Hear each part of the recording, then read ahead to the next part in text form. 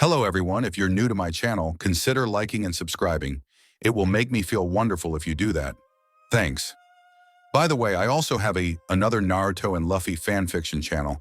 If you are interested, link is in the description. Koby's Choice, Paradise by Sword of the Gods Axe Hand. Morgan single-handedly shattered Koby's faith in the Marines, breaking his dreams. If a pirate is the first one to ever show you kindness in a world run by a corrupt justice, who do you follow? Well, the future king of the pirates, of course, luffyxharem. I don't own anything. Adios. I am really sorry for neglecting his channel. From now, I will be constant in this channel also. Oh, you have got to be kidding me. Amy muttered as she and the rest of her traveling companions came to a stop just inside of a clearing, the blizzard finally lightening enough for the group to see their surroundings. Spread throughout the clearing were a whole troop of white rabbits. These creatures had massive, razor-sharp teeth and the body shape of bears. These, as opposed to the one that had taken a small chunk out of dinosaur Koby's flank, were clearly full-grown lapons standing on 2 feet. I think it's worse than that, Sanji offered, gesturing with the hand that wasn't holding Karoo toward the biggest of the lapons. This one stood a whole head taller than the others and had a scar stretching over one eye and down over its cheek. Not only that, but a smaller lapon with a blood-soaked chin was clinging to its leg. He made an odd, graw sound, pointing toward the pirates. Something tells me we've already pissed them off. So, Coby began, still very aware of the wound in his side. To be fair, we were attacked first. It was self-defense. The lapon in the lead narrowed its eyes, its scowl deepening, it blinked slowly. If you want to stop us, I'd like to see you try, Amy growled, rapidly increasing her mass. The sudden shift cratered the ground below her, staggering a few of the lapons, though most didn't seem fazed by the show of power in the least. If they won't move, then we'll have to make them move, Luffy commented, him and Amy stepping ahead of those carrying the sick. They were mirrored by a pair of lapons, the two indistinguishable from each other save for a scar on each. The scars mirror images of each across one cheek. For the sake of distinguishing, we'll call them left scar and right scar. Here they come, Coby warned as left scar and right scar charged, each launching toward their respective opponent with a single leap. Luffy dove to side, left scar landing where he'd been with a cloud of snow. Amy, on the other hand, chose to tank the blow coming toward her, crossing her arms as right scar's paw crashed into her forearms. You want to fight with mass? The blonde demanded, pushing the lapon away. The former agent cocked a fist back as the creature's momentum dug 2 furrows in the snow. I'll give you mass, Master Fist. Amy's increased mass punch cratered the ground where right scar had been, the bunny-like beast jumping away only moments before the impact. It landed nearby, beady red eyes narrowing at its foe. Clearly, this human would be more trouble than they had expected. Nearby, left scar was having similar thoughts, being forced to dodge several stretchy punches courtesy of the human captain. Luffy pulled his arms back when it was clear his attack had missed, the fighters circling each other. The human's mouth curved downward, trying to rub some warmth back into his knuckles. Man, you rabbits are lucky, the team complained. You got all that fur to keep you warm, but I get cold when I punch the snow. I wish I had fur. Groa, the beast rumbled, though Luffy could not tell if it was a response to his comment. Well, either way, I need you to get out of our way. We have sick friends and you're making us waste time. Luffy charged forward, jumping in a flip to attack with a call of, Gum Gum Battle Axe. Left Scar, however, would have none of that, stepping out of the way of the rubber foot. Showing a level of intelligence many animals did not, the lapon grabbed the leg before it could return, pulling Luffy toward its fist. Luffy's face slammed into the creature's paw, the lapon dropping the human into the snow thereafter. Believing the human to be finished, Left Scar turned to provide some help to its companion fighting Amy only to stop when a hand wrapped around its ankle. We aren't done yet, Luffy grinned. On the other side of the clearing, Amy was floating over Right Scar, her legs kicking at the lapon blocking their way. Though Amy's stature was considerably shorter than the native creature, her ability to float was an advantage Right Scar had not figured out how to counter yet. Amy was using this difference to its utmost potential, raining kicks down on the lapon without mercy. Get out of our way, the blonde demanded, each word punctuated with the descent of a snow boot. The lapon growled out something Amy suspected was not a child-friendly word in its language, keeping its forearms up to protect its face. Right Scar's eyes narrowed, swiping a paw at the floating woman. As it expected, she retreated into the air, out of its range. The lapon was not daunted by this fact, having predicted it would happen. Because of its forethought from how the last few minutes of the fight had gone, Right Scar waited until Amy was coming back down to make its move, lashing out with a left hook that caught the woman in the gut. Amy Schwan, Coby and Sanji yelled as the blonde was launched across the clearing, slamming into and through several trees. Goo, the Kilo woman coughed, pushing a fallen tree off herself. A trail of red dripped from the side of her mouth. "That hurt, you bastard. How dare you hurt a woman?" Sanji raged, a fire lighting in his visible eye. "You bastard, when I get my feet on you." Gum gum hammer. Luffy's voice interrupted, the captain's twisted arm slamming left scar on top of right scar, leaving both in a daze. Sanji chews on his cigarette as Luffy walked over to them, wiping his hands and laughing with a smile. "That was fun. I am conflicted," the cook muttered, considering it wasn't him that avenged the spilled blood of the beautiful woman. "Animal caught me off guard," Amy complained, wiping her mouth as she reached them. "I guess I've got some way to go before I can hold my own against this crew." "I think we have more immediate problems," Coby warned, backing toward them. His words alerted his crewmates to the rest of the pack. Heard. Fluffle, the rest of the fluffle of lapons that had surrounded them during the fight. Hee hee, Grace giggled from Koby's back. Warm red mix with cool whites. "Wanna paint bunnies?" "We beat your champions," Luffy frowned, falling back into a fighting stance. "What more do you want?" "Screw this," the chocolatier shouted, jumping into the air while lowering her mass. "If they won't give us away, then I'll make us one, 10,000 kilogram press." "Amy, wait," but Koby's warning fell on deaf ears as the newest member of their crew dropped, cratering the ground and crushing one of the lapons that was between them and the mountain they needed to climb. There was silence for a moment, even the howling of the wind pausing in the wake of the woman's attack. Lapons glanced at each other before as one unit, they turned away and started running. "Yeah, how about that?" Amy taunted. "That'll teach you to get in our way." "You idiot," Coby yelled. "Shut up, you shitty dino," Sanji bit back. "You should never insult a woman."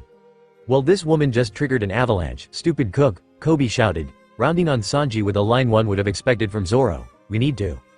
The ground shook, cutting Coby off as the rumble of falling snow grew in the distance.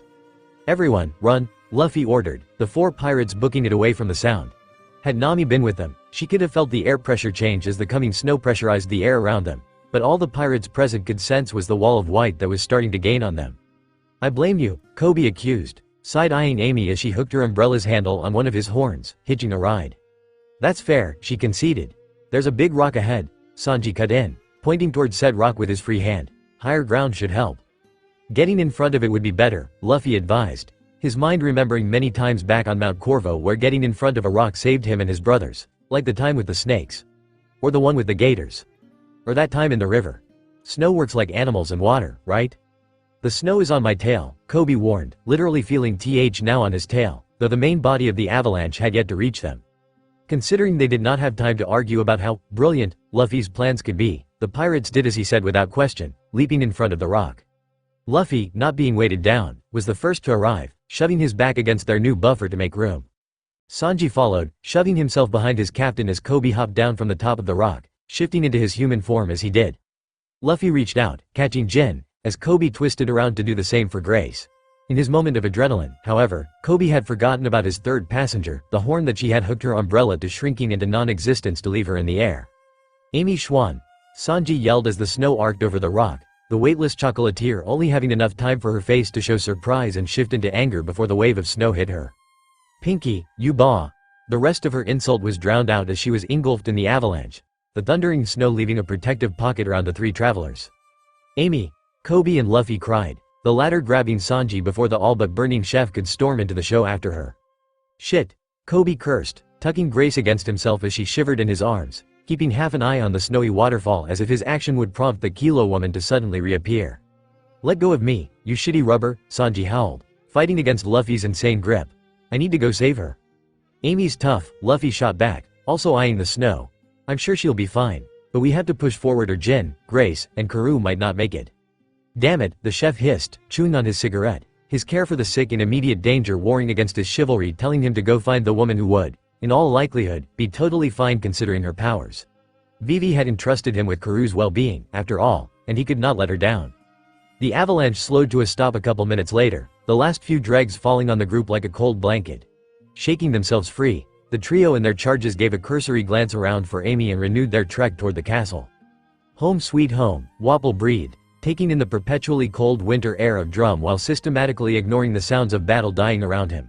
Off to either side, peasants who had tried to stop his arrival lay dead or dying, the more clever of the bunch falling one by one to his aides and soldiers. As the king studied the white expanse of his homelands, the landscape was marred by the dark form of a fleeing peasant. How dare he, leaving without bowing to his king? "Chess!" Wapol yelled, pointing one finger at the retreating form. The archer nodded. knocking a single arrow before releasing it. The arrow flew true even in the wind, lodging into the back of the peasant. The man fell, his dark coat and the spreading pool of red below ruining the perfect white of the scene. Target terminated, Your Grace, chest bowed. No sign of discomfort for the man he just shot down. All rebels have been dealt with. That's what they get. Wapol laughed, kicking a body by his foot.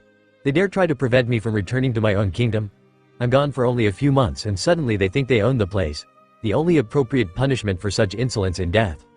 Right you are, Your Majesty, Kuromarimo agreed.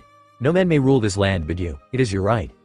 Exactly, now someone fetch Robson for me. It is time my people know I have returned. There, Nami nodded, tying off a final knot that should keep the Mary from floating away and all the stuff on her deck from blowing off in the Winter Island's strong winds. How are things looking, Usopp? I've got good news and bad news. The sniper responded from his place in the crow's nest. The good news is that we're a lot closer to Dalton's village than our last spot. We might be able to make it in 15 minutes if we hurry. And what's the bad news? That Wapol guy is here and it looks like he's taken out the group that was watching the river. Usopp cut himself off, turning away from where he was watching the so-called king in the distance with his binoculars. I think I'm gonna be sick. Now is not the time for one of your fake diseases, Usopp, the navigator warned. It's not that, the man responded, doing his best to fight down the bile in his throat. Wapol's men slaughtered the islanders. I just watched one die. That announcement quickly soured the mood, Usopp silent as he climbed down the rigging. If that's true, then we need to get to town and warn everyone before Wapol get there. How? Usopp asked. Karoo is the fasted one out of all of us and he's both sick and not here. I guess we just have to run, Nami answered. You and I are both pretty fast and we can't just let that moron ruin everything on this island while our crewmates are sick. Let's go. Satisfied that they had all the plan they could given the circumstances, the pair disembarked and started off in the direction of the village. Luckily for them, the village was, as Usopp had said, much closer than before. Dalton, Nami and Usopp yelled, both out of breath as they arrived at the village some time later. Villagers stopped, confused, as the pirates caught their breath. Nami walked up to the closest one as soon as she could, pointing a finger in his face. Where is Dalton? We need to talk to him. He's in the town square, the nameless villager answered. I don't know what your rush is, but I hope it's not that important. He's in the middle of training. Come on, Usopp. Nami didn't give the native any thanks as she and her companion headed deeper into the village. Though Big Horn looked smaller on a map and in the distance, it seemed much larger once one got into it. The pirates were forced to ask for direction a couple more times before they finally arrived. 1 and 2. Dalton's booming voice ordered as the pair finally arrived at the town square, a dozen men of the village in a vague box shape as they mirrored Dalton's movements. The man himself on a small hill by a tree where his primary weapon, a staff topped with a fan-like blade, rested. The pirates assumed it was some sort of fighting-style kata, but none they were familiar with. 3 and 4. Keep it up. Wapol will return one day and we must be ready. Maybe we shouldn't burst his bubble, Usopp commented, beginning to back out of the square. I mean, maybe Wapol will decide to just go away on his own.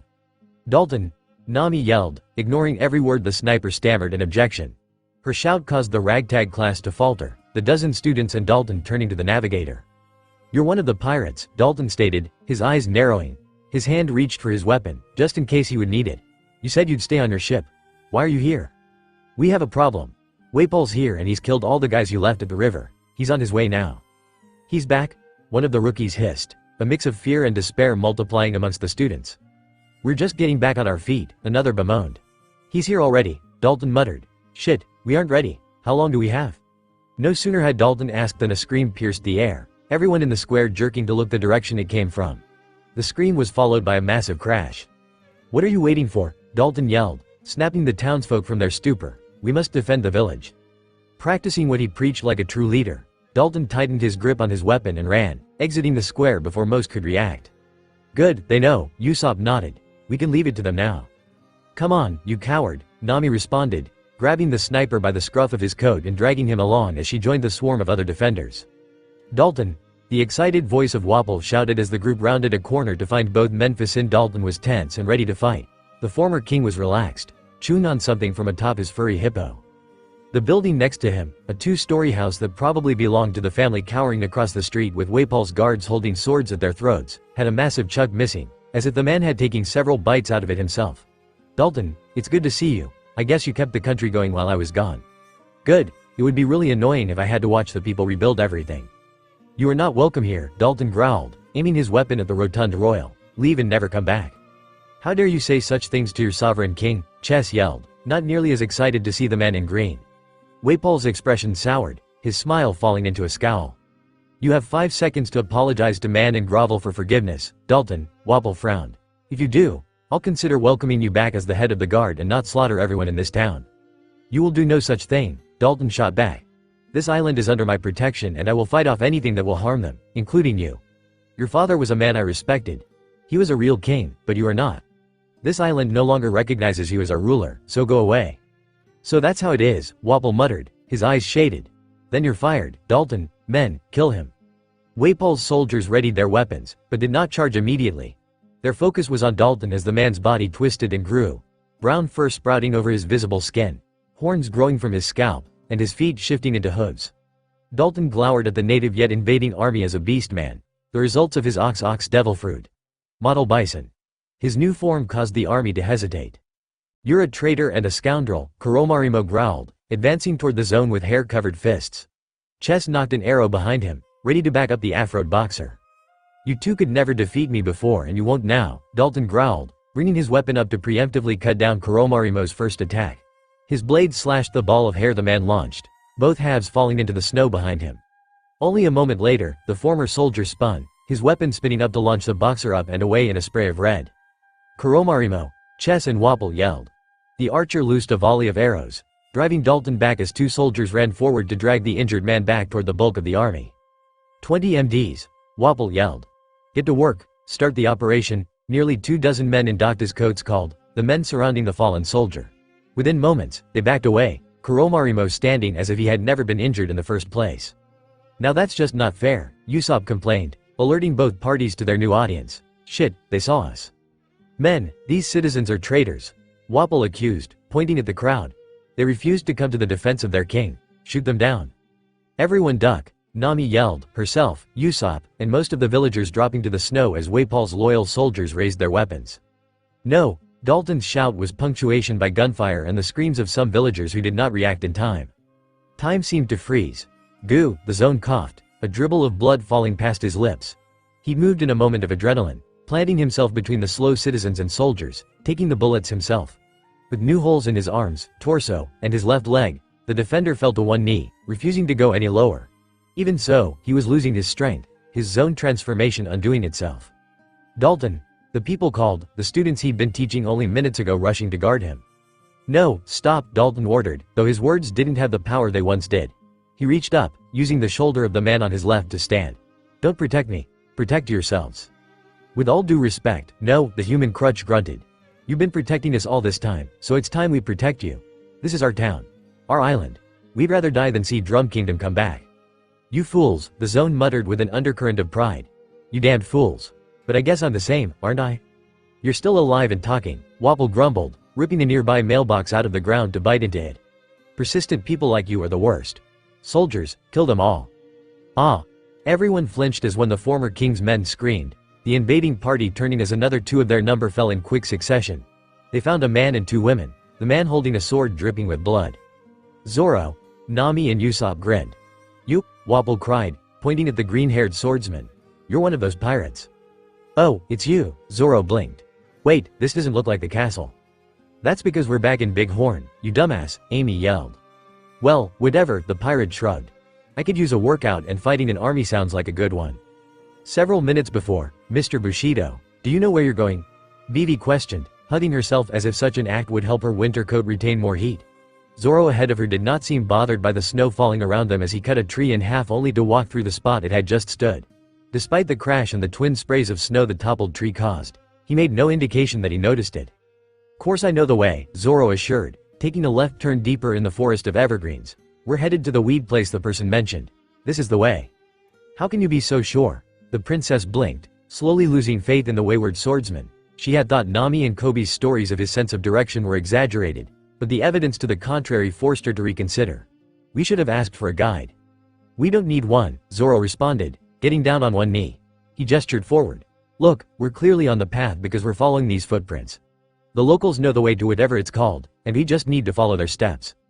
Vivi blinked slowly, unimpressed, as the man in green rose and began moving again.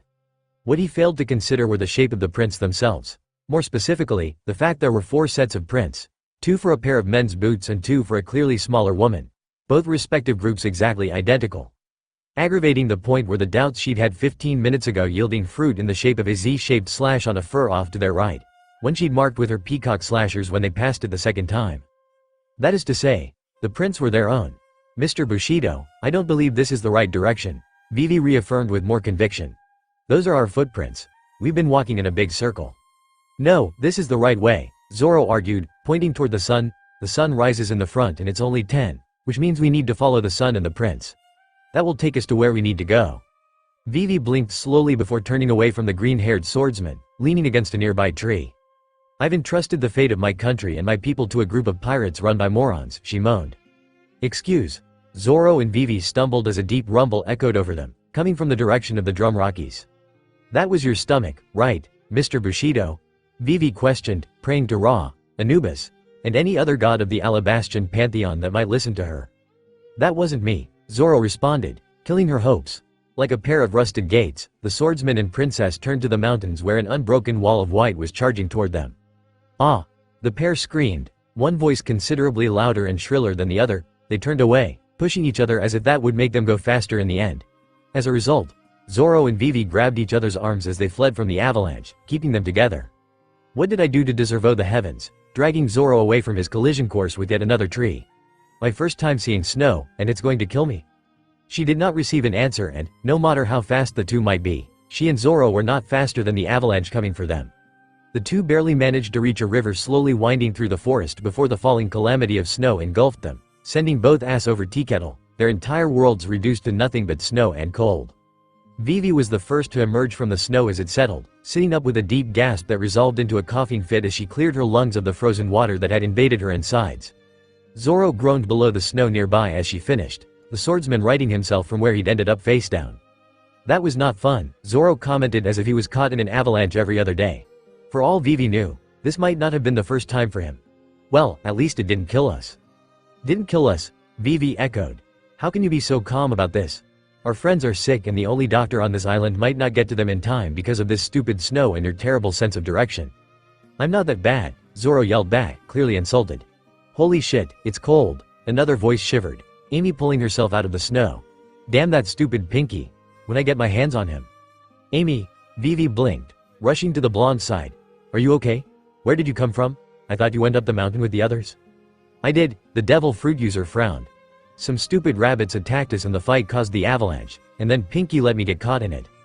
I'm sure didn't mean to, Vivi tried. Yeah, well, we're gonna beat them to the castle, Zoro boasted, still insulted at Vivi's comments about his getting lost. Just watch, I'll get us to the castle in no time. Without waiting for Vivi or Amy to say anything, Zoro pulled himself out of the snow and started walking. Hey, wait, Vivi cried, the man forcing the blonde and the brunette to chase after him in his attempt to prove himself. Zoro, stop, you'll get us more lost. The swordsman didn't respond, his drive to show that he could get places pushing him through the snow. Within minutes, buildings and other structures rose out of the horizon. I told you I'd find it, Zoro bragged. But, Dalton, a multitude of voices cried, startling the pirate and the princess. The two glanced at each other before hurrying forward, coming upon the confrontation between Wapol and his men and the villagers.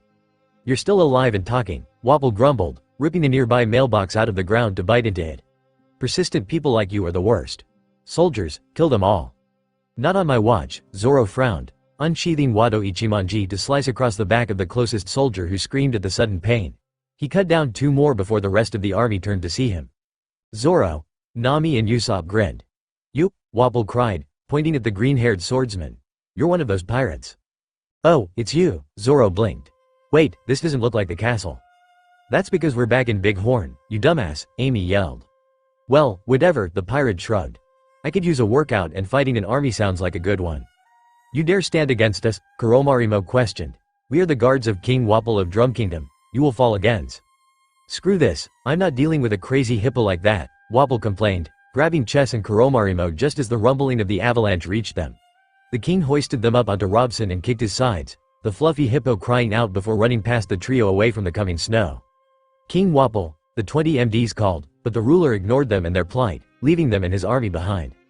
Hold it, Amy yelled, jumping to get in the way Wapol and Robson, increasing her mass as she did to act as a roadblock, but the hippo, in an unexpected twist, extended its legs to jump over her before the blonde could react. Avalanche! A villager cried, snow swallowing buildings and people as it thundered through the streets. Amy jumped, decreasing her mass to float over the snow, her eyes widening. How? The former agent questioned, forgetting about the king who had avoided her. Logically, they should not have arrived in Bighorn before the avalanche did, but it was only arriving now. It didn't make any sense, unless, could Zoro's lack of direction actually bend time? As they contemplated and questioned, the snow below her settled into a flat sheet of white broken only by the tops of buildings and trees. I hope everyone's okay. Why are we doing this again? The angry voice of the princess demanded, her head of blue hair popping out of the snow. That's twice I've been in an avalanche in the past few minutes and I'm not happy about it. Yeah, they're okay, Amy decided, settling onto the snow beside the princess so lightly that said princess jumped. Don't do that, Vivi demanded, taking a swing at the blonde who ducked. The others under the snow started to move, their groans and complaints compounding into a cacophony of movement. What happened to Wapple? The snow caught him and his aides outside of town, but I don't think that will keep them down. Amy blinked, the populace of the town going into a frenzy, digging through the snow in search of someone. What's with them? You have got to be kidding me, Sanji frowned, himself, Luffy, and Coby staring up the vertical cliff face of the tallest of the Drum Rockies. The 90-degree slope was riddled with ledges barely a finger's width wide and the wind howling past them did nothing to assure them the rocks and snow would feel good. That's one big-ass mountain. How are we supposed to get up there? Coby questioned, shivering in the frosty wind that blew past them. Dalton said it was the tallest mountain on the island. If the castle is up there, then there's no way they climbed up every time. There has to be another way.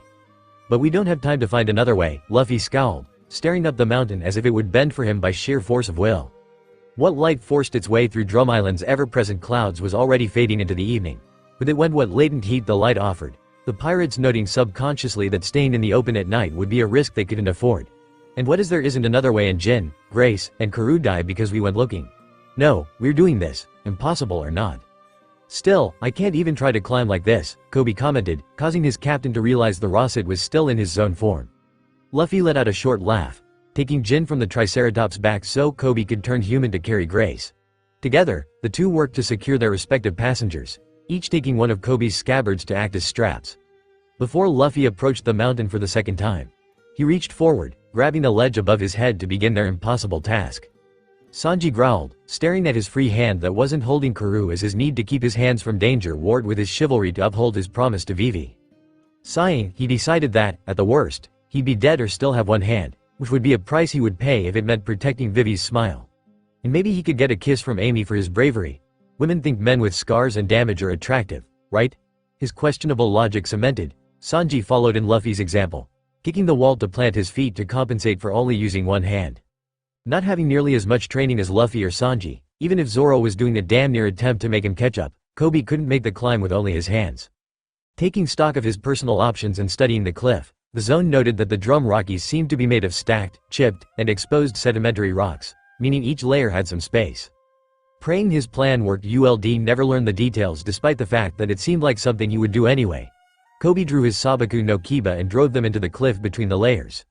Using his weapons as improvised climbing handles, the young swordsman drove the swords into the cliff and pulled himself up, one step at a time. Ow, Grace moaned, still drifting between wakefulness and unconsciousness. Hearing her voice for the first time since their trek began re-solidified his resolve. They climbed for what felt like hours, but with only the howling wind and the growing pain in their muscles contested by the numbing cold. They had no way of knowing how high they were or how long they climbed, rising one step at a time. The higher they went, the more the wind and snow tried to force them back down. Blood dripped from their fingers as the rough stone wears away their gloves, freezing on contact with the outside cold.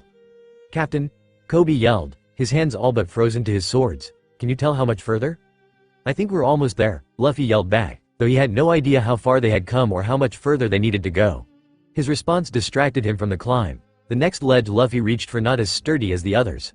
It broke under his grip, the rubber man's fingers carving bloody trenches into the cliff until he came to a stop almost 20 feet below. Luffy, Captain, Sanji and Coby shouted, unable to do anything to help. Are you alright? I'm fine, keep going. That incident was the closest of several close calls, each threatening not only their lives, but the lives of their sick crewmates, and that was not something the pirates would accept. Every passing minute brought them closer to the peak of the mountain or their collective demise, whichever it may be, shrouded by the haze of snow. Finally, the shadow of the peak formed out of the snow cloud. There it is, Coby panted, his arms shaking worse than any workout Zoro has ever put him through. His eyelids were frozen open, a small comfort considering that if he shut them, he might fall asleep. Sanji wasn't much better, his teeth chattering behind his blue lips. With Luffy in the lead, the trio pulled themselves over the edge, rolling onto their sides with their charges safely away from the edge, or in the case of Coby, on top of them as he formed a human barrier between Grace and the snow on the ground. Sanji and Coby were already asleep, or at least, Luffy hoped they were asleep since he couldn't hear their breathing over the wind. His own vision was starting to fade as his muscles screamed. Something moved, Luffy hoping that whatever or whoever it was is friendly. Help them, Luffy pleaded, reaching for the figure. They're sick. Please, help. Darkness finally engulfed him, the pirate's hand falling to the snow. The figure, a mass of brown fur taller than any of the now unconscious pirates, stared at the group in shock, approaching slowly as if cautious that they were only faking inactivity. This caution, however, was tossed out the window as the figure's eyes fell on Jin, Grace, and Karoo, each panting and sweating despite the freezing temperatures. Chopper. A woman's voice called from somewhere behind. What is it? Patience. The humanoid called back. I think they climbed up the cliff.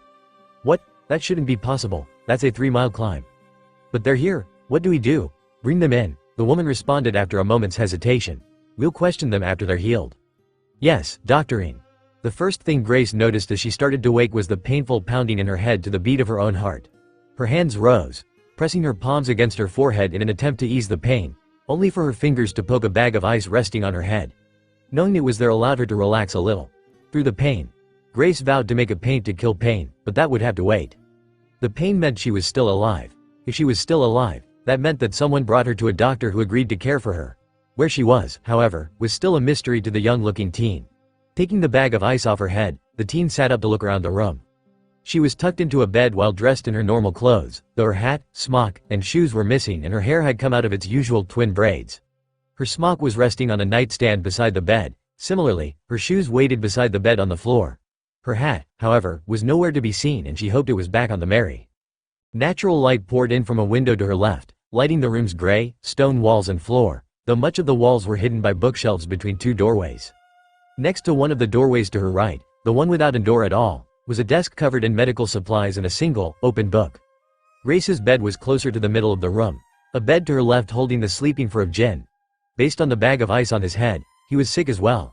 His coat and tonfa sat on a table on his other side. In the corner sat Vivi's duck, snoozing away on top of a blanket.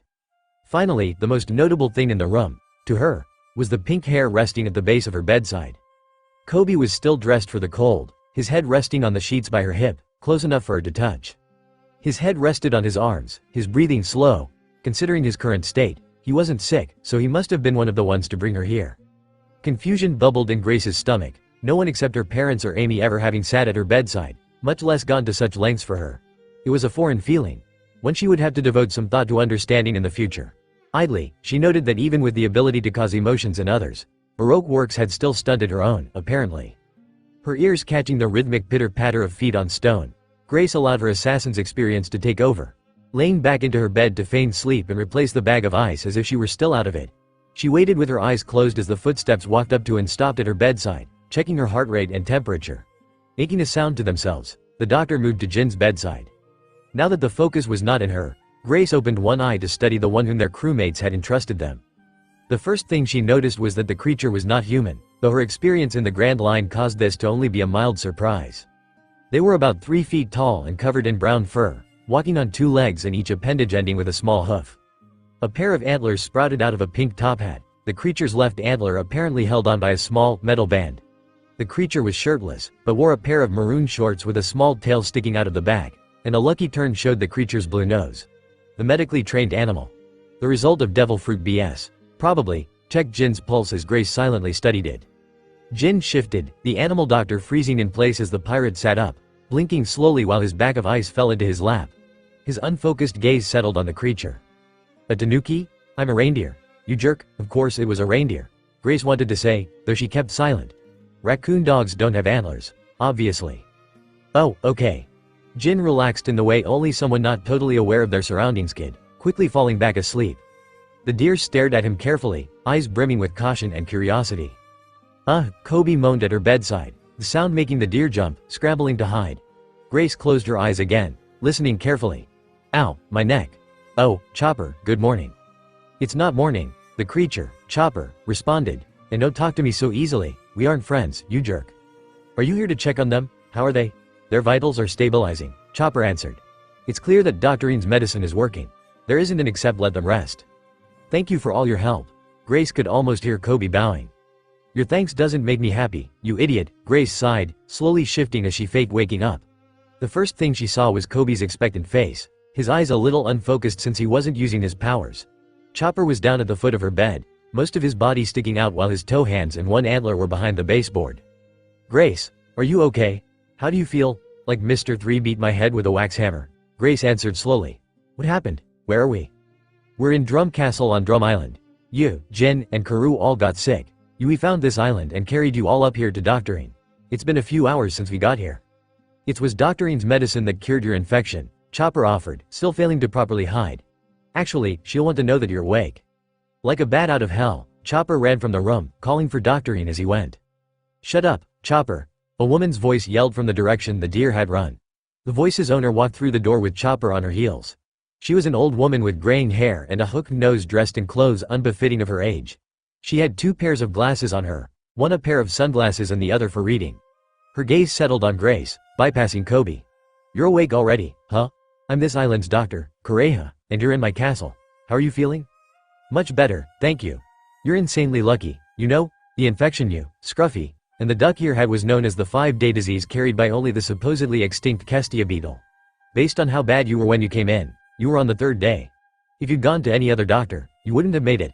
Kureha walked over, grabbing Grace by the hand to show the ugly purple bruise that covered the back of her right hand. This is the bug bite that almost killed you. Grace paled as she realized just how close she came to death. You didn't tell us that, Coby gaped. Of course I didn't, Dr. Ian shot back. I didn't need you or the other 2 muscle brains causing a panic. And you, girl. Where did you even manage to find a Kestia beetle? They all disappeared 100 years ago. An island with other things most people think don't exist anymore, the former assassin responded. Really though? Where did you get bitten, an island of dinosaurs? Yes, Grace answered sheepishly, giants, too. Dinosaurs and giants? Chopper asked, stars in his eyes. That's so cool. Don't you go getting any bright ideas, Chopper, Kureha muttered. So prep the next dose of herbs for the patients before I use you for target practice again. Yes, Dr. Ian. Chopper scampered out the door. He's sweet, Grace offered as Coby seemed to remember that he could see again, narrowing his eyes and they shifted into their dinosauric forms. He blinked, the world coming into focus. How did you find him? That's a bit of a long story, Kureha replied, dragging out a chair to sit down. Chopper was raised by an old coot named Hiralik who found him after he ate a devil fruit. Meat. The call echoed through the castle, followed closely by Chopper's screaming and the banging and clatter of the deer being chased. Go to damn it, you're all supposed to be in bed, Dr. Ian grumbled. How are you all able to move so much after climbing that mountain? A lot of determination and too much training, Coby offered with a chuckle. Our friends needed us, we couldn't let them down. If there were more people like you all in the world, there might not be as much death. What do you mean? Kureha didn't respond, studying the pair of teens as she contemplated something, even as the sounds of Chopper's panic in the hallways continued to echo. You lot are pirates, right? Yes, Grace blinked, sitting up a little straighter. We are the Straw Hat Pirates. Tell me about your crew. Our captain, Monkey D. Luffy, will be the king of the pirates, Coby responded without a moment's pause. We all have big dreams, and we've chosen to follow them together. Nothing will ever tear us apart. Idealistic, but I can tell that you believe that. And how does your crew feel about monsters? What kind of monster? Grace asked. Get away from me, Chopper's cry rose and fell as he ran past the door, Luffy's footsteps hot on his trail. If you mean Chopper, I wouldn't call him a monster, Coby offered with a shrug. My teacher is a lot scarier than your apprentice, and the sorts of things we know we'll face are a lot bigger than a deer with a devil fruit.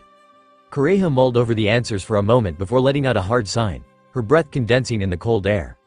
I have raised Chopper for long enough that there's nothing left for me to teach him. What he wants, and what he needs, cannot be found here. At the same time, there aren't a lot of people who would accept Chopper for what he is. Dr. Ian, are you telling us to take your apprentice with us? Coby questioned. I'm not going to tell him to leave, and I'm not telling you to take him, but you seem let the Taivu will understand his story. And so, with the deer's concerned screams in the background, Kureha had told them of the man who Chopper called his father, the quack who took a monster under his wing, and the one who gave his life just to help a rotten kingdom. There's a hole in Chopper's heart, she finished, standing up from the chair, one my medicines can't cure. Whether you'll accept the treatment for it is up to him. Now, if you'll excuse me. The aged doctor stepped out of the room. The castle's halls suddenly filled with her voice. Get away from my apprentice, you morons, you're on bed rest. I thought hospitals were supposed to be quiet, Coby commented, trying to ease some of the tension that had formed as he and Grace listened to the story of Dr. Hirolik. Honestly, I don't know how Jin is sleeping through all this noise. At the sound of his name, Jin muttered something in his sleep and rolled over, hugging a pillow to his chest like a child might hold a teddy bear. On the other side of the room, Chopper burst in, shutting the door behind him while trying to catch his breath. Luffy, Kureha, and Sanji all ran past the door, if their shouting was any indication. The Dear Doctor and the two teenage pirates stared at each other, an awkward silence creeping over them, only broken by the quiet, dream-fueled mutterings of Jin. So, Coby began. You like pirates? No, Coby responded immediately, defensive. He crept forward, cautiously touching Coby with one hoof, eyes suspicious but curious. You guys are pirates, right? With a flag? And a ship, Coby confirmed. Chopper poked him again. Do you want to become a pirate? No, that's stupid, not even if I wanted to. I'm a monster. I'd never be able to sail with humans. Who said we were all human? Coby countered. Grace silently watching the back and forth the same way one watches a game of tennis. Some of us are downright abnormal. What do you mean? Chopper tilted his head, his curiosity overtaking his fear. For one, our captain can turn into rubber, the Rossett offered. The one that wants to eat me? Yeah, he does that, Coby chuckled. He ate a devil fruit when he was younger. Devil fruits do a lot of weird things. I have one, too. Really? Chopper jumped away, the suspicion returning to his eyes. Do you want to eat me? Coby's too nice for that sort of thing, Grace offered. Besides, the dinosaur he turns into only eats plants. Dinosaur? The animal doctor gasped. He caught himself, trying to suppress how impressed he was. Seeing a chance to sway Chopper even a little, Coby focused on his face, allowing his powers to take over. The reindeer watched as the human's head stretched and morphed, turning green and growing horns until he looked like a sort of prehistoric Triceratops? Minotaurs? Either way, he looked monstrous to any that was the point.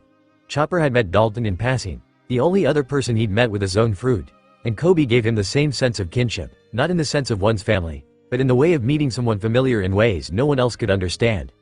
As you may have realized, I ate the Dragon's own devil fruit. Ancient model Triceratops, so yes, I can turn into a dinosaur. You have a fruit, too, don't you? Yeah, Chopper muttered. Some sort of human fruit. Doctorine says there are different kinds, so we aren't sure what mine is. That sounds awesome, Coby admitted, Chopper giving him a shocked look. I mean, only someone who isn't human could really use powers like that, and you became a doctor, too. That's pretty cool. I don't want your praise, Chopper danced, his words and actions not quite matching. See, we've got lots of monsters. But Chopper tried to protest, still unsure. But I have a blue nose. You can't really think the color of your nose would deter us, do you? Coby blinked. It's cute, Grace offered. Well, Chopper, Kureha's voice yelled, cutting him off. You better have those herbs ready. Gotta go. The deer squeaked, hurrying away. I like him, Grace muttered. How long until Luffy starts trying to recruit him? Coby asked. A day? I'll give it 2 hours. Dalton awoke to the comfort of his own bed, a fire crackling away in the fireplace and a dull pain in his leg. Looking around, there was nothing out of the ordinary, but still he felt like something was very wrong, the pain in his leg a very good indicator of such. Suddenly, it all came back to him. The pirates, the avalanche. Wapple.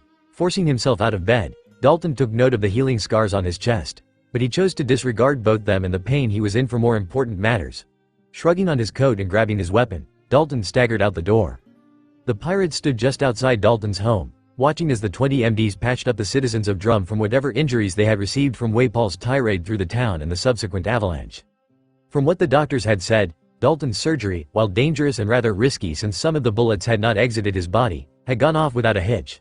They had said that the island's self-proclaimed protector wasn't due to wake up until any time after the Straw Hats left, no matter how few days that may be.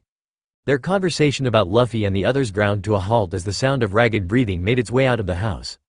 Dalton leaned heavily on the doorframe once he reached it, the short walk from the bed to the entrance sapping most of her energy. Despite his slouched posture, his eyes were sharp, daring anyone to challenge his health. Dalton, Vivi cried. What are you doing up already? The doctor said you wouldn't be awake for another 2 days. Her yelling ended up attracting the attention of several villagers who were either passing by or waiting for treatment for non-life-threatening injuries. No, Dalton urged, pushing off of the doorway. I don't have time to rest. I have to stop Wobble. What kind of protector would I be if I couldn't? A human one, Vivi answered in a stern voice, her hands falling to rest on her hips. I'm not human, the zone insisted. You are a man with a devil fruit, but you are not invincible. Now get back in that house. I can't. Not while he is still on the island. He went toward the mountains, Nami commented with a wave. Even if you were in top shape, you wouldn't make it in time. Let Luffy and the others handle him. No, he's our problem. Not yours. He became our problem when he attacked our ship, Zoro rebuffed, so we'll handle him our way. As much as I hate to say it, Luffy and the others can handle it, Amy huffed. Between him, Sanji, and Pinky, he's got enough muscle to beat that tub of lard easily. So you do think Koby's strong, Nami teased. I will throw you into the ocean. Still, Dalton shook his head. Can't rest easy until he's dealt with. Fine, Usopp responded. The great Captain Usopp, will carry you up the mountain. Then, though the sniper's shout echoed through the street with an air of confidence, the knocking of his knees proved that such was a front.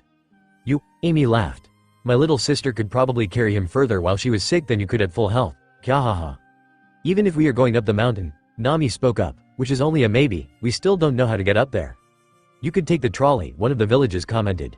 What trolley? Dalton questioned, spinning to face the inn even as he winced in pain. There hasn't been a connected trolley since Wapol left.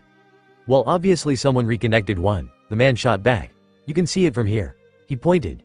In the distance was a curved line connecting the top of the mountain to a point somewhere in the east. Damn, Amy hissed. If we'd seen that earlier, we could have saved ourselves so much trouble. Ignoring her, Zoro lifted Dalton off the ground and began carrying him off, similarly ignoring the man's protests. Where are you going? Nami asked. The trolley, Zoro huffed. Obviously. It's the other way, Usopp commented. What? Zoro gasped. Someone must have moved it. True to their expectations, the sun had barely started to dip over the horizon when Luffy stopped yelling, meet, and started yelling, join my crew. Well, the full phrase was, join my crew, monster, which proved to be somewhat counterproductive.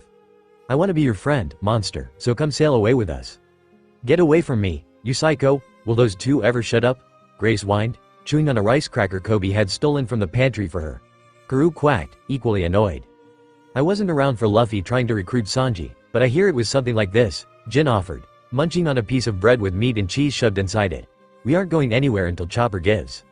At this rate, we'll be here a while, Sanji sighed, side-eyeing the food in Jin's hand. The chef had been horrified at the order, even if Jin had called it a comfort food, but made it anyway. If it wasn't for his sense of camaraderie and that the former Krieg pirate had almost died, he would have called the pepperoni roll an affront to food everywhere. Luckily, all three of the patients had already eaten very nutritious meals before their snacks, and that was enough to sat him. Yeah, you get used to this, Coby offered, pointing one thumb over his shoulder. He tried to stop Luffy's enthusiasm, but to a similar lack of effect as every other attempt he'd made in the past. It's good to see you all doing so well, Kureha commented, leaning on the doorframe as she watched the pirates interact. I still got it, but now we need to cover the topic of payment. I was afraid of that, Jin frowned, suddenly glad and disheartened by the fact that Nami was not there. Setting her penny-pinching skills on the old doctor would be a sight to behold, but not necessarily one he wanted to see. Without her there, they were at a serious disadvantage. The chase in the hallways came to a sudden, screeching halt followed by the sound of a rubber body being slammed into a stone wall. That several of the people in the room had heard the sound enough to learn to differentiate it from other, similar sounds spoke volumes, but that observation was overshadowed by the yelling that filled the silence. Doctorine, Chopper called. We have a problem. I can smell him, Wapol's back.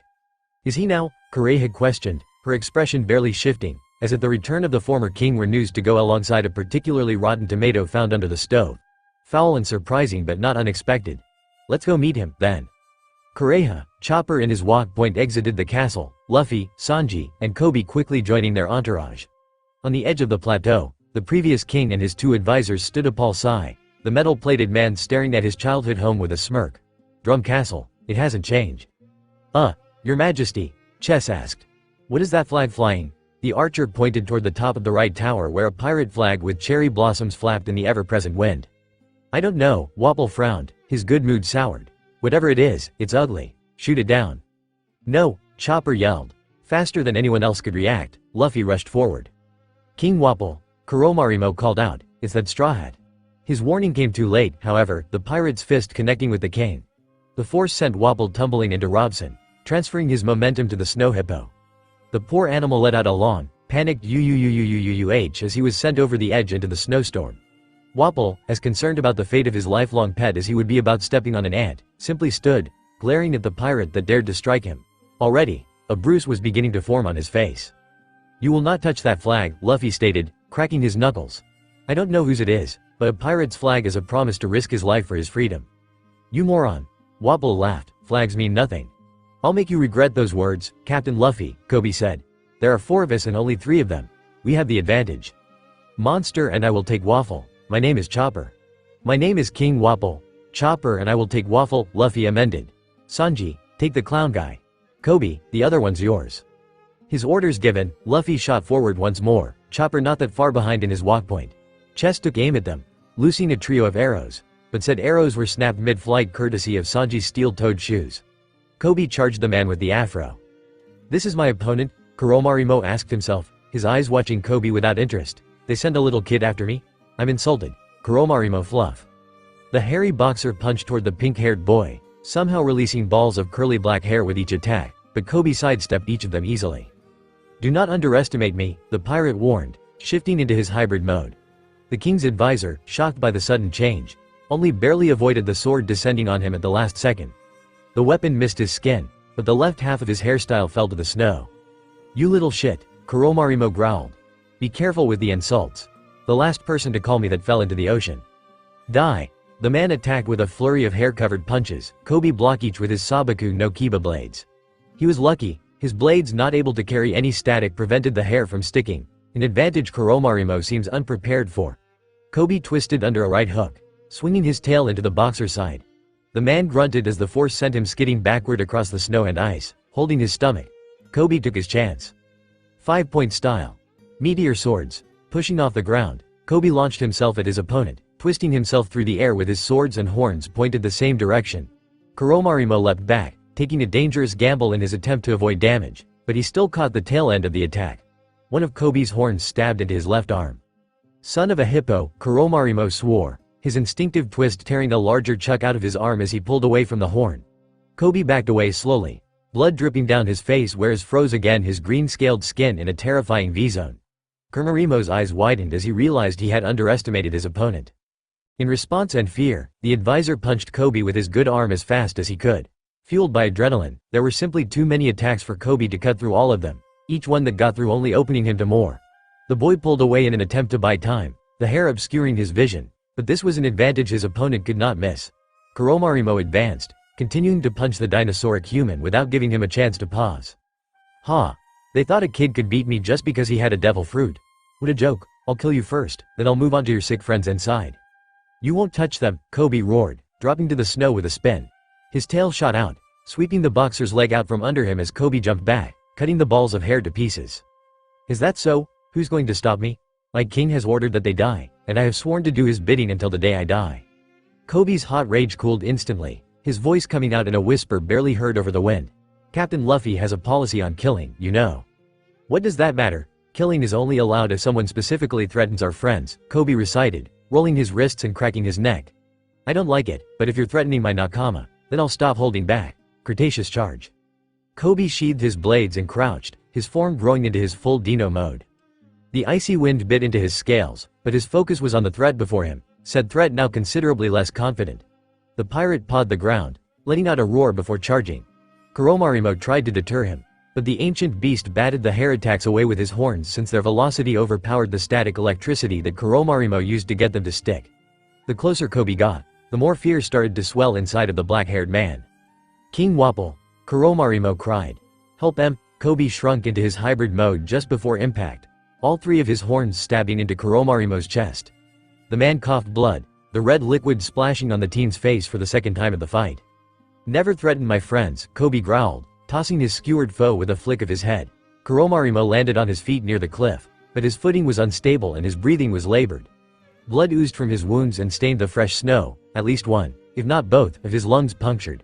His hands rose, red running over the skin as he fell to his knees and clutched his chest. You, he coughed. You will remember this, boy. The snow shifted below him. In an instant, Kuromarimo disappeared over the edge, his body vanishing into the snowstorm below. Coby watched, shrinking into his human form, as the weight of what he did carved itself into his soul. The man had been a terrible person. He had threatened them and paid the ultimate price for it, but still, Coby could not believe what he'd done. The Rossett dropped to his knees, staring into the white void where Kuromarimo had disappeared. I killed him, Coby whispered, his own voice like a gunshot breaking through silence, and he knew that, at some point, he would have to do this again. I killed him. For his nakama, it would be a sin he would bear. To protect them, he would do anything. Chopper and I will take Waffle, Luffy amended. Sanji, take the clown guy. Koby, the other one's yours. Luffy shot forward once more. Chopper not that far behind in his walk point. Chess took aim at them, loosing a trio of arrows, but said arrows were snapped mid-flight courtesy of Sanji's steel-toed shoes. What? Chess questioned. I will be your opponent while my captain deals with your shitty cane. You shut your mouth, peasant. Our king is greater than your sorry captain. Vo shot. Sanji flashed forward, kicking Chess in the gut. Quickly, he backhand-springed away as the king's second advisor swiped at him with an arrow as if it were a knife. Said arrow was then notched, lit on fire through some unknown means, and fired a mere second later. Several more burning arrows followed the first, forcing Sanji to weave his way through the projectiles. He avoided any major damage but did receive some minor cuts and burns, one painful arrow cutting a gash into his left arm. Chess continued to shoot fire arrow after fire arrow. Damn it, Sanji hissed, narrowly avoiding a flaming arrow to the knee. How many damn arrows do you have? You, the archer spat. Sanji, having had enough, spun through another pair of arrows and rushed forward for another attack. Slice shoot, he declared, his leg hooking the bow and tearing it from Chess' hands. Shit, Chess hissed, the bowstring tearing into his fingers as it was ripped away from him. Blood dripped from his hand as he watched Sanji spin, roundhouse kicking the bow over the side of the cliff and out of their fight. You bastard. Fine, let's see how you handle my chess hammers. From within his outrageous outfit, the man pulled two large wooden hammers, each the size of his own head, and raised them to the sky. Sanji leapt away as the king's advisor brought them down, carving a crater into the snow. Looks like I'll have to take this a little more seriously, the blonde pirate muttered, kicking the hammer only for Chess to push him into the air. Hold still and get squished already, not a chance, you multicolored eggplant. Chess, though he clearly had the strength to wield the overweight hammers, didn't have any technique to come with them. For the most part, his strategy was to swing them every which way and hope to hit. It was a tactic that had worked before, but never against an opponent as acrobatic as Sanji, each failed attack only serving to make the jester angrier. Finally, Chess overextended on a vertical swing, stumbling forward. Sanji took his chance.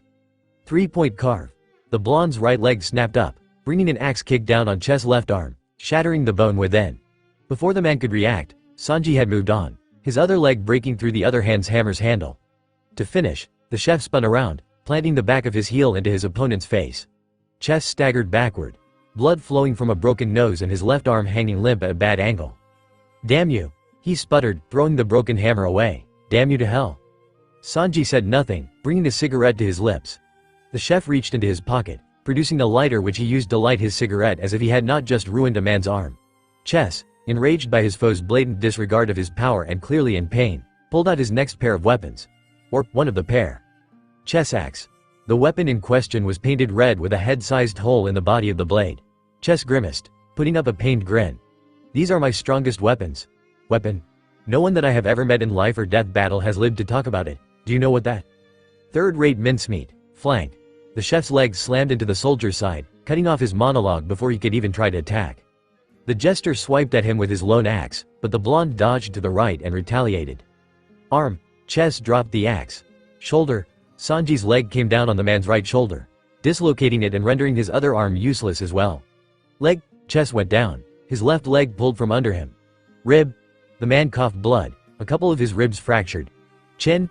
Chess slid over the snow, Sanji running to keep up. Cheek. Chess was blasted sideways, spinning. Sanji flipped, and finally, crush. The chef came down with a spinning axe kick to his adversary's lower back. Bones crunched under Sanji's foot, the poor jester gurgling weakly before succumbing to the pain. Sanji stood over him, calmly smoking as a dinosaur's roar echoed over the plateau. Chopper and I will take Waffle, Luffy amended. Sanji, take the clown guy. Koby, the other one's yours. He shot forward, Chopper not that far behind in his walk point. Come on, Waffle yelled at them, I'll take you both on. Good, Luffy yelled back, cause that's what you're getting, gum pistol. The rubber man's arm shot forward with a right hook, but Waffle was ready this time. Unsurprised, he batted the attack to the right. Chopper ground to a halt. Koby had mentioned this power of his captain's, but hearing about a power and seeing it were just too different. What are you? He asked, staring wide-eyed at the captain of the Straw Hat Pirates. Me? Luffy grinned, his smile wider than any the deer had ever seen before. I'm a monster? It doesn't matter what you are, Waffle interrupted, his distaste for being ignored rising to the surface. You're going to be my next meal soon. The previous king ran forward, his speed at odds with his apparent size and his mouth stretching to an impossible size. Luffy dove out of the way as Waipol's gigantic mouth crashed down right where the rubberman had been standing only a couple seconds before, scooping a chunk of snow into his gaping maw. Chopper ran in while the king's mouth was full, switching to heavy point for the force it provided. Waipol's head, which had grown to accommodate his oversized mouth, made an excellent target. The reindeer punched the man as hard as he could, his fist causing the tyrant to spin once and collapse with the ringing of a bell. All three combatants paused, none moving for a moment. That, Chopper muttered, was very disappointing. He turned to the black-haired teen. Now what is up with your body? No normal person could stretch like that. I ate the gum-gum fruit when I was a kid, Luffy explained with smile. I'm made of rubber. To drive home the meanings of that statement, Luffy grabbed the inside of his cheek and pulled, stretching it the same way he had when introducing his powers as a child. Huh, Chopper shrugged. Coby was right. Devil fruits really did do a lot of weird things. I've got you now, Straw Hat. The announcement was the only warning Luffy had before the light vanished from his vision. He could barely hear Chopper calling his epithet, but he was more preoccupied with the large, blunt things trying to squish him. Plus it was all slimy and not at all pleasant. Fortunately, or unfortunately, Luffy could recall this happening once before. I'm not going to be some snack for you, the pirate yelled, bracing himself and slowly forcing Waipol's mouth open from the inside. Light petered in as the king's lips were forced apart, Luffy straining between his rows of teeth. Finally getting enough room, he quickly jumped out, Waipol's teeth slamming together with his immense jaw strength. Son of a hippo, Wapol cursed. Do you know how much that hurts, you bastard? This guy's tough, Luffy scowled, shaking saliva off his arm, and gross. Straw Hat, Chopper whispered, sliding up beside the pirate. How much damage can you do in 3 minutes? A lot. Why? That's our time limit. The animal doctor brought out a small, yellow pill that he placed in his mouth. Once I eat this, we'll have 3 minutes before I can't fight. Rumble. It doesn't matter what you eat, Wapol declared, his arms turning into cannons. I'll just eat you before you can do anything. The Rumble Ball, Chopper told Luffy, is a drug that increases my devil fruit powers for 3 minutes, giving me 7 different transformations. The clock is ticking. Then let's go, Gum Gum Whip. Luffy threw his left leg out, the stretched appendage coming around toward their opponent. Wapol turned his legs into springs and jumped up to avoid the attack, a move that Chopper took advantage of. Being in the air was good for not getting hit by Luffy's attack, but it was in no way cooperative for aiming his cannon arms as Chopper approached in his walk point, said deer hopping out of the way of each cannonball the king tried to fire at him. Once he was close, the doctor's form changed, shifting into his jump point with a shout, only to change again when he and the former king were eye level. Arm point. Chopper yelled, his arms becoming ridiculously over-muscled as he readied them for an attack. Carving hoof diamond. Chopper's hooves met Waipol's crossed cannon arms, leaving a diamond-shaped imprint while throwing the man away. Luffy attacked next with a cry of, Gum Gum Battle Axe. Unfortunately, Wapol had fought his own share of fights and was no amateur. Using the reflex he gained fighting his own soldiers, Wapol caught the pirate's foot in his mount, sending the stretchy pirate flying toward Chopper. Guard point. Chopper called as the Straw Hat captain neared. His form shifted, fur growing until the deer seemed to only be a large, brown, furry ball. The hair caught Luffy, padding the collision. Thanks, Luffy panted, sliding to the ground. What now? Throw me, Chopper ordered, shedding his furry form. Throw me as hard as you can. Works for me. He picked up the small doctor. Gum Gum Cannon. Much like performing a Gum Gum Bazooka. Luffy thrust his hands forward, launching Chopper forward faster than his own legs ever could even in his jump point. Horn point. Chopper's shape changed again, his antlers growing as he moved through the air toward Wapol. The king only laughed as the reindeer headed his way. Haha, I always did enjoy fast food. He opened his mouth, ready to catch the doctor inside and swallow him. Not this time, heavy point. Chopper shifted into his largest form, his hands and feet catching and holding onto the king's teeth. The horns had been a feint. The king realized much too late. Wapol tried to close his mouth, but the devil fruit using reindeer held firm. Straw Hat, now! Luffy dashed toward the two, throwing his arms backwards for an attack. Neither Luffy or Chopper were ready when Waipol's tongue turned into a cannon. Tongue cannon. The tyrant called. The aptly named attack gave results through its surprise factor, a cannonball slamming into the reindeer's solar plexus. Chopper coughed hard, blood dripping between his teeth as he crashed to the ground. With his dazed and in pain, Wapol turned on Luffy, decking him with a right hook. Even his tongue, Chopper gasped from where he'd landed. You fools, my chomp chomp powers go further than you think, anything I eat becomes part of my body. This just got a lot harder, Chopper muttered, shrinking to his default form, brain point. And we have less than a minute left. Straw Hat, can you hold him off for 30 seconds? Sure thing, Chopper. He ran forward once more. In response, Wapol tried to take pot shots at him using his tongue cannon, but Luffy avoided the first few before deflecting one that would have hit Chopper with a gum-gum balloon. "Scope," Chopper declared, placing his hooves together. His mind fired into overdrive, every piece of information about their opponent collecting into a solid analyzation, looking for his weakness. "Gum-gum barrage," Luffy yelled, rushing toward Wapol with, as he had said, a barrage of attacks. Whip, pistol, battle axe, sickle. Wapol dodged each attack, his scowl growing with every chunk of rock and ice Luffy's attacks tore up from the ground. His fist grew, the skin and glove turning into bricks. But Luffy was simply too nimble for Wapol to properly hit, only landing grazing scrapes. In contrast, Luffy's fists found purchase on Wapol's head and body multiple times, but this was only data to Chopper. "Is it the body?" Chopper asked himself as Wapol managed to catch Luffy's arm between his teeth. "No, that's not it." "The legs? No arms? That's not it either." "Wait, that's it, Straw Hat. Force his mouth open and hold him still." "Okay." Luffy chose not to question the command, trusting the creature he decided would join his crew. Luffy's right arm was stuck in his opponent's mouth, but that only meant he had more leverage. The team twisted himself around the man, locking his legs around the king's shoulders where he would have a harder time dislodging him, and pried the royal's mouth open with his free hand. "Ow, are you? Let E go." "No way, Waffle, Chopper, now." The deer rushed in, dodging the cannonballs Wapol tied to use. After only 2, however, Wapol ran out of ammo and resorted to flailing his arms in a desperate attempt to free himself. Arm point. The reindeer pulled his oversized arms back for maximum impact, carving hoof cross. Chopper's hooves slammed into Wapol's uvula.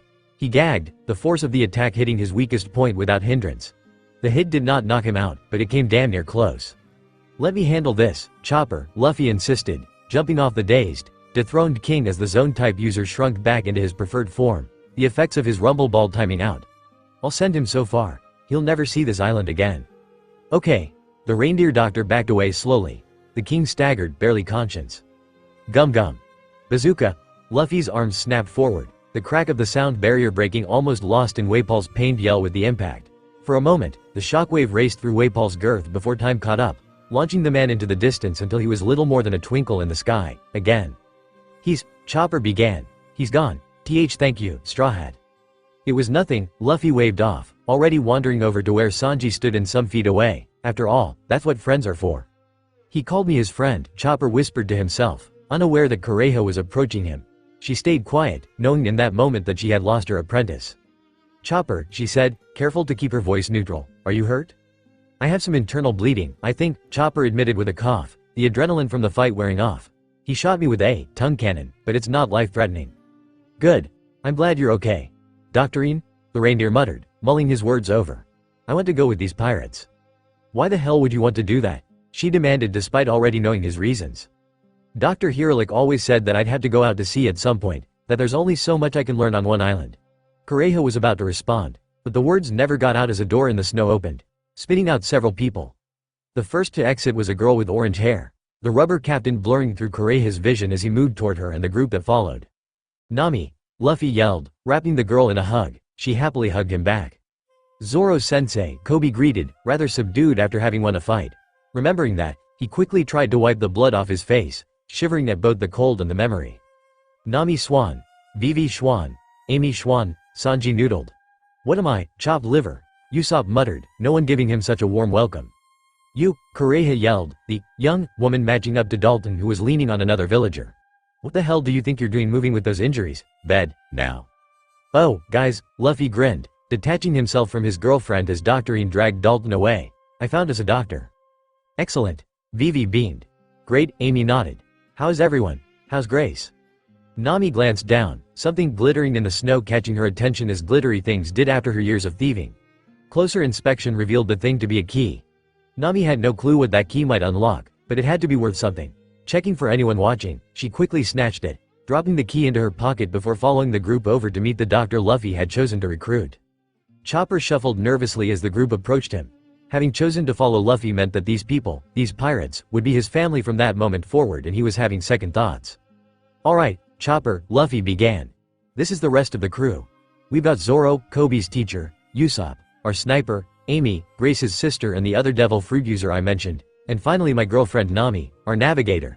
Traveling with us for the time being is Vivi, the princess of Alabasta. Guys, this is Chopper. He's a reindeer. He's so cute," Nami and Vivi gushed. "Shut up," Chopper sang, suddenly bashful rather than nervous. You saying that doesn't make me happy. Okay, cool, but can we get back to if my sister is, alive? She's fine, Amy, Coby responded with maybe a little too much sass. Doctorine and Chopper took care of their infection and the rest of us took care of Wobble. Are you okay, Shrimp? Zoro tuned his apprentice's voice off. I will be, Coby tried to wave off. Just, tired. Hard fight, Sure, Zoro nodded, silently making a note to ask Coby about it in a more private setting. More importantly, attention swiftly returned to the reindeer whom Luffy had introduced but given almost no information about. I'm Tony Chopper, a reindeer with a human fruit, and a blue nose? And we're glad to have you. Nami insisted with a calming smile. Once you go pack your stuff, we can get out of here. Vivi's country is in danger. Her country's in danger, Chopper gasped, having heard none of that before. What are we waiting for? Get back here, Chopper, Kureha yelled, weapons of various shapes and sizes whizzing past the fleeing reindeer's head. Nami had bribed the woman into letting them leave with the key she'd found outside, said key having turned out to be the key for Waipal's armory which she had been trying to open since she moved in. Chopper had said he wanted to give Doctorine a private goodbye, so the rest of the Straw Hats had used the time to smuggle Grace, Jin, and Karoo out of the infirmary and were waiting for their newest member outside. Their small conversations broke as the doors of the castle burst open, Chopper pulling Kureha's sleigh while swords and other sharp things stabbed the group in his wake. Get in the sleigh, the deer yelled as he ran toward them. Deciding that there was no time to question their sudden getaway, most of the crew grabbed a spot in the vehicle while Amy floated, pulled along by Jin holding her parasol. Without a moment's pause, Chopper reached the rope the trolley had come up on and jumped, precariously balancing himself and the sleigh as he ran down. This is awesome. Luffy laughed, Nami, Coby, and Usopp screaming into the night. Kureha finally stopped at the edge of the mountain, panting as she watched them disappear into the snow. Are you sure that was the best way to see him off? Dalton questioned beside her, leaning on the crutches she had insisted he use. Seems pretty harsh to me. Any softer and he'd be homesick before they reached Alabasta, Kureha answered, wiping away a tear before it could form. Not that she was crying, moisture just had a chance of freezing in the cold and she couldn't have that. Now what are you doing out of bed? Get back inside, and you guys, get some cannons out. The pirates stopped in a clearing several miles away from the mountain where Chopper could catch his breath, the mountain. Though not the castle. Just visible through a break in the trees. Chopper wasn't the only one out of breath, the rest not quite used to the cold winter air. The boom of a cannon rang out, causing the pirates to flinch. What the hell? Zoro questioned, grabbing his swords. Is that old hag trying to shoot us from up there? Impossible, Nami denied. Cannons don't have enough range, even with higher ground. Plus, they couldn't see anything through that storm. They're more likely to hit one of the towns. Could it be another avalanche? Coby fretted. More cannon fire echoed from the mountain and only then did one of them notice a change. There, look, Grace ordered, pointing to where the castle should be through the snowstorm. The cannonballs had exploded, the pink powder they were filled with sticking to the snow around them. The top of the mountain was covered in pink, giving it the appearance of a giant cherry blossom tree. Though the others didn't see the meaning behind it, Chopper cried for 15 minutes. The Mary had been right where Nami and Usopp left her. The crew, now all healthy and with one more member, quickly unfurled the sails and sailed to the ocean.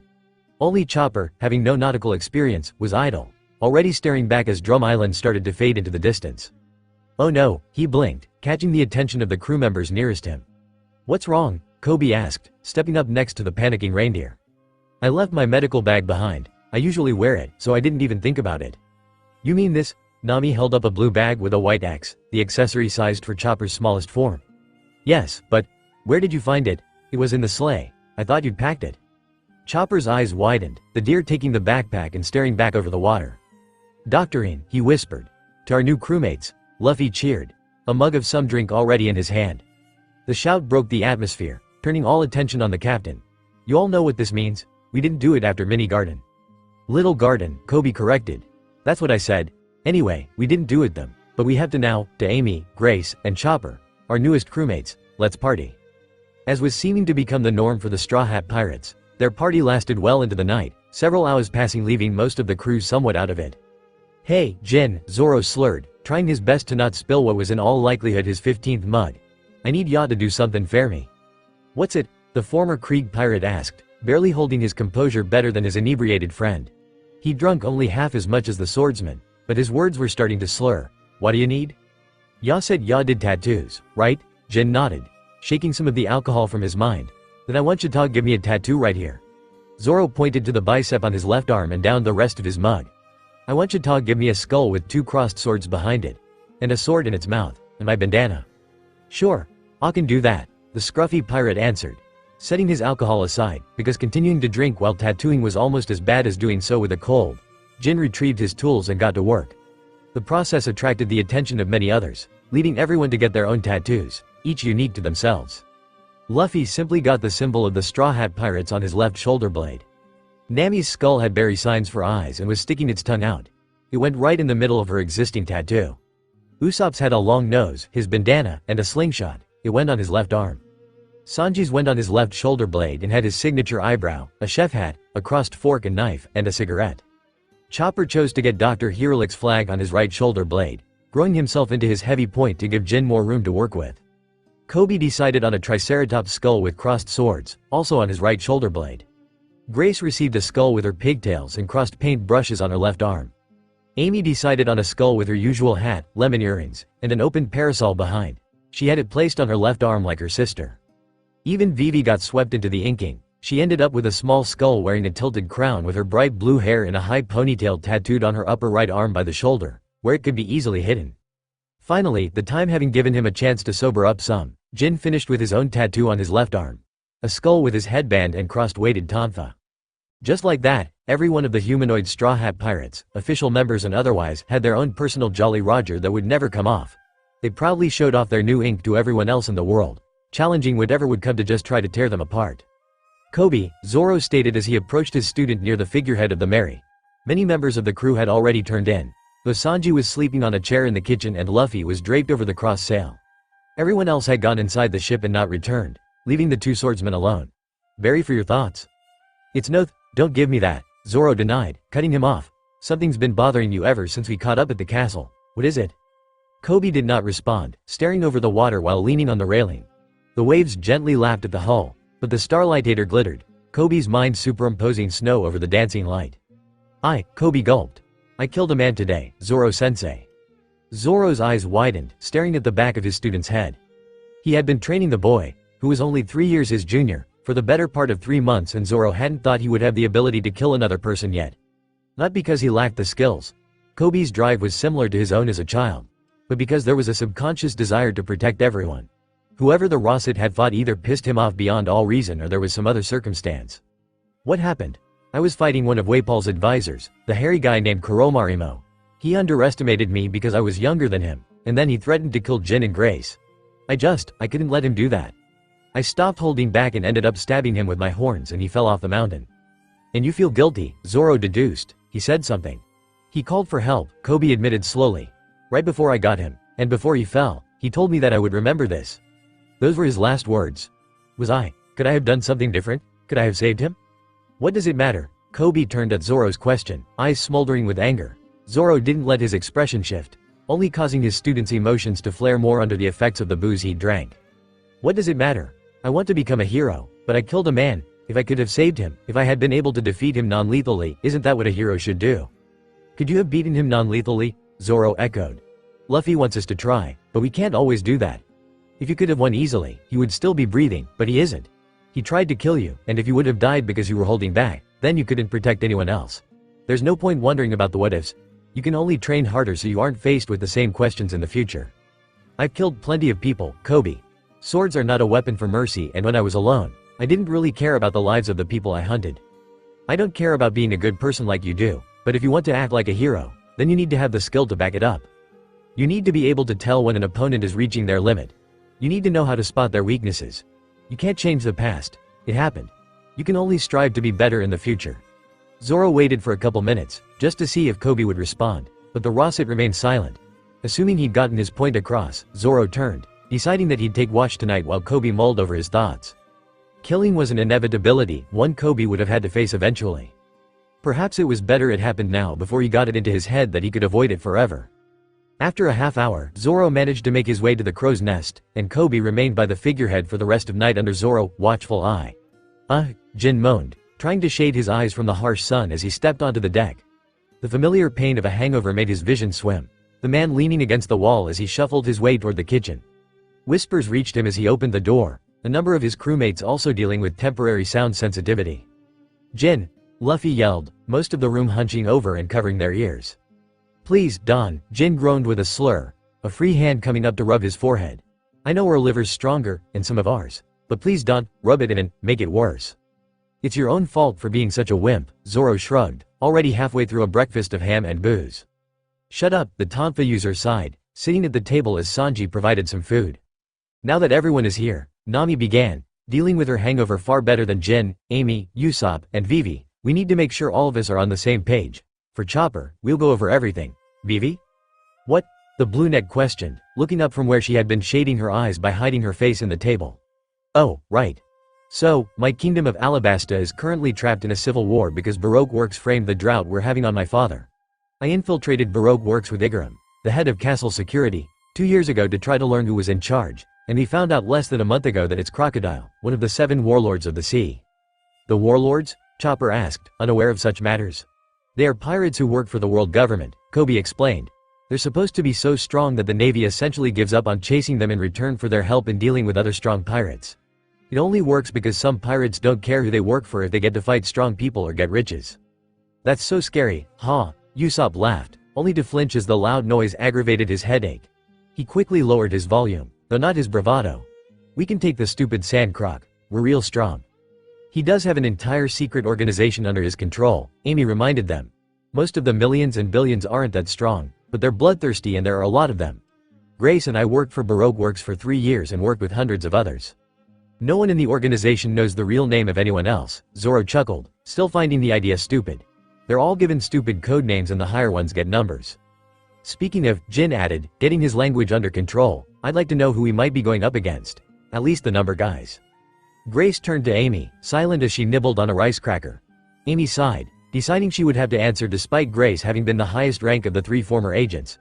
That she was also the youngest and laziest made the situation ironic in hindsight. Originally, there were 14 special pairs that answered directly to Crocodile, though everyone only knows him as Mr. Zero, and his partner Ms. Allsunday. Under him are the Mr. 1 through Mr. 13 pairs, and most of them are made of a male and female agent. My partner was Mr. 5 and Grace's was Mr. 3. Vivi was paired with Mr. 9 and her guard was Mr. 8. Between those and the Mr. 13 pair that Sanji killed on Little Garden, that leaves 8 pairs, Croc, and his partner. What can you tell us about them? Zoro urged. We don't have to worry about the Mr. 6, 10, 11, or 12 pairs, Vivi offered. They are the ones in charge of maintaining the networks in the blues. It would take them too long to get to Alabasta to be any threat to us. That leaves the 1, 2, 4, and 7 pairs that we might meet, Amy picked up. Mr. 1 is paired with Ms. Doublefinger, and both have devil fruits. Mr. 2 is his own partner, which I do not understand since I haven't met him. Mr. 3 was left on Little Garden with Mr. 5 when we joined the crew. Mr. 4 is paired with Ms. Merry Christmas, and they have a pair of fruits, but he isn't one of them? It's his dog, Grace piped up. Lasso's a good boy. And then the Mr. 7 pair is him and Ms. Father's Day, they specialize in guns. If I may ask, Nami said, why did you 2 join Baroque Works in the first place? I mean, you seem pretty eager to join us. We didn't join for the cause, if that's what you mean, Amy sighed. We ended up with them 3 years ago after they rescued us. Grace and I come from a small island in the South Blue called Greenbank. The population was small and close-knit, no more than 200 people, give or take. When that winter came, it was especially bad. All the winter crops we had couldn't stand the cold and a virus worked its way through the people. I managed to get over it and Grace didn't get sick, but our parents, who were best friends, didn't make it. Grace and I lived with a group of other orphans for about a month before pirates attacked. They called themselves the Greedy Dog Pirates and they took us to sell us as slaves on the Grand Line. That's awful. Vivi gasped. Those bastards, Sanji fumed, everyone else's eyes narrowing at the information. Grace and I came into the Grand Line in their hold, but their first stop was one of Baroque Works' island bases. They freed us, so us and the other orphans chose to join them. That was about 3 years ago. I was 17 and Grace was 13. You're 16, Jin balked, his head swiveling to stare at Grace. I thought you were 12 or something. Grace blinked, not responding. We can't be that surprised, Nami offered. Despite his looks, Koby's also 16. Yeah, hey, despite my looks. If you don't mind me asking, Chopper jumped in, what was the name of that virus? I don't remember, Amy answered, shaking her head. Between my parents' deaths and being kidnapped, I blocked out most of the memories. To be honest, I don't even know if Greenbank is still there. Oh, Chopper's face fell. Well, you're with us now, Nami smiled, grabbing one of Amy's hands. I know we didn't get along before, but you're our crewmate now, so let's have a fresh start, okay? Okay. Amy smiled, Grace settling into a smug smirk now that her choice to join the crew with her sister was irreversible. I'm Amy Pallant, a sadist and chocolatier who ate the kilo fruit. I will do anything to protect my little sister Grace. She's a lazy artist who loves painting and rice crackers. You're stuck with us now, Jin chuckled, glancing at the practically vibrating form of their captain. No take-backs. One of us, Luffy yelled, throwing his hands up as the still hungover flinched. Why don't we get moving? Coby suggested. Mary isn't going to sail herself to Alabasta. Koby's right, Vivi agreed, some hesitation in her voice since the bright light outside would do her no favors in her current state. Let's get moving, Nami nodded, standing. All hands on deck, and that includes you, Zoro. Thank you so for saving my life. Most of the crew stared in equal parts confusion and horror as a reedy man in far too much makeup, puffy clothing that defied definition, and ballet shoes twirled on the toes of his left foot. Two decorations shaped like swans sat on his shoulders and his pink coat read, Bon Clay, on the back in kanji, barely distracting from his hairy and exposed legs. I was so certain my life was going to come to such a sudden and tragic end, but what happens but you all find me, snatching me from the vile jaws of the unforgiving ocean. Shortly after the Mary continued on her way, the Straw Hat Pirates came upon an area of the sea with steam rising from its surface. Much to Chopper's awe, Nami explained that there was an underwater volcano below it, and that it would become a new island in a few hundred years. Though the steam itself was harmless, it did taste like rotten eggs, an outcome they were unprepared for. In the midst of this steam, cries for help echoed over their starboard bow, Luffy's powers reaching for the desperate castaway immediately. He was revealed as soon as the steam cleared, leaving the crew here. With Coby blinked, trying not to let the man's wardrobe get to him. Why were you in the middle of the ocean? My tale is one of woe. The person cried. You see, I was practicing my ballet for my crew upon my ship when that wretched steam appeared. In the confusion, one of my jetés took me too far and I plunged into the sea. But perhaps it was fate. Is your crew nearby? Sanji tried, hope clear in his voice. Please tell me you know where they are so we can get you back to them. Alas, I do not know, Ballet Okama answered, turning with a pirouette to face the chef. Said Chef shivered, silently wishing he could be in the kitchen with Grace and Jin, the latter of whom was apparently suffering from a minor case of alcohol poisoning. It seems I must wait for their arrival. In the meantime, would you folks like to see a trick? Yes, Luffy yelled, instantly answering for the crew, through Usopp and Chopper were quick to echo his cry. Then, my friends, watch this. The man's right arm shot forward, smacking Luffy in the face. The captain squawked, the force wrenching him from between Usopp and Chopper and into the wall behind them. Hey, Chopper gasped. What was that for, you jerk? Usopp agreed. Jerk. The doctor echoed. Really rude jerk. Slow down, my friends, the Okama said, his voice calming. That was simply the setup, for my personal talents require me to either touch a person's face or simply memorize it after many hours. Behold. With his setup established, the womanly man placed his left hand on his own cheek. His form blurred for a second before the face replaced itself with an exact copy of Luffy's, though the Okama's clothes were still something of a fashion nightmare. Whoa, the kitty trio gasped, enthralled. Wait, you said you couldn't swim? Coby realized as the man, who had yet to give his name, the ancient zone noted, tapped both Usopp and Chopper. You have a devil fruit. I do. The guest responded, spinning to tap Nami, a sleeping Zoro, and Amy. Sanji, for his part, backed away while Coby was out of reach. Their guest's form shifted again, becoming Usopp. This is the power of the clone fruit. He became Chopper, shrinking down to the deer's brain point height. I can change my appearance to many different forms. He became Zoro. So many people in the world. He became Amy, and I can become anyone famous. He turned into a tan man somewhere in the older age range, smile lines by his eyes and a distinctive beard that matched his neck length, curly black hair. Hidden behind most of the straw hats where no one could see her, Vivi swallowed a gasp. And it's not just the faces, but their obvious body parts as well. He shifted into Nami before opening the front of his shirt, revealing an impressive sight to the male population on the deck. Though it was only visible for all of a single second on account of the original rushing forward with righteous feminine fury. Both Luffy and Sanji were blown backwards by nosebleeds, their bodies hitting the deck with a thump. Honestly, that's such a waste of your power, Amy noted, the Okama donning his original face with an added black eye.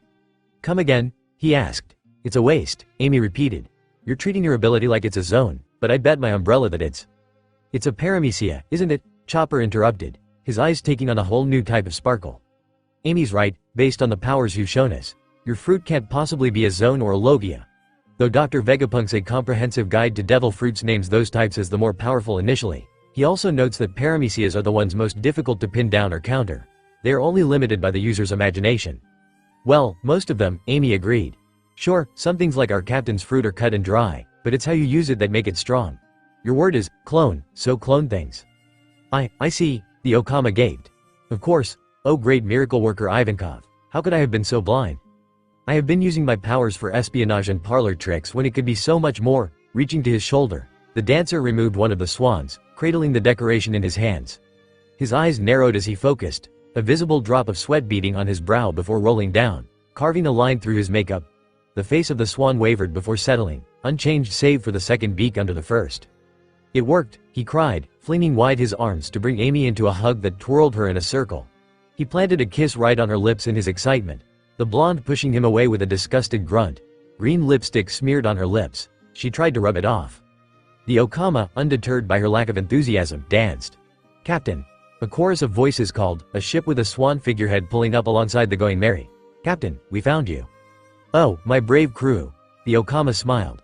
This is where we must part, my friends, but I know that the winds of fate will have us meet again. Until then, toi.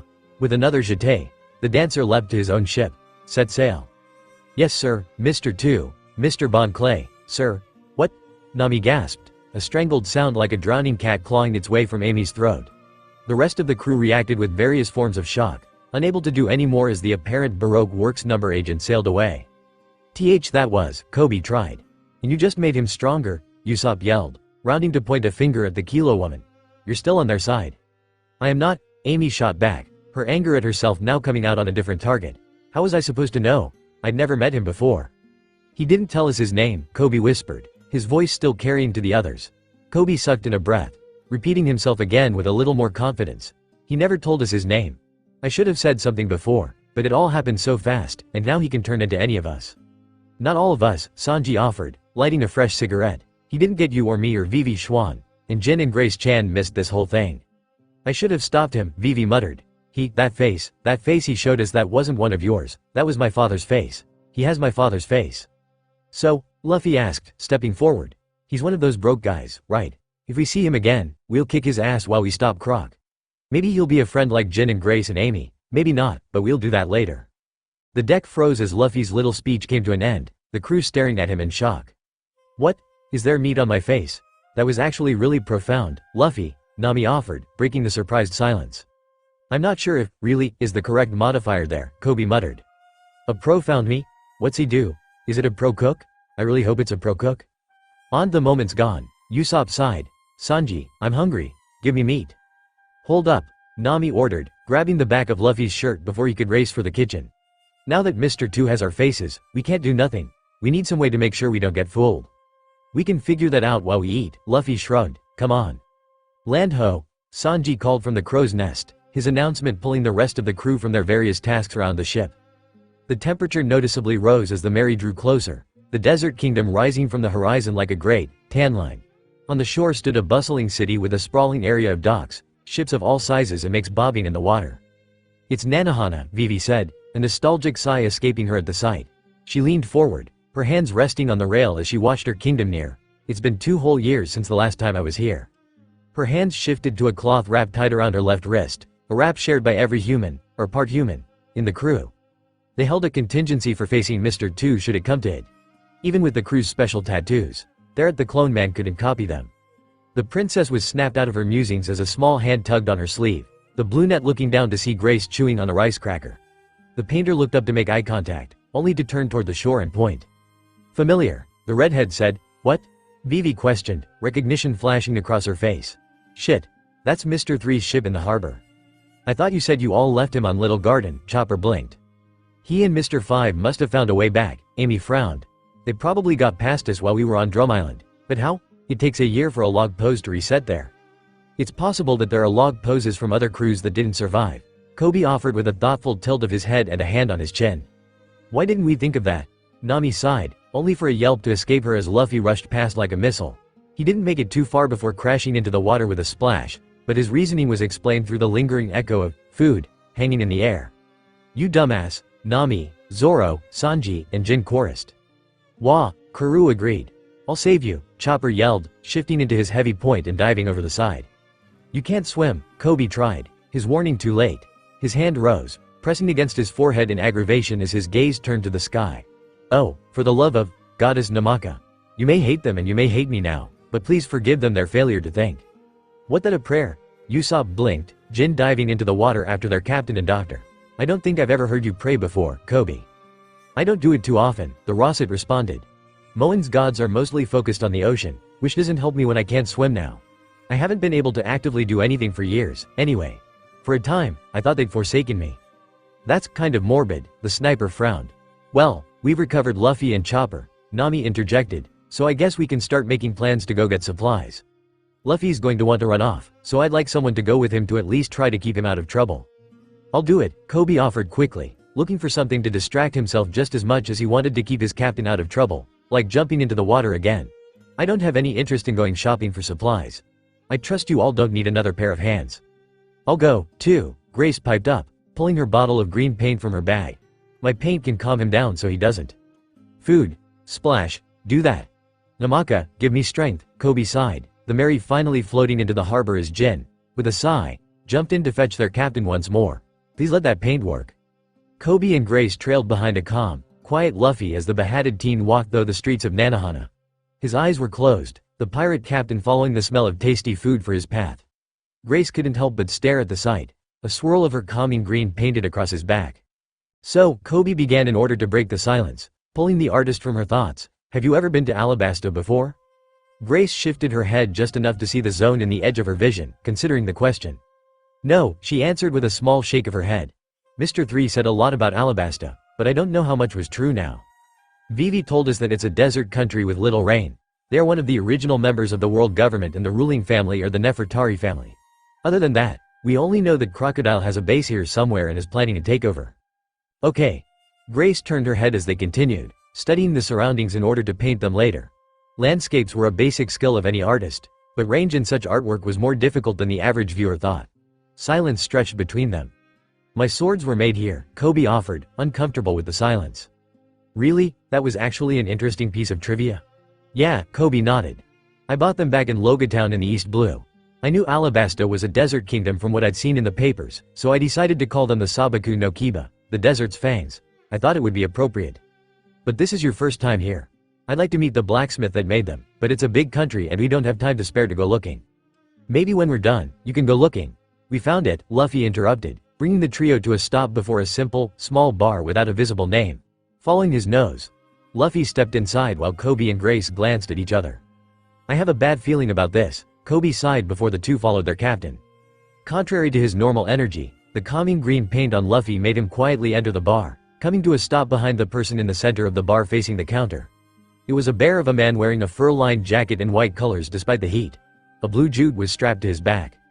I don't care that you aren't here to pillage, the man was saying, his gruff voice sending a shiver down Coby's spine, though he had not ever seen the man. You're a wanted pirate and it's my job to take you in. Ah, don't be like that, the man the Marine was presumably talking to waved off. I'm just here waiting for someone I want to check up on.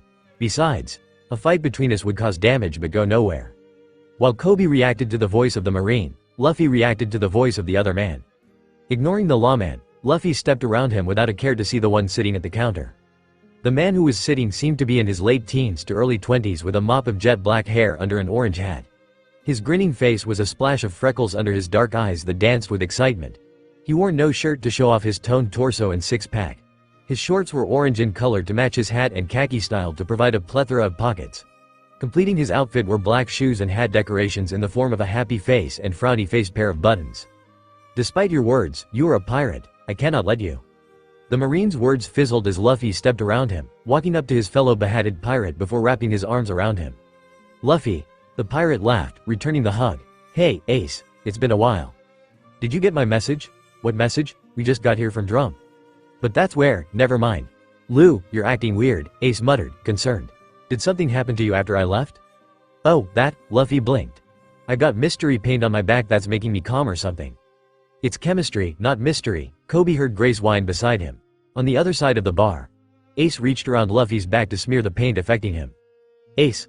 Luffy jumped, tackling Ace to the floor with all his pent-up energy. It's been too long, Ace, I've missed you so much. That's better, Ace laughed, ruffling Luffy's hair. What is this? The Marine demanded, smoke rising from the sleeves of his shirt. No, that doesn't matter. The fact is that my prey has come before me. I'm here for you, Straw Hat, Luffy. Do I know you? Luffy questioned, a visible vein growing on the Marine's forehead. Wait, you're Smokey from Log Place. That's Captain Smoker from Logia Town, pirate. Smoker's arms dissipated, turning into smoke that hovered around him. Other patrons of the bar screamed, fleeing out the door whether they had paid for their food or not. Straw Hat, Luffy and Fire Fist, Ace. I don't need to go into the extensive list of what you've done, Fire Fist, but you, Straw Hat, ruined my perfect streak at Logia Town, but that man isn't here to save you. For crimes against the world government, you are both under arrest, White Snake. Luffy dove to the side, preemptively dodging the sudden attack. Behind the Marine, Coby and Grace readied themselves for a fight. Thor the Pirates was met by a pillar of fire, the two attacks canceling each other's forward motion. The smoke and fire spiraled, wrestling with each other until the rising heat blasted a hole in the roof and raised the temperature of the room a few degrees. Ace taunted, wagging his burning finger as if he were scolding a naughty child. Bad. You aren't allowed to lay a hand on my baby brother. Baby brother? Smoker, Coby, and Grace gasped in unison. Cool, Luffy grinned. Did you eat a devil fruit, Ace? I sure did, Luffy's apparent brother nodded. It's a logia called the flame fruit. Ace. Luffy jumped to his feet, grabbing his older brother's arm. I want you to meet my crew, I've got my own ship and everything. Do not ignore me, Smoker demanded, launching another attack. His hand, however, almost immediately curved upward and behind him, slamming into a red swirl painted in the corner of the room. He turned, confusion written on his face, only for his next punch to do the same thing. What the hell is this? Color trap. Bullfight red, Grace yawned, already replacing her paints in her satchel. Until you get some help, you can't attack anywhere else. And you are? The Marine demanded. Come on, Luffy yelled, leaving Smoker's question unanswered. The pirate captain wrapped his rubbery arm all the way around Ace's waist, dragging him out of the establishment, leaving Smoker, Grace, and Coby behind. You can't get away from me, Straw Hat, he's gone, Coby realized with a blink. Ah, crap. Grace, he turned to the artist, only to find her staring at a plate of onigiri on the counter. Seeming to feel his gaze, the artist turned to him, pointing at the plate without a word. Coby sighed. Fine, what do you want? That. Trying to ignore the captain for the moment, the Rosset stepped up to the counter where the owner was cowering. The man swallowed, afraid that this kid with the swords would do something to him considering he came in with Straw Hat and the girl with the paint. A plate of onigiri, please, Coby ordered, dropping money on the counter. With shaky hands, the man pushed a plate to the teen. Coby took it with quiet thanks, carrying it back to his companion who took it from him. While she sated her hunger, Coby turned his attention to the logia glaring at them. Marine Captain Smoker, Coby began, snapping into a salute he had perfected over the many years since his parents' deaths. Greetings. What is this, some sort of bad joke? Smoker asked. No joke, sir. I just want to thank you for the work that you do, limited as you are. Even so, I would like to tell you something while you are forced to listen to me. Once upon a time, I wanted to be a Marine, back before a pirate saved me. That was before I realized that the government was corrupt and that I could do more good outside the law than within it. Please consider my words and do not blindly follow your orders. Question the morality of what they tell you to do. Thank you. Coby dropped his salute, walking back over to Grace who was on her last rice ball. She quirked an eyebrow as he approached. What? Talking to the Marine? It's a personal thing, Coby began, walking past her to the door. Back before I met Captain Luffy, He trailed off, the space behind him empty. He turned, seeing Grace standing where she had been. Are you coming? I don't feel like walking, Coby. The Rosset blinked. Really? Now? Grace shrugged, causing her companion to let out a heavy sigh. His face turned to the ceiling, 2 fingers pinching the bridge of his nose. Fine, I'll carry you back to the ship. K. Without argument, Grace settled onto Coby's back, resting her chin on the top of his head. I can't believe you, the Zone grumbled. His words, however, were not able to cover the laugh of one of the patrons as they left. Poor kid, he's whipped and doesn't even know it. Coby's face burned, the teen all too aware of the heat in his cheeks as the 2 young pirates left the bar behind. Nami Swan, Vivi Schwan, Sanji's voice called, attracting the attentions of the female pirate and princess currently tucked inside the broken walls of a stone building destroyed in a recent pirate attack yet to be rebuilt. Said building was next to the market, close enough that it was something of an agreed meeting point since the crew had gone their separate ways to prepare for their trip into the desert. Sanji, his legs like a tornado and his arms like noodles, approached the girls, offering the bags he was carrying. I bought those clothes you needed, Vivi Schwan. Thank you, Sanji, the brunette nodded, accepting the blue bag the chef offered. Her smile only lasted until they pulled the clothing out to take a look at it. Wait a minute.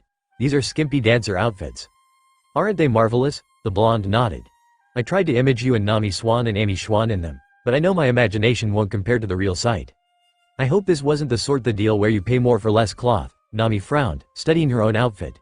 I mean, we're gonna be covered up, and it might also help us keep cool. Well, yes, Vivi conceded. That's true. Try them on, Sanji insisted, steam coming from his nose. I need to know if I got the measurements right. I don't know if I want them to be right or wrong, the princess flinched. Try them on, Sanji insisted. Fine, the navigator responded, dragging Vivi behind a tall part of the wall so they could change in private. They emerged a moment later. Vivi's outfit was mostly blue while Nami's was closer to a dark purple, both with golden accents. The brunette shuffled uncomfortably, unused to showing so much skin. Sanji, however, adored them both. You're gorgeous. The blonde noodled. Oh, be still, my heart. I can't believe I'm wearing this, Vivi grumbled. I can't wait until Amy Schwan tries hers on as well. I'm sure it won't bother her, Nami commented, far less embarrassed than their crews. Is client the proper word? As long as you didn't buy one for Grace. I didn't, the chef answered. They didn't have any in her size. That shouldn't be your reason, Vivi exclaimed. Grace is too young to be wearing something like this. Well, she looks young, but she is 16, Nami thought aloud. She's only a few years younger than us. But anyway, it's good that Sanji couldn't find one for her, even if I think she wouldn't mind wearing it if Coby was watching. What does that have to do with anything? You haven't noticed, Sanji blinked. I've caught them glancing at each other when the other isn't looking every hour since we left Drum. Their conversation, however, was interrupted by yelling in the distance, Zoro and Usopp jumping a wall and hiding behind it. Both were trying to steady their breathing. What did you do? Nami accused. What makes you think we did anything? Usopp hissed, spying over the wall where a blue-haired woman had a sword drawn. And keep your voice down or she'll find us.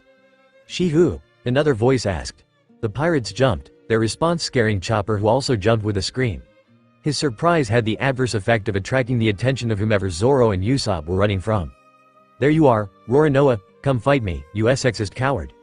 I didn't pull my punches because you're a woman, you copycat, Zoro immediately shot back, giving away his position. What the hell are you getting us into? Nami demanded, much of the crew jumping back as the woman's sword slashed an entrance through the broken wall. She's beautiful, Sanji danced. She's a marine, dumbass, Zoro rebuffed, drawing Wado Ichimonji to catch Tashiji's blade. I don't care if you think she's pretty. Everyone, let's meet back up at the ship, Vivi advised, a company of marines flooding in from the surrounding streets. It'll be easier to lose them if we split up. Good enough for me, Nami agreed. Run. Taking the women's advice, Zoro pushed Tashigi over and turned. Running the opposite D. Wait a second, Luffy frowned, studying the crowd of armed men that had surrounded him and his brother in one of the wider back alleys. This isn't the way to the docks, is it? Really, the man who seemed to be the leader of the men asked. A small army surrounds you, and you're worried about being lost? Yeah, we've got places to be. I apologize for my baby brother, Ace commented, though he didn't sound very sorry. So, who are you and what are you doing here?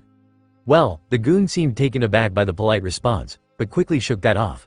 Listen up, Straw Hat, Luffy and Fire Fist, Ace. You both have bounties on your heads. I'm what you call a billion in the organization I work for, but killing you both would prove my skill and earn me a promotion, nothing personal. Oh, you're one of Croc's guys, Luffy nodded, visible confusion passing through the crowd. If you want to fight, I'll give you one. Gum pistol. What are you? The billion didn't get to finish his question, Luffy's fist planting itself in his face. The force launched him backward and up, the man crashing through a second-story window. Wow, Lou? Ace laughed. You sure have gotten stronger since I left. More than that has changed, Luffy commented, unconcerned as the rest of the billions charged in.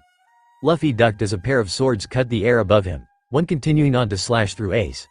The man didn't move, the sword causing him no damage on account of his logia constitution. Ace smiled, spiking his powers so the sword melted completely as it left him, the steel splattering in the sand and dirt at their feet. Wow, Ace, that was awesome. That was nothing, Lou. These guys are nothing compared to what I've seen in the 3 years since I left. I've got this friend, yeah. Die, freaks. The cracks of gunfire echoed through the street, a volley of bullets converging on the two pirates. Predictably, the bullets had no effect on the brothers, one reflecting them back while the other let them pass through, hitting the bounty hunters on the other side. She, Luffy laughed, the billions in disarray. You guys are stupid, don't you know that freaks are strong? It's only a couple of pirates, another billion yelled, charging in with his sword. Ace reacted in a moment, almost before the man had moved. With fingers tipped with some sort of black substance, not that Luffy could see, Ace caught the weapon. What the hell? The sword's wielder stuttered, trying with all his might to pull his blade free with no luck. Ace squeezed, shattering the blade. They sure don't make them how they used to, Lou? Ace asked. the brothers almost casually continuing down their path in the direction of the docks. Or at least, Luffy hoped that was the way they were going. Yup, the captain agreed. This is nostalgic. Since when did you know a word like nostalgic? I know that's not one we used on Mount Corvo. Nami taught it to me, Luffy answered, punching a billion out of their path. She uses big words sometimes, so she teaches them to me. And Nami is my girlfriend. Ace stumbled, shocked, two blades passing through his head harmlessly. He recovered quickly, kicking his foes away before running up to catch his baby brother. You? Ace blinked. You got a girlfriend? How the hell did that happen? Tell me about her. I beat up the guy holding her captive, Luffy shrugged. Nami's my crew's navigator. She's got really pretty brown eyes and orange hair. I can't wait to meet her. She's awesome, but my whole crew is really interesting. We've got 2 swordsmen, one that fights with 3 swords and wants to be the world's greatest swordsman, and his student who fights with 2 and can turn into a dinosaur. Then we've got our perverted cook, Sanji. I got him from a floating restaurant. At the same time, I recruited a member from the Krieg. He spat out the name, pirates named Jin. And we've got a liar who's a really good shot. After getting to the Grand Line, I gained 3 more members. 2 of them are sisters, one with a devil fruit, and a doctor. Get this? Our doctor is a reindeer. Ace laughed. You don't say. That's, what, 10 of you? I guess that's a pretty good-sized crew you got there. Yeah, but I'm still looking for a musician. Would you consider joining the Whitebeard Pirates? You know Whitebeard? Luffy may be oblivious to most things, but even he'd heard of the famous Whitebeard, if only through Coby. Yeah, I'm a member of his crew. See this mark? The Flame Man gestured to his back, which was covered in a tattoo of Whitebeard's famous Jolly Roger. A skull with a large white mustache over a cross of the same color. This here is my pride and joy. He's like a father to me. That's why I'm going to help him become the king of the pirates. Sorry, Lou. I guess I'll just have to fight him then. Ace only laughed in response, unsure if Luffy was serious or not. Although, with Luffy's gusto, there was a good chance Whitebeard would try to adopt him, too, even if they did fight. There it is, Luffy cheered, grabbing Ace's wrist while running toward the docks. One ship they passed was a marine vessel, and Ace was sorely tempted to light it on fire, but there didn't seem to be any activity. The Marines were probably out chasing pirates. The poor schmucks. The fire human followed Luffy's gaze to a small caravel with a ram figurehead docked inconspicuously between 2 larger merchant ships. That's our ship, the Going Merry. Welcome back, Don Luffy, Jin greeted as the captain arrived, pulling himself and his guest up with liberal use of his rubber powers. No problems to report, though the others aren't back yet. Where did they go? They went out shopping shortly after you, Coby, and Grace left, the Tonfa user responded. Speaking of, where is my sister? Luffy, Ace, and Jin turned their attention to the crow's nest where Amy was floating down, her eyes set on their captain. They drifted just enough to see Ace, pausing over his exposed abs. Amy blushed. And who is this? Jin, Amy, this is my brother, Ace. You have a brother? Amy and Jin gaped, their jaws hitting the deck. You never mentioned me to you crew? Ace questioned. Never? It never came up, Jin offered slowly, studying their guest. He could have sworn he'd seen the man before, but he couldn't quite place it. Welcome to the Going Merry, the ship of the Straw Hat Pirates. It's nice to see that Luffy's being taken care of, Ace grinned. Jin, Amy, we're back. Speaking of siblings, Jin commented, walking to the railing where he released the rope ladder. Grace's red hair appeared first, quickly followed by the pink of Coby's as the boy climbed the ladder with the artist holding on to not fall off his back. The zone let out a small breath of relief as his feet hit the floorboards. Though Grace was not heavy by any stretch and Zoro's training had done wonders for Coby's strength and stamina, the distance from the restaurant where they left Smoker to the Going Merry was not short. I can't wait to hear your reasons for this, Pinky, Amy began, hands on her hips as she studied the boy carrying her little sister. She didn't want to walk, Coby tried, knowing the excuse, though true, was flimsy at best. While her sister grilled Coby, Grace slipped off his back and patted her way to Ace, tapping on his arm to get his attention. The Whitebeard pirate turned. Hi, Grace began, being forced to look up just to see his face. I like your hat. Thanks, kid, Ace laughed, noting that the girl had a similar hat herself. You're the one with the paint, right? You know, I might have something for you. Slinging his bag off his shoulder, Ace reached in, rummaging around for a moment before pulling out a button similar in size to the ones on his hat. Unlike his, which had a comedy and tragedy mask in blue respectively, this one was a nice green with closed eyes and a soft smile, a look of indifference. Thanks, Grace nodded, taking the button. Rather than put it on her hat, she pinned it to her satchel on. Amy, can you go up and find the others? Luffy asked, growing bored of waiting. I want them to meet Ace. Sure, Luffy, the blonde grunted, giving Coby one more pointed glare as if to say, I'm watching you, before opening her parasol and floating away. She settled on the top of the mast, balancing herself on the tip before scanning the parts of the city that she could see. Her eye was drawn to several small commotions causing havoc in the streets. Her eyes widening, Amy recognized those being pursued. Goddammit. What is it? The Marines found them. The blonde called down to answer her captain's question. How close are they? Taking a breath, Amy refocused on the various chance scenes as Usopp and Karoo flipped a table of jewelry at the Marines chasing them. They seemed to be the closest to the docks, with Nami and Vivi a couple streets away, losing the group after them by passing through what may have been the red light district. If the way they had to drag Sanji by his collar were any indication, Zoro and Chopper were having more trouble, running in circles while a woman with a sword led the charge after them. Amy relayed this information as best she could, well enough that Jin seemed to recognize one of the Marines. Those are the ones from Logia Town, the man realized. Takashi or something. That woman has it out for Zoro because she thinks he took it easy on her on our way out. Oh, her, Coby blinked. She might want his swords, too. Is that supposed to be an innuendo? Ace asked. What's that? Luffy blinked. Can you eat it? Aw, damn it. That reminds me that I didn't get any food? No, Coby answered for both questions. She wants to take Zoro-sensei's swords from him because they're named Blades and he's a pirate. Does it look like they're getting away? Not on their life with the hate boner that Marine seems to have, Amy responded. The what? Nothing, Lou, Ace intercepted. Captain, I want to help, the pink-haired pirate announced. I can find my way back easy enough and feel like I should be able to delay her long enough for Zoro-sensei and Chopper to get out. Oh, the best way for you to get there fast is for Luffy to throw you, Amy piped up as Usopp arrived on the docks on Karoo's back, the Marines that had been on their tail nowhere to be found. Good idea. The behatted teen agreed before Coby could protest, one arm wrapping around the younger boy while the other latched onto the mast below Amy. Said devil fruit user simply pointed her parasol in the right direction, mentioning the distance. Captain, I don't think, Coby didn't finish sentence before Luffy let go with a cry of, gum gum catapult. You're still up to your usual antics, Lou, Ace laughed, Coby disappearing with almost a twinkle. Usual, Jin choked. As in, he did this before us? Meanwhile, the whistling wind tore the scream from Coby's lips, the tan landscape of roofs and canvas only a blur below him. In the distance, the telltale green of his teacher moved, fleeing from the blue and white of the Marines behind. Deciding that he would try to chew his captain out later, the zone shifted into his Dino mode, the form being heavier than his human shape. The increased weight curbed him approach, luck landing him directly between his crewmates and the swordswoman leading the charge against them. Coby hit the ground hard, his legs shaking from the impact and at least one of the bones on his right leg cracked. Not to the point of slowing him down. He'd cracked plenty of bones during training, but just enough to annoy him. His sudden appearance took the female Marine by surprise, the blue net slamming into his flank. Coby responded quickly, roaring at the Navy's agents. Coby, Chopper gasped, he and Zoro turning to see the Triceratops. What are you doing here? Captain Luffy wants us back on the ship, the dinosaur commented. Go on, I'll delay this group. You got this, Shrimp, Zoro nodded, starting to head deeper into the city before Chopper grabbed his sleeve to lead him the right way. Tashigi, a sergeant major for a reason, recovered quickly. She unsheathed her sword, ready to resume the chase. Coby, however, would have none of that, his dinosauric tail coming down in front of her. She stepped back, her sword raised. Devil fruit? The Marine asked. That's correct, Coby nodded, placing himself between Tashigi and the way to the docks. Who are you? She demanded. Step aside. Those pirates need to be brought to justice.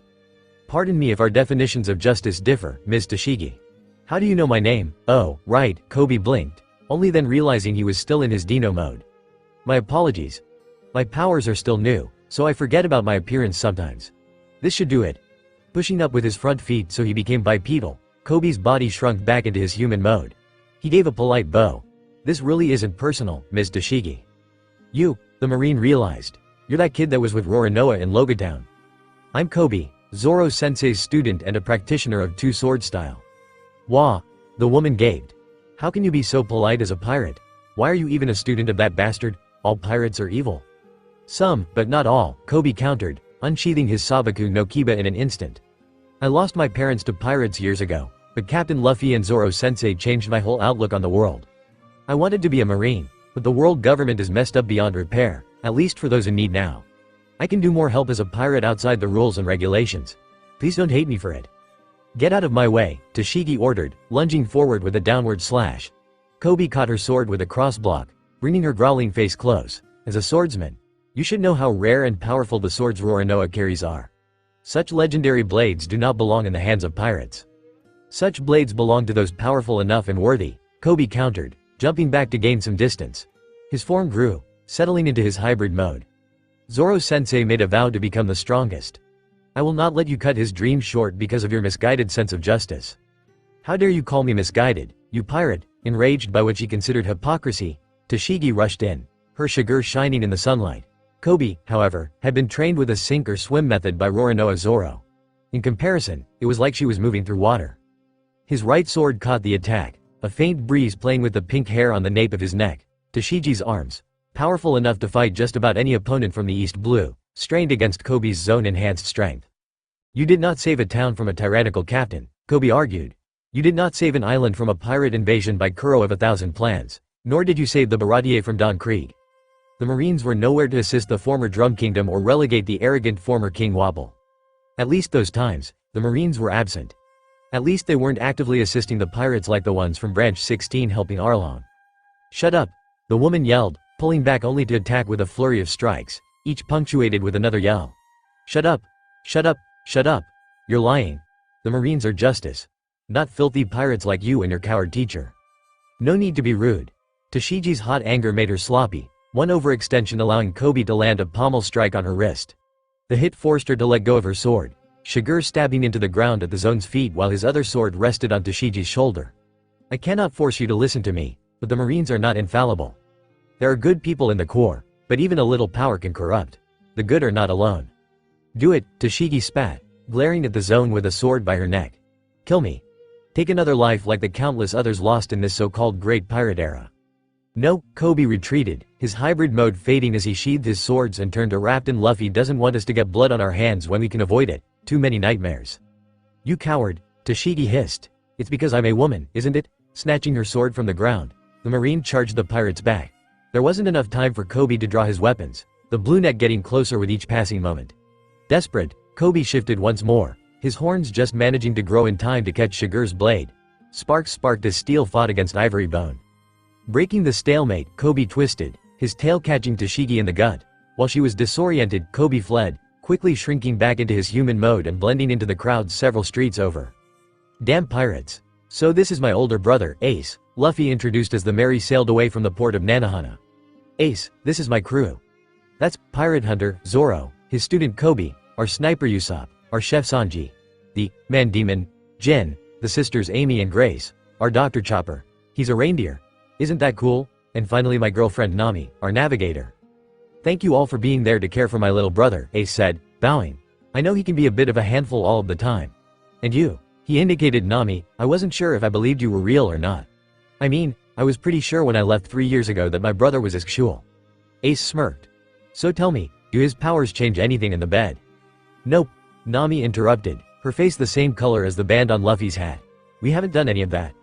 Any of what? Luffy asked. You know how I sleep, Ace. Why would you ask if my powers changed that? Never mind, the Whitebeard pirate sighed, slightly put out.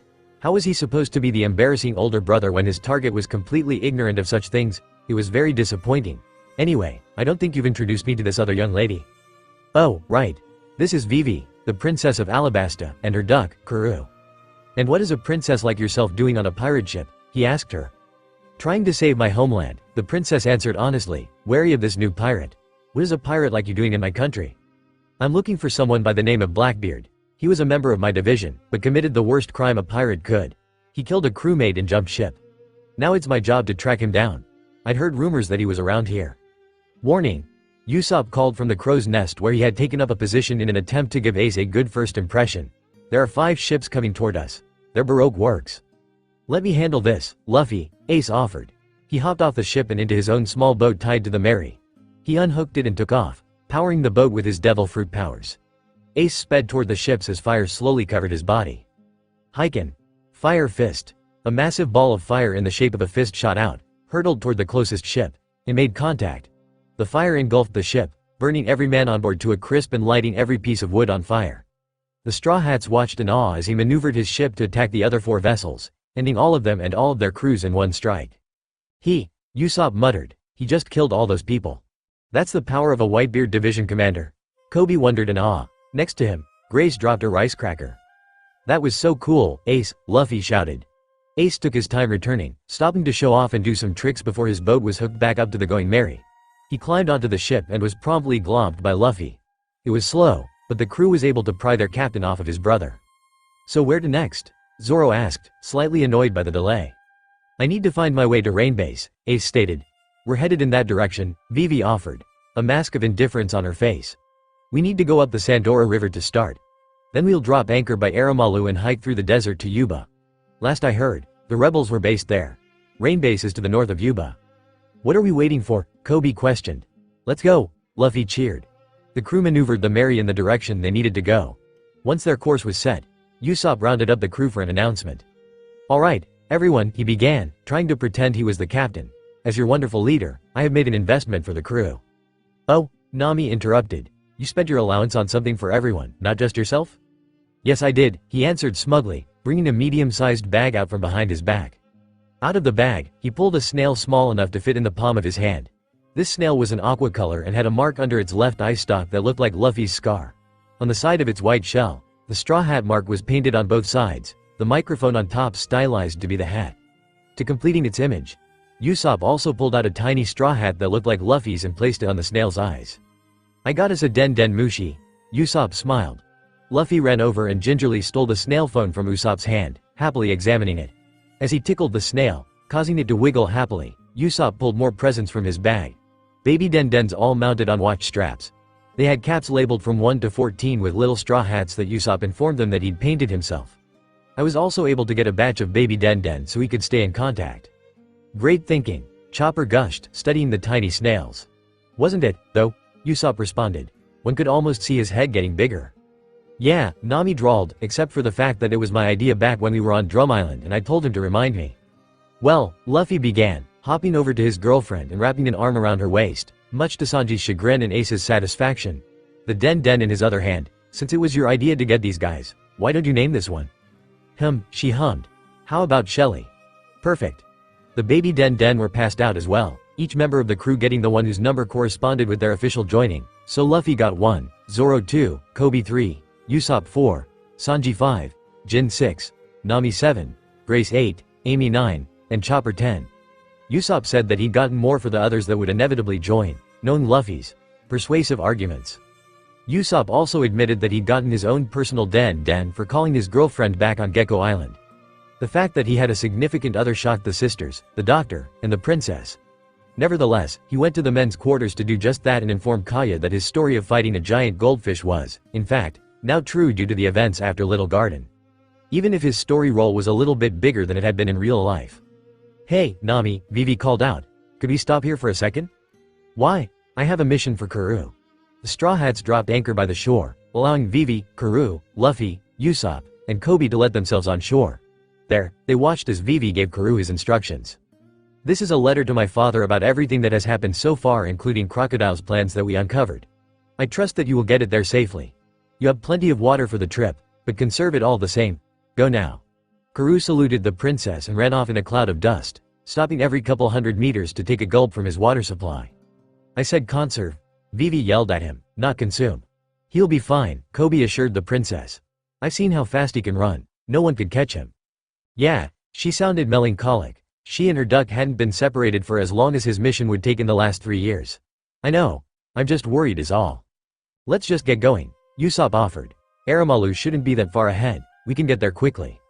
Good idea, Usopp, Luffy complimented. You all heard him. Raise anchor. Finally, Luffy exclaimed, ready to jump off the ship. Time to go kick Crocodile's ass. Zoro was preparing to drop anchor, that being his assigned duty. There were shadows in the water, but he thought nothing of it and dropped the weight. The anchor hit the water before rebounding into his hand. The hell? He wondered aloud. He threw the anchor, but it came back to him. Out of the water came a pod of animals that looked like seals with turtle shells. Turtles? Actually, Luffy commented, I think they're seals. They could be small manatees, Jin suggested. They're kung fu dugongs, Vivi told them. We can't stop here. The dugong in the lead made several noises, gesturing at the crew the whole time. Why in a fight if you want to land here, you bunch of cowards, Chopper translated. He says, the reindeer added. No one calls the brave Captain Usopp a coward, the sniper declared. He jumped off the ship and onto the rocks. And was promptly beaten up by the semi-aquatic martial artists. Kung fu dugongs are really strong, Vivi told him a little too late. That wasn't too hard, Luffy laughed, half of the pod scattered around him. Captain Luffy, Koby muttered, rubbing his face. Damn it, Luffy, Zoro sighed. Luffy, Vivi cried.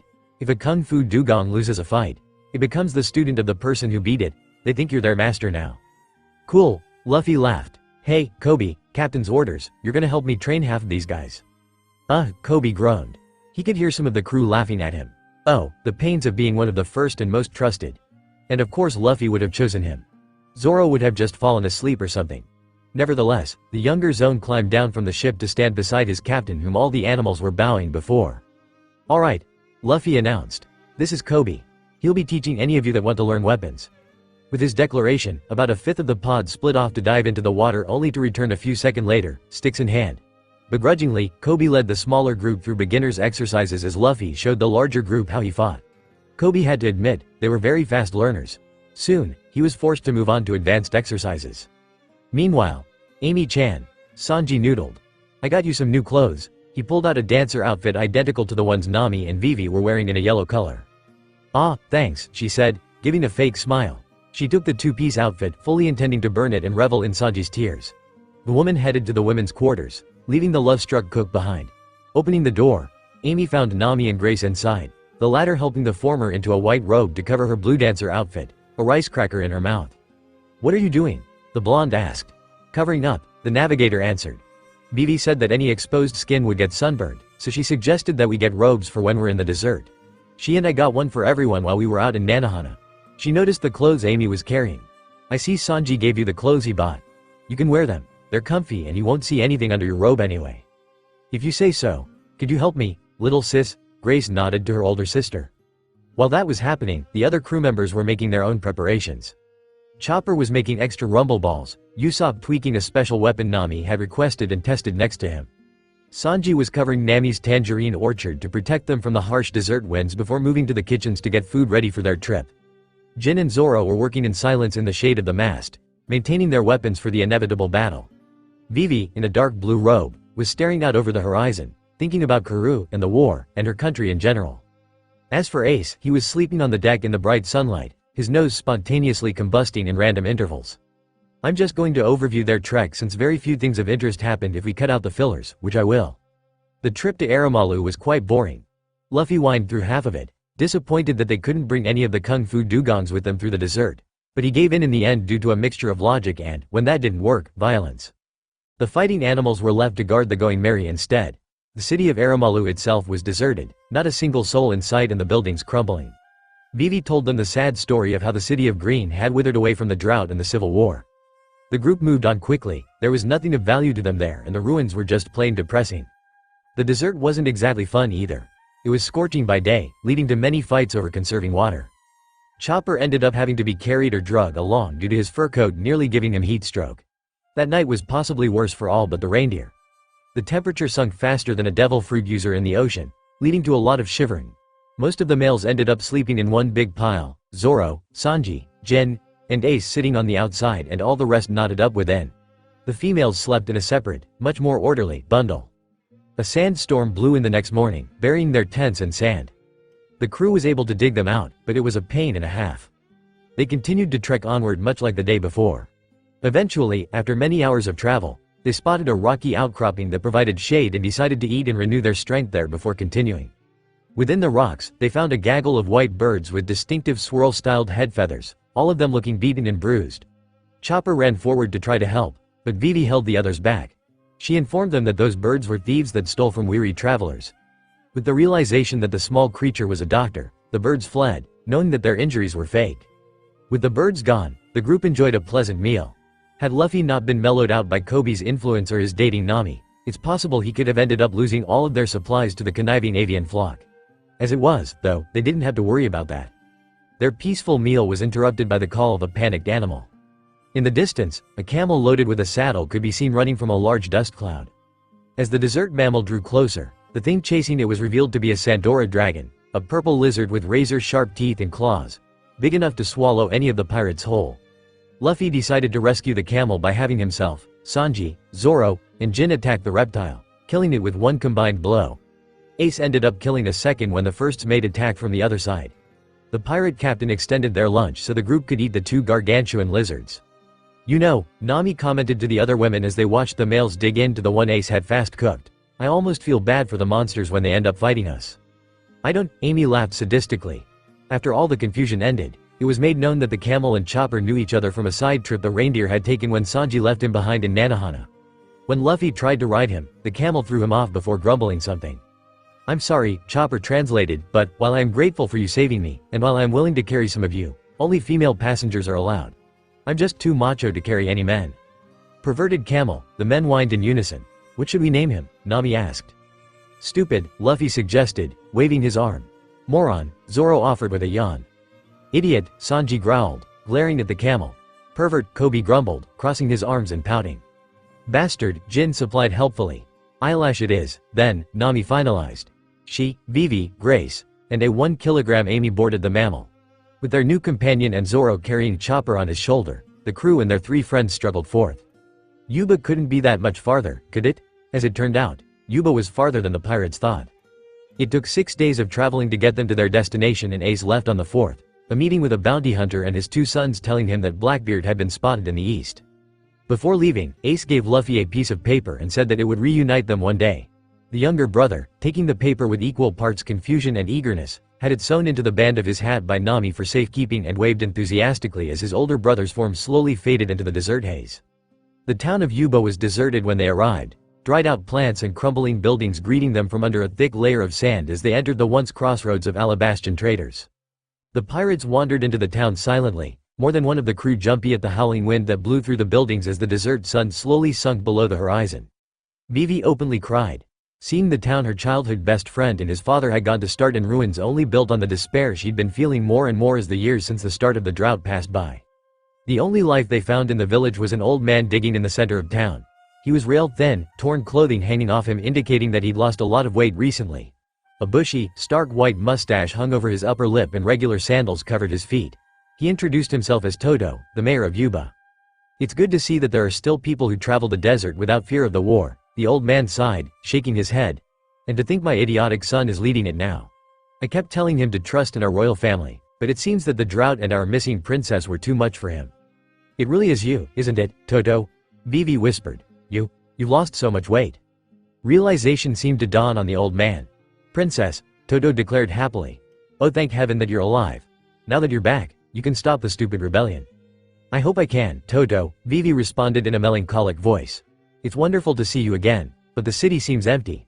Wasn't the rebel army stationed here? Where's Koza?" "I'm afraid you missed them," Toto lamented. "The well dried up a few months ago, so the rebels moved on. I'm the only one left." Where are they stationed now?" Vivi asked in a quiet voice, praying that the answer she would receive was a town close by. "They're in Kotoria," Toto answered. "That's close to here, right?" Chopper questioned. "No, it's not," Vivi replied, tears welling in her eyes. "Kotoria is near Nanohana in the direction we just came from." "You're kidding me," Luffy yelled angrily as Jin pulled out his tonfa and released his anger on a nearby building. "You mean we came all this way for nothing?" Zoro added. Eyelash grumbled something. "That's right," Chopper translated. "I was carrying supplies for them when I met the reindeer. The men went to town beating on the camel, yelling at him about not mentioning anything. He huffed when they were done." "Whatever," Chopper translated again, the comment starting another round of beating for the perverted animal. Toto invited them to stay the night since they shouldn't travel through the desert when the sun is down. Most of the crew ended up in a giant pillow fight that night that expended the last of their energy and put them to sleep quickly. Luffy, however, decided to go outside to talk to Toto. Coby, seeing him leave, decided to follow him, but caught a pillow with the back of his head and fell out the door. He threw it back in with a cry of, "Jerks!" and hit Usopp in the face. Coby quickly shut the door. Several thumps of other pillows rattled the wood on its hinges as he walked down a path of new footprints in the sand. "What are you doing down here?" he heard Toto say. "Your friends are having fun in the inn, you should join them." "Nah," Luffy waved off. "Don't feel like it. Are you still down here digging, old guy?" "Yes, I am. This old spring isn't dead yet. I can feel it. I just have to find that water." The youngest of the 3 reached the edge of the hole. "Then I'll help," Luffy nodded. He shifted over to another point and started scooping out sand with his bare hands, the grains piling into the hole Toto had been making. "Stop it," the man ordered. "You're undoing all of my work." "But I'm helping," Luffy argued. "Captain Luffy," Coby called, sliding down the side. "Coby? What are you doing here? I wanted to help." "Alright," Luffy shrugged. The 3 dug for most of the night, Luffy falling asleep sometime around 11:15 and Coby following him into the realm of dreams around 11:25. Toto picked up their sleeping forms and carried them to the inn where the rest of their group was resting soundly. Returning to the dried spring alone, Toto was shocked by the depth of the hole the captain and the rosette had made just that night. He climbed down the ladder he'd needed to get to retrieve them and was speechless. The sand under his feet was damp. The crew left Yuba that morning. As they were preparing to leave, Toto stopped them to give them a barrel full of water and told them that he had been able to pull it from the bottom of the hole Luffy and Coby had made the night before. He also gave the two a small barrel of water with a straw and a necklace each. They thanked him profusely and went on their way. The group was halted several minutes later. "I quit," Luffy announced, dropping into the shade of a dead tree. "Luffy?" Nami asked. "What's wrong?" "Please, Captain Luffy. We don't have time for this," Coby insisted. Grace, on the other hand, slid off of eyelash and sat next to Luffy in the scarce shade with a rice cracker in her hand. "Not you too, Grace." "I need a nap," Grace yawned. "A nap?" Usopp asked incredulously. "You weren't even walking." "Shut your face," Sanji rebuffed him, kicking him away. "If a lady wants to nap, you let her nap." "Koby's right, we don't have time for this," Vivi said. "Get up, if we wait any longer, people could die." "We could stop the rebellion. That won't stop Crocodile. People are going to die anyway," Luffy told her bluntly. "I can't accept that," the princess growled. "This is my country and it is my duty to protect it. I have to do what's right for Alabasta." "Does that involve you dying?" "If need be, yes." Luffy rose suddenly and punched her, shocking their audience. Surprisingly, Sanji did nothing to help her as she fell. "You can't do that, Vivi," Luffy told her seriously. "People die every day and there's nothing we can do. There will be casualties. You're important to this country and the people love you. They'd happily die to protect you. Why do you think your life is the only one that can be put on the line?" Vivi pulled herself up and retaliated, slugging the pirate hard enough to throw him to the ground. She mounted him, repeatedly punching and slapping and beating him, but she knew, deep down, that he was right. "What do you want me to do, huh?" she asked hysterically, continuing to wail on the pirate. "Is it wrong to want everybody to survive? Do you want me to let those people just die? Do you want me to do nothing?" Luffy grabbed her arms at the wrists. "Why don't you let us put our lives on the line, too?" Luffy pulled himself from under her and stood. I. Vivi had no words. Tears pooled in her eyes as the pirates moved to stand behind their captain, standing with him. For her. For her country. And it was too much. Her emotions welled up as the tears spilled over, running down her face and falling to the sand. "Now the way I look at it," Luffy's voice cut through her crying, "Crocodile is the leader of the ones doing this, so all I have to do is kick his ass. So, where is Crocodile?" Vivi sniffled. "Rainbase," she got out. "His base is in Rainbase. A day's journey to the north." "Then let's go." 5 people, 2 women and 3 men, sat at a table with 9 chairs. The one at the head of the table turned away. The walls were glass, showing the aquarium on the other side inhabited by bananadiles, giant crocodiles the color of bananas and with a banana-shaped protrusion on their heads and teeth the size of a full-grown human when fully grown like these were. "Well?" a large woman asked quickly, slamming her hand in the table before her. "When are we going to get started?" When started? When? This woman had fuzzy red hair that poofed out in a thin afro-like style and sunglasses that hid her eyes. She was dressed in a plain white button-up and black dress pants.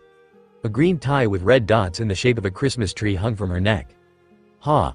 Ha! Ha! The woman's partner laughed slowly. He was also large, but much taller than his short-statured partner. He had short blonde hair parted down the middle and a dopey look on his face. He wore a green dress shirt with matching pants and a regular darker green tie. A metal baseball bat was mounted on his back. Ha! Ha! Ha! "Please calm yourself, Ms. Merry Christmas," the other woman said as her black eyes looked at the aforementioned Ms. Merry Christmas. She had slightly longer blue hair in the same style as the other woman, but it hung lower behind her head. She also had a voluptuous figure accented by her one-piece outfit that covered her modesty, but only had a spider web design over her thin midriff. Her lower body was dressed in skinny jeans the same color as the rest of her outfit and 2-inch boots. Ms. Merry Christmas opened her mouth to retort, but a man beat her to it. Now, Mr. 2 muttered in all his Okama glory. "We mustn't fight between ourselves when we are so close." "Everybody shut up," the final man at the table growled. "You're all annoying." This man had dark skin and white hair that looked gray from the combination of his skin tone and buzz cut. He was a tall man wearing a black sleeveless shirt and off-white pants with brown shoes. His crossed arms rippled every time they moved from the bulging muscles just under the skin. "You be quiet, you big bully," Mr. 2 rebuffed. "I don't care if you are a number above me, I'll still kill you." "Ha, not likely." "Ha, ha, ha," Mr. 4 continued to laugh. "You all sure are a lively bunch." The men craned their necks to see the steps behind them while the women only looked up. On the stairs was another woman, Ms. Allsunday. "You have all been called here because the plan is moving into its final stage. Thus, it is time for you to meet the man you all know, yet do not. You mean it's time to meet the boss? Ms. Doublefinger asked. Yes, that's right, a deep, gruff voice answered. The chair at the head of the table spun around to reveal the warlord, Crocodile. Everyone in the room, with the exception of said man and Ms. Allsunday, gasped. He was a man of average height with slicked back black hair that fell to his neck and a prominent scar that ran from one side of his face to the other over his nose. He was dressed in nice, cotton clothes of yellow and brown shades, and a striped, fur-lined coat of dark black cotton hung from his shoulders like a cape. From his mouth hung a lit cigar, the smoke slowly wafting through the air. Finally, his left arm ended at the wrist, the hand replaced by a golden hook. Yes, I am Mr. Zero, but that is unimportant at the present moment. As Ms. Allsunday said, the plan is moving into its final stage. These, he pulled out slips of paper that Ms. Allsunday passed around, are your final orders as members of Baroque Works. If all goes to plan, Alabasta will fall by the end of the week. And without the Straw Hats or that pesky princess running around, nothing can go wrong. Is this a bad time, then? Mr. 3 interrupted. Emerging from that shadows, he was covered in bandages and his hair was drooping. Ah, Mr. 2 called, hopping up and falling into a fighting stance. Finally, you show yourself, Mr. 3. I can now complete my last mission and eliminate you. Hold it, Mr. 2, Crocodile ordered, standing. I don't know how you found this place, Mr. 3, but… The Straw Hats are not dead, Mr. 3 said, cutting the warlord off. What? Crocodile growled. You told me over the Den Den Mushi that you'd killed them all on Little Garden along with Princess Vivi. What Den Den? I haven't used one since before getting to Little Garden. I came to report that both Ms. Goldenweek and Ms. Valentine have betrayed us for the pirates and that Mr. 5 fell sick and died on our way back. Crocodile rushed forward and grabbed the agent by the throat, his anger palpable. As the other agents watched, Mr. 3 slowly shriveled as if the water was being sucked from his body. Please, he begged, his voice turning hoarse from dehydration. Have mercy, let me make it right. You've done enough, Crocodile ground out. He threw the man away, said man calling for water. You want water? I'll give you all the water you can drink. He pressed a button, opening a trapdoor beneath the wax man and dropping him into a large area under the other room. A bananadile came up and ate the man before he could scream. These are the pirates? Mr. 2 asked as the sketches the Unluckies had drawn in Whiskey Peak were set before him. I met these people before. They were a fun bunch. I did not see Ms. Goldenweek or Ms. Valentine when I was on their ship, however. Also, there was some sort of animal pet thing there, too, and I didn't touch everybody. Make pictures of the ones you can, Mr. 0 ordered. They have a kill on sight order that I want you all to pass on to your men. We can't let them ruin our plan now. Dismissed. As Vivi had said, the trip to Rainbase took a full day of travel. The dessert had been extra hot that day, quickly building up thirst within the group. Only Vivi seemed unaffected, but the pirates chalked that up to just being from Alabasta. Poor Chopper was, once again, having to be carried by Zoro, who denied any semblance of being thirsty. Sanji, not wanting to be outdone by the swordsman in any way, also denied water. The others didn't really care. Their feud meant more water for them. Finally, the little speck on the horizon grew to be Rainbase through the desert haze. Hey, Vivi? Usopp asked, using his goggles to peer ahead. That's where we're going, right? Yeah, the princess answered. That's Rainbase, the only city outside of the drought. I guess it's not really a surprise since that's Crocodile's base. Then we should just finish off our water before we go in, huh? Grace suggested. No point carrying it around when we don't need to. That's unnecessary work. I agree with Grace, Jin nodded. Plus we'll be well hydrated if we end up fighting anyone. Alright, everyone, Nami clapped her hands. Let's finish off this. Where's Luffy, and where's Usopp? Crocodile, I'm gonna kick your sandy ass. Oh, Nami sighed as the two ran off. They ran off. Don't worry, Nami, Coby placated. We have the baby Den Den now. We can call them if we need to. I'm worried that they won't call when they need to, she responded. Anyway, everyone get your cups ready. We've got about 3 gallons in here. With Luffy and Usopp, they walked into a small restaurant, sat at the counter next to a man and a woman, and ordered food which was placed before them quickly. They were so absorbed in their eating that they completely missed the discussion going on not 3 feet away. What makes you so sure that the Straw Hats are going to be here in Rainbase? Sergeant Major Tashigi asked, a glass of water in her hand. The man next to her took a drawl from the cigars in his mouth and exhaled before answering. I've just got a hunch, he said. Straw Hat is after Crocodile, as far as I can tell, and there have been reports that the warlord is stationed here in Rainbase. If Straw Hat is after Crocodile like the reports speculated, then he'll be here eventually. He turned to his right and the 2 messy eaters there. Would you 2 slow down and use some manners? Luffy and Usopp stared at Smoker and Tashigi. The Marines stared back at the pirates. Nobody moved. Run! Luffy ordered through a mouthful of food, throwing his empty plate at the Marines. It passed through Smoker's head, forcing Tashigi to duck. He and Usopp were out the door faster than the captain could react. "Tashigi, get the other Marines," Smoker ordered. He gave chase. The crew, with the exception of Chopper, Luffy, and Usopp, were lounging by a fountain near the middle of the town. Chopper had dismissed himself several minutes prior to go to the little boy's room, as he'd called it. Vivi shifted uncomfortably from being so close to the place where Crocodile had pulled the strings. She had her hood pulled up in case there were any million or billions around to recognize her. As one, all of their baby den began to rain. B-U-D-U-P bud U-P bud U-P. Bud U-P bud U-P bud U-P. It was a group call, as every call for the baby den Usopp had bought would be. They were synced to each other, so all of them would ring until someone picked up. After that, any of the others could join by awakening their own den. Nami was the one to answer. "Hello, Nami." Usopp's frantic voice called over the tiny snail. He sounded winded. "Thank Goda. The Marines are here and chasing me and Luffy." "Everyone," Luffy's voice interrupted. "Head to Crocodile's base. We'll meet up there." "Understood," Nami answered. She shut the shell over the small snail, severing the call. "You all heard him, let's." Too late, Zoro grunted. From a side street into the plaza came Luffy, Usopp, and the Marines chasing them. The government people, including Smoker and Tashigi, saw the pirates and ordered the men to capture every one of them. "It's the rest of the pirates," Tashigi gasped. "Don't let them get away," Smoker shouted to the men behind him. Tashigi started to pull ahead. "Roronoa! This way!" Vivi yelled over the sounds of the Marines as Luffy and Usopp caught the group. "Do you see the top of that gold pyramid over there? That's Crocodile's base, rain dinners."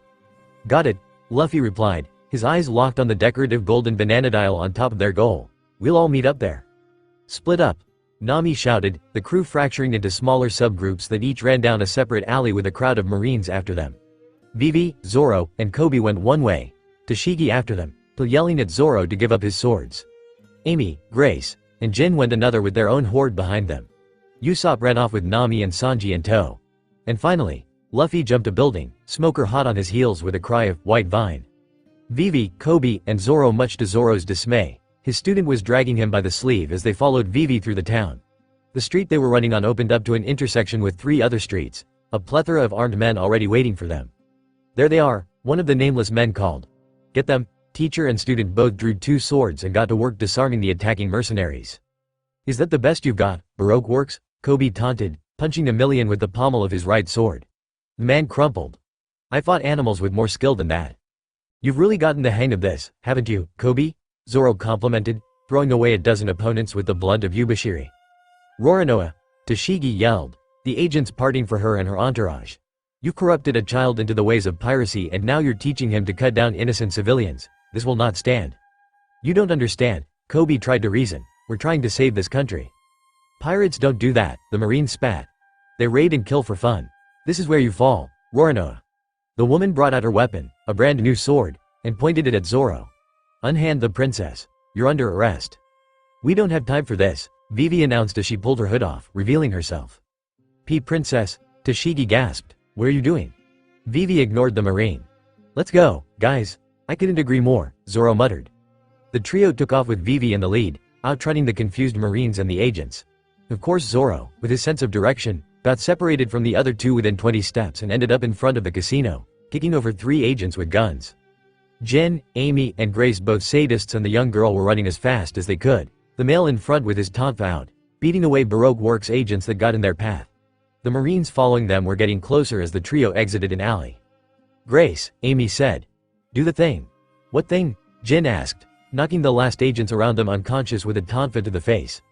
Grace moved to the entrance of the alley and started painting her design on the ground. She finished within seconds and backed away from the design quickly. The Marines flew out of alley and stopped dead in their tracks. For you see, Grace had used her black paint.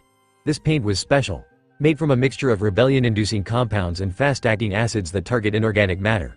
Grace's black paint could eat through even the toughest shoes before reaching the feet of her victims and releasing chemicals into the bloodstream that would force anyone to refuse any order and do the opposite as long as they continue to stand on the symbol. Group color trap. Betrayal black. "All right, boys," Amy cackled. "Don't you dare fire on these innocent bystanders that were chasing us." "We don't take orders from you, lady," the lead Marine yelled. He hoisted his gun and shot one of the unconscious agents. His men followed suit, shooting THS men.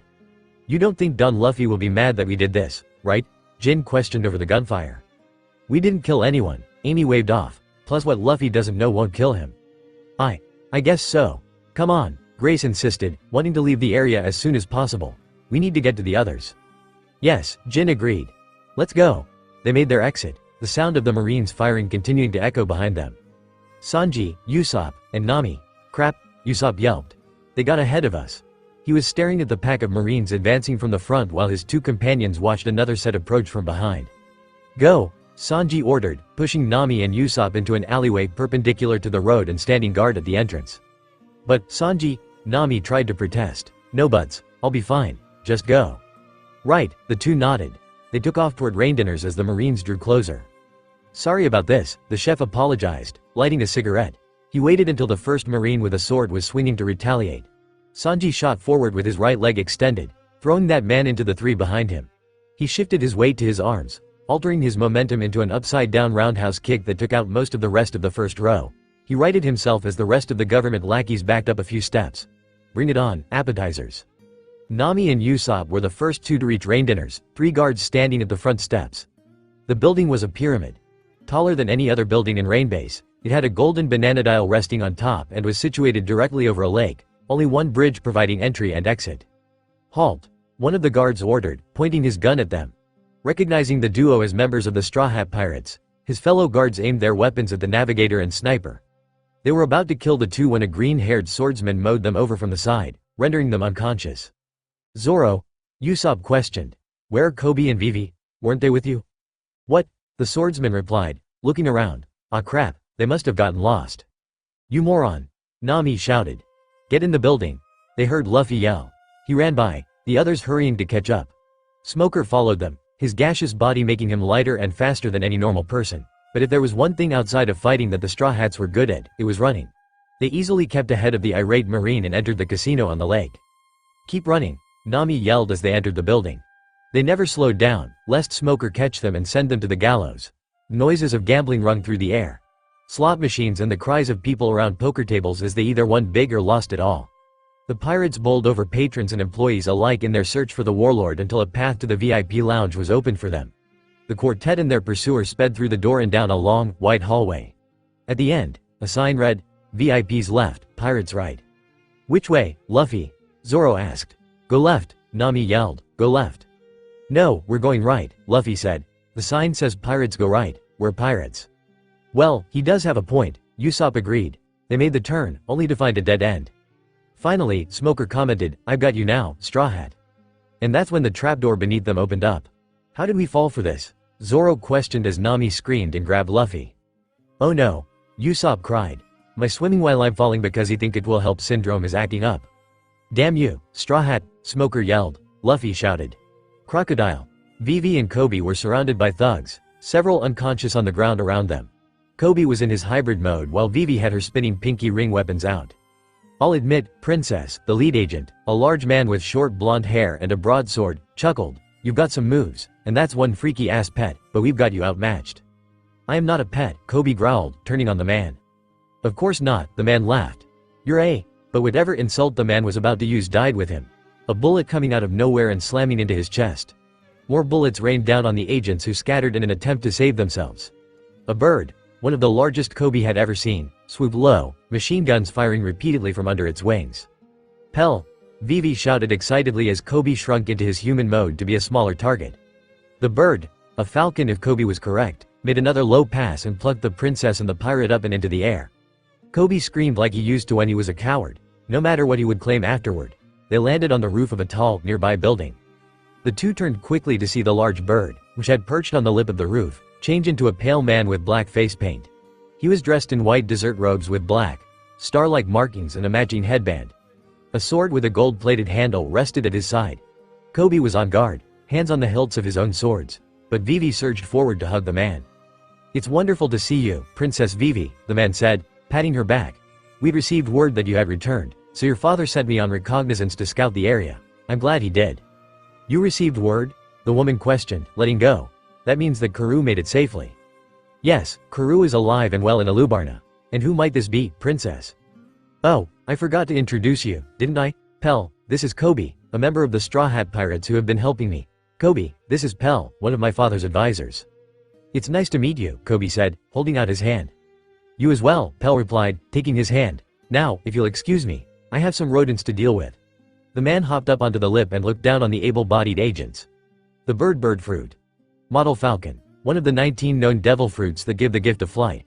This is what you face, for I am Pell the falcon.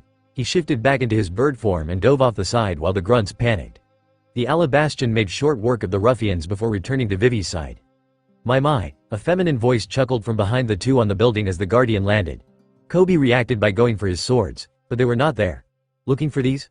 The woman asked, lifting his scabbards and their contents. Ms. All-Sunday, Vivi hissed, her eyes narrowing. I take it that this woman is one of our enemies? Pell questioned. In that case. He transformed and flew toward the female agent, ready to finish the woman's life, but it was not to be. Trace Fleur, Ms. All-Sunday said, crossing her arms over her chest. 3 limbs sprouted from the Birdman. 2 of them locked his wings in place and the last one kept his sword from moving. With no control, the man spiraled into the other side of the lining. What did you do? Vivi demanded angrily. Coby watched the black-haired woman warily, focused on all small movements and ready to change at a moment's notice.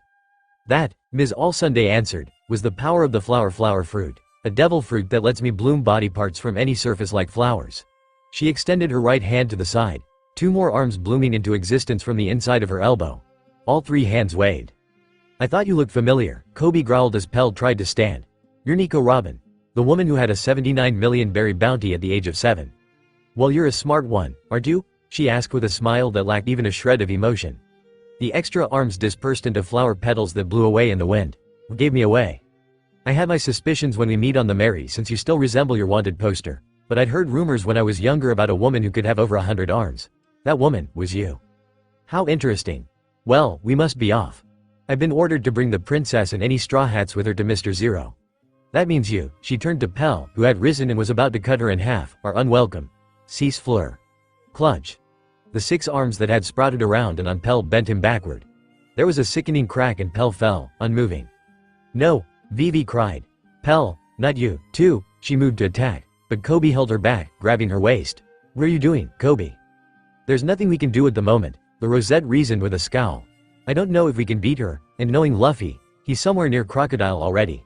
We need to meet back up with them. Vivi's struggling slowed to a stop. Fine, she ground out with a glare. We'll go with you. Wonderful, Nico Robin smiled mirthlessly, clapping her hands once.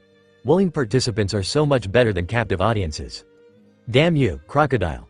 Luffy trailed off, his hold on the bars of the cage he and his friends were in weakening him.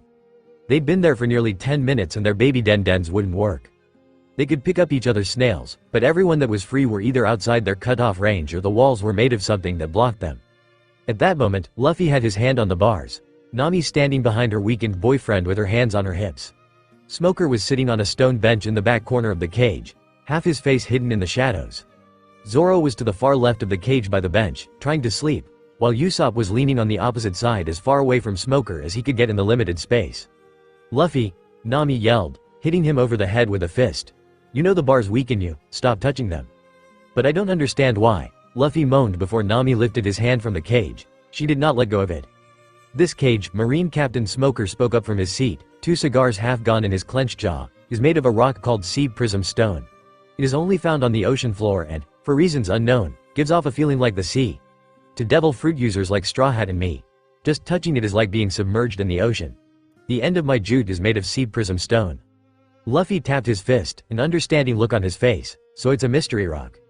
That's not what he said at all, Usopp huffed as Zoro's snores came to an end. Yes, Luffy, Nami sighed, taking his hand again while her other hand bopped him on the nose. It's a mystery rock. One that you should avoid touching. Okay. Got it.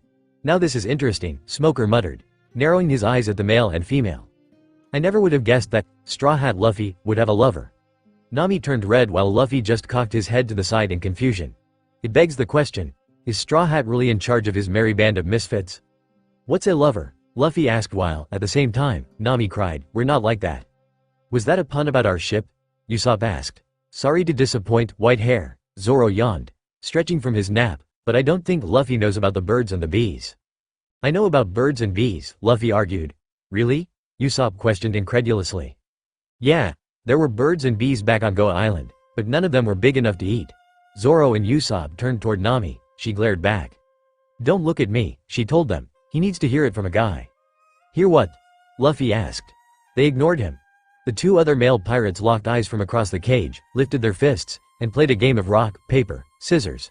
Usopp sighed, glaring at his crushed scissors, before dragging Luffy to one side of the cage and month younger teen the talk. If one watched, they would probably laugh as the pirate captain's face slowly grew purple. "You all," Smoker muttered through his cigars several minutes later, "are the weirdest bunch of pirates I've ever met." "Is that a compliment or an insult?" Nami questioned. She received no answer since Zoro had already gone back to sleep and Usopp and Luffy were otherwise occupied.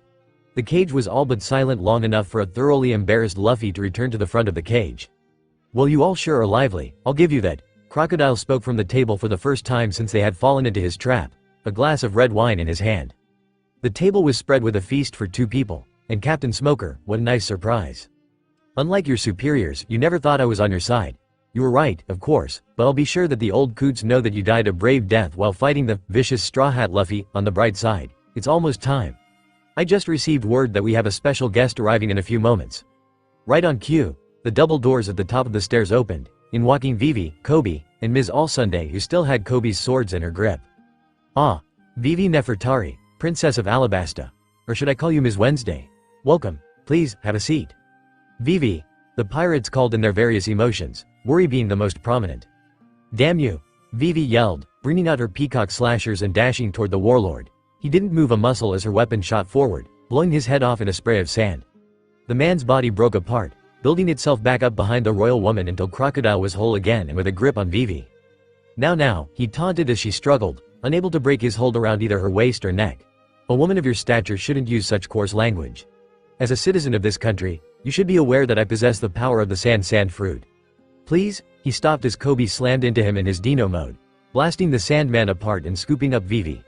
Grains of sand spiraled out to wrap around the young teen dinosaur and the princess, eventually overpowering them. "That was unexpected," Mr. Zero ground out as he reformed, the ropes of sand holding Coby flinging him into the bars of the cage where he came to a stop under a pile of sand. Coby was forced to change back upon contact with the sea prism stone, his strength failing him. "With you here, I'll have to cut my well-practiced speech short," Crocodile growled. "Project Utopia has begun, princess. This key," he pulled out a plain, golden key, "is the key to the cage your friends are trapped in. As soon as I leave, this room will be flooded and the Bananadiles released.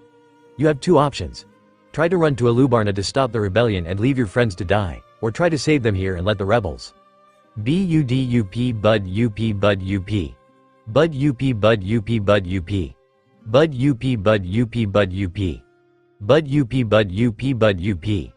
Bud UP Bud UP Bud UP. CA Lick. What the hell do you want?" the man yelled into the transponder snail that had ruined his moment. "Is this thing on?" a familiar voice asked from the den. "Yes, it is," the Sandman answered in the same dark voice. "That voice is familiar. Hello, you've reached the Crap Cafe. Is this about a reservation?" You're the one that called from Little Garden. Who the hell are you?" "You can call me Mr. Prince." "Mr. Prince," Usopp shouted, "we're all right." "That would be my friends," Mr. Prince admitted, "and if you must know Sanji," Luffy shouted worriedly. There was static for several seconds before a new voice spoke from the snail. "Apologies, Mr. Zero, sir. We finally got that ugly bastard. He snuck up on us and stole one of our special den. Sorry to interrupt." The line went dead, the transponder snail going to sleep. Crocodile shook his head for several moments before speaking. He turned back to the princess. "As I was saying, you can try to save your country and abandon your friends, or try to save them here and let the rebels overrun the capital." Crocodile turned and tossed the key over his shoulder. Vivi dove for it, but a trapdoor, the same one that had swallowed up Mr. 3 several days previously, opened, dropping the key into the mouth of a waiting Bananadile. "No," the princess cried as the warlord laughed. "Ha ha ha, goodbye, Ms. Wednesday." Crocodile chuckled as he left the room, Nico Robin carelessly tossing Koby's swords to one side and following him. And then the glass cracked. "As I was saying, you can try to save your country and abandon your friends, or try to save them here and let the rebels overrun the capital." Crocodile turned and tossed the key over his shoulder. Vivi dove for it, but a trapdoor, the same one that had swallowed up Mr. 3 several days previously, opened, dropping the key into the mouth of a waiting Bananadile. "No," the princess cried as the warlord laughed. "Ha ha ha, goodbye, Ms. Wednesday." Crocodile chuckled as he left the room, Nico Robin carelessly tossing Koby's swords to one side and following him. And then the glass cracked. Vivi sat there staring into the trapdoor, the giant Bananadile that had eaten the key staring back, for several long seconds. Sounds of glass beginning to break echoed through the underwater room, But Vivi heard nothing but the blood pounding through her ears. Luckily, she snapped out of it quickly thanks to the cries of her friends in the cage, Luffy's being the most dominant. "Vivi, let me out so I can kick Crocodile's sandy ass." "Come on," Usopp urged, shaking Coby through the bars. "Wake up, Coby. Wake up, you lazy ass," Nami yelled, kicking a sleeping Zoro in the head. "Is it morning yet? Watch out, Vivi," Luffy yelled. "The bananas are coming." Through one of the holes in the floor crawled a bananadile large enough to eat the cage containing much of the Straw Hat crew in a single bite. The princess pulled out her weapons, but she knew they would be ineffective against something of the creature's size. It advanced on her, ready to snap her up as a treat. But it was halted, held back by a triceratops. "Go, Vivi," Coby ordered, his feet cracking the floor under him from the weight of his struggle with the larger reptile, possible herb. "Get the others. I'll hold this overgrown lizard off. And throw my swords to me, would you?" The larger, semi-aquatic lizard stepped forward, causing Coby's feet to dig furrows into the concrete. Vivi sprinted up the stairs and into the casino, stopping only long enough to toss the pair of swords at the top back down. "All right, fatty," she heard Coby taunt as she moved out of earshot. "Let's dance." The princess kept running, trying to ignore the yells and growls coming from the room behind her. She slowed down just before reaching the gambling area and threw up her hood so as to not attract unwanted attention. She'd barely stepped into the room when there was a tremor that shot through the building. The bridge collapsed. A man cried as everyone regained their balance. Vivi kept quiet, walking through the now louder casino, looking for a way out like the screaming patrons.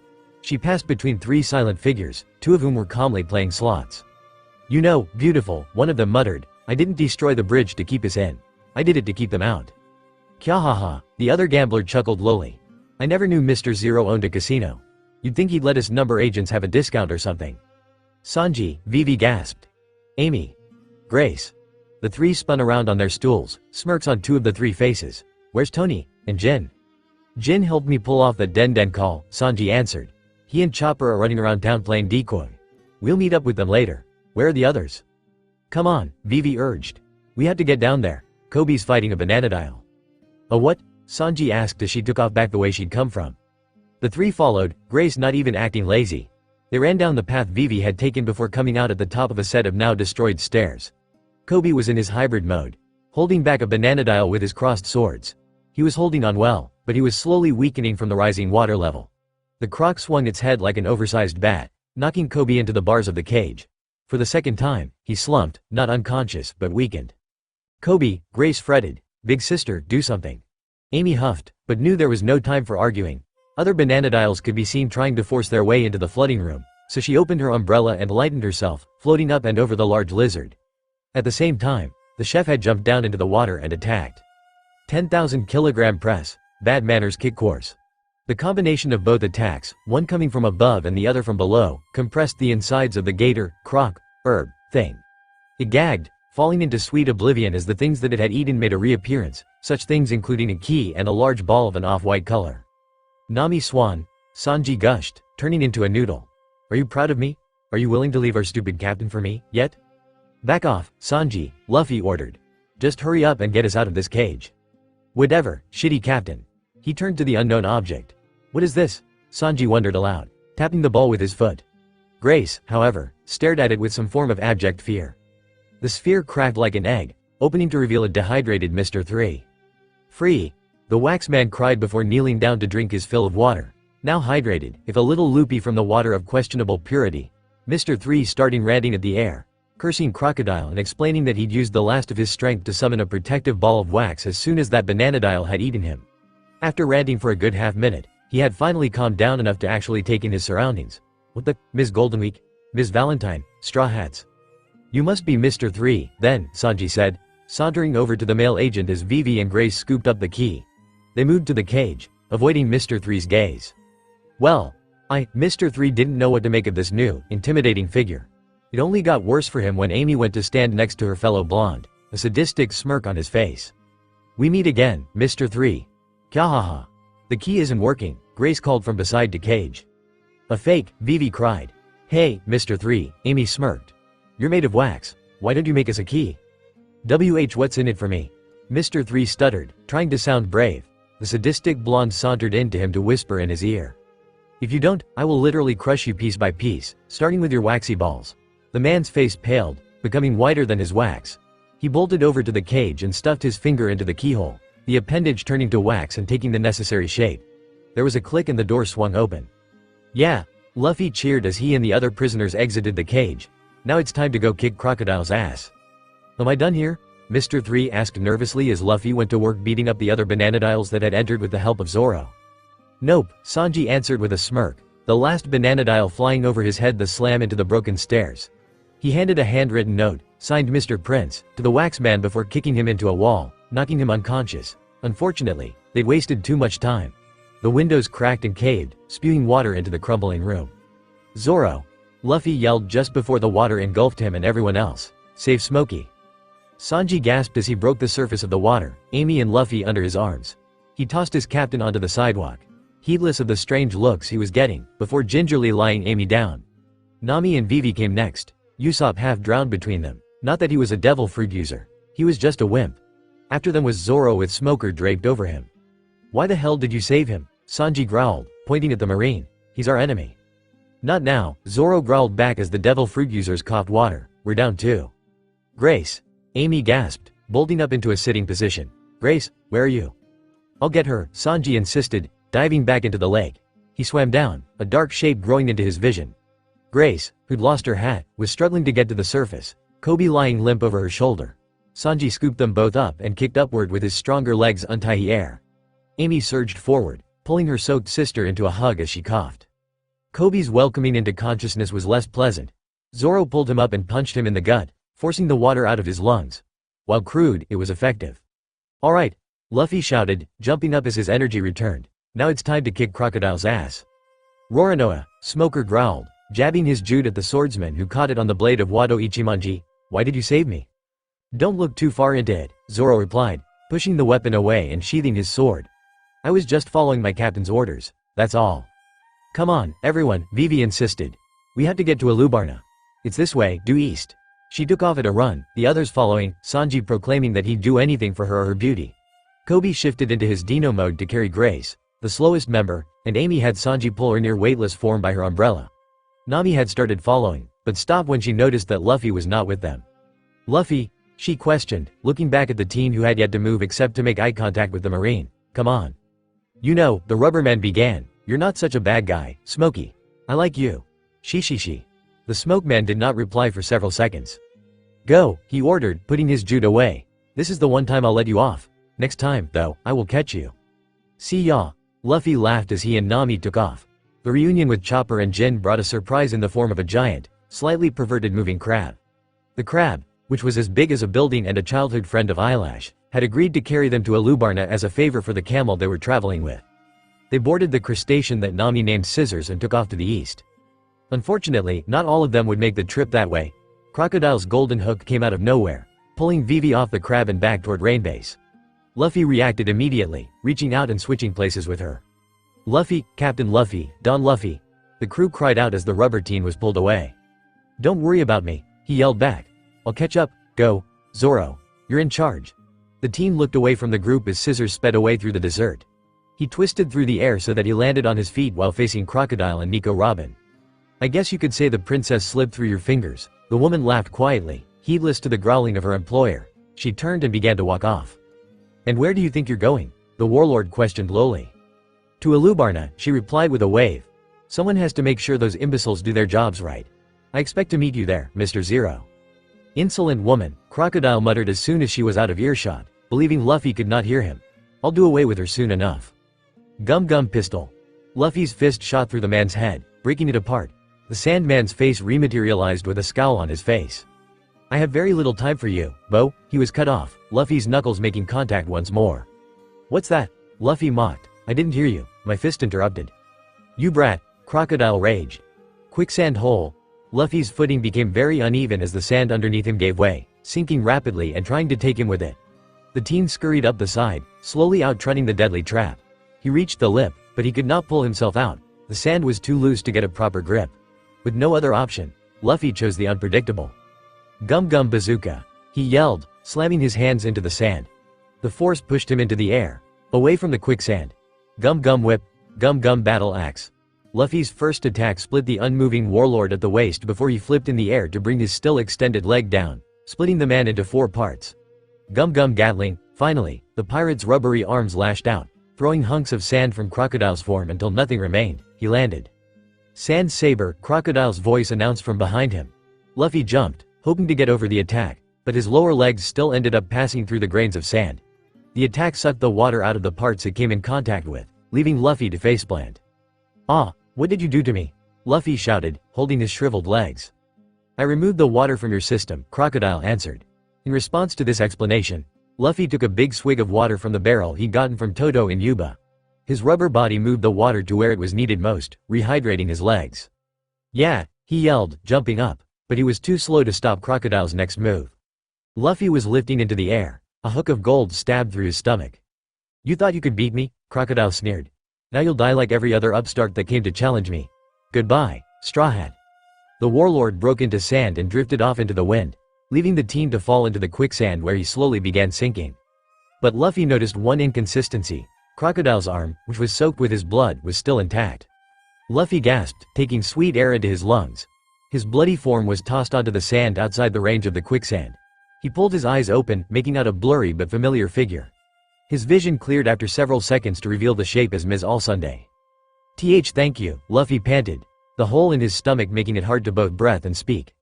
The woman said nothing for a long moment, only staring down at the injured pirate. Finally, she spoke. "Why do you fight?" she asked. "What drives you?" "The people who bear the name of D." Luffy said nothing. He didn't know what was so special about his middle name. "I suppose you don't know then," the woman sighed. "Nico Robin," a voice yelled. Pell staggered out of the city, limping but forcing himself forward. The woman saw him, but her facial expression did not change. "You're awake already?" she questioned. "I'm surprised, but you shouldn't overexert yourself. You're in no shape to fight me. Heal the kid instead. His friend'll need him soon." She turned and walked off, taking a carriage that sped off into the desert. "Meat," Luffy groaned, grabbing the hem of the man's robe. "Give me meat." "This is boring, dull, and interesting," Ms. Merry Christmas complained, stomping her foot into the sands that surrounded the capital city of Alubarna. "The shade of the wall is nice, but there has to be something we can do. Please calm down, Ms. Merry Christmas," Ms. Doublefinger placated, breathing out a breath of smoke from the pipe in her hand. "Mr. Zero said that the pirates should be here soon. But that message came through over an hour ago." "Ha, ha, ha." Mr. Fore laughed, his dog gun, Lasso, in his lap licking at his face. "Shut up, Ms. Merry Christmas," Mr. 1 ordered. "You're being loud and annoying." "You brute," Mr. 2 chastised. "If I could, I'd—" "What is that?" The Okama squinted into the distance where a speck had appeared on the horizon. Mr. 1 snatched a pair of binoculars from Mr. 4 and brought them up to his face. "They're here," he announced, dropping the binoculars into M's Merry Christmas reaching hand. She quickly looked out over the desert. "Damn them," the woman shouted. "They're wearing cloaks, how unfair." "Ha, ha, ha. You wanted something to do," Ms. Doublefinger commented, dumping the tobacco out of her pipe and onto the sand at her feet. The pirates were getting closer. There were 7 ducks and 1 camel in all, each one carrying a hooded figure. As the agents started to move to intercept the pirates, the group of ducks and camel broke off into 3 smaller groups, 1 of 2 and 2 of 3, that went toward the southwest, south, and southeast gates. The Mr. 1 pair gave chase to the first trio, which included the camel and Vivi's pet, Karoo, and the camel. Mr. 2 pursued the duo heading to the southernmost entrance, while the Mr. 4 pair went after the final 3 toward the east. As the race began, Vivi, Coby, and Grace watched from behind a rock far enough out that the agents couldn't see them, praying for their friends' safeties. Mr. 4 and Ms. Merry Christmas caught their prey just outside of the southeast entrance, one of Mr. 4's exploding baseballs knocking 2 of the figures off of their ducks. The birds were knocked unconscious, but the humans stood up as the agents revealed themselves. "Well?" Ms. Merry Christmas demanded. "Which one of you is the princess?" "Which one? Huh? Which one?" "Sorry to disappoint you, Ms. Merry Christmas," a woman's voice laughed from under the hood of the human still on their duck. "But none of us are the princess." Gah-ha-ha-ha. The 3 threw their robes away, exposing Usopp, Chopper, and Amy to the desert sun. "We will," Usopp began. "Ah, it's a mole woman." "Oh god," Chopper yelled. "You're right, I didn't think they existed."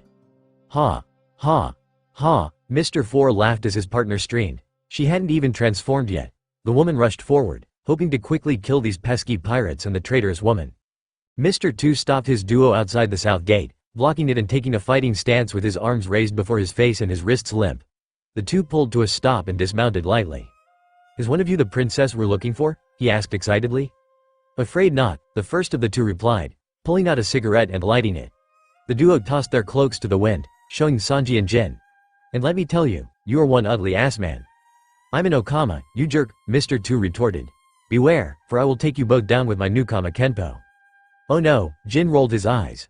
"I'm so scared, I'm shaking in my shoes." "As you should be," Bon Clay responded, not catching the sarcasm in the pirate's tone. "Can we get this over with?" Sanji questioned impatiently. "I'm running low on cigarettes, and the sooner this war is stopped, the sooner I can stop rationing." "Fine then. Prepare yourselves." Memoir of a Winter Sky. Mr. 1 and Ms. Doublefinger had to sneak into the city before catching up to their opponents. The agents found them waiting in the middle of an average road.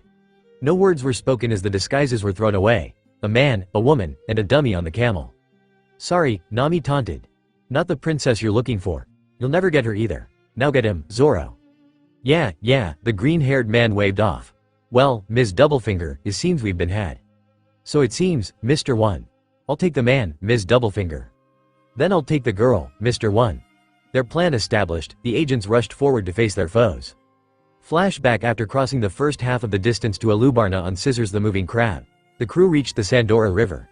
There they ran into the Kung Fu Dugongs who beat up a Sandora catfish and dragged them across on its back. Once they got to the other side, Karoo and the other 6 ducks of the Supersonic Duck Squadron showed up to carry them the rest of the way. Of course, they knew that the remaining Baroque Works agents were going to be there waiting for them so they could kill Vivi, therefore everyone dressed themselves in matching robes at Amy's suggestion.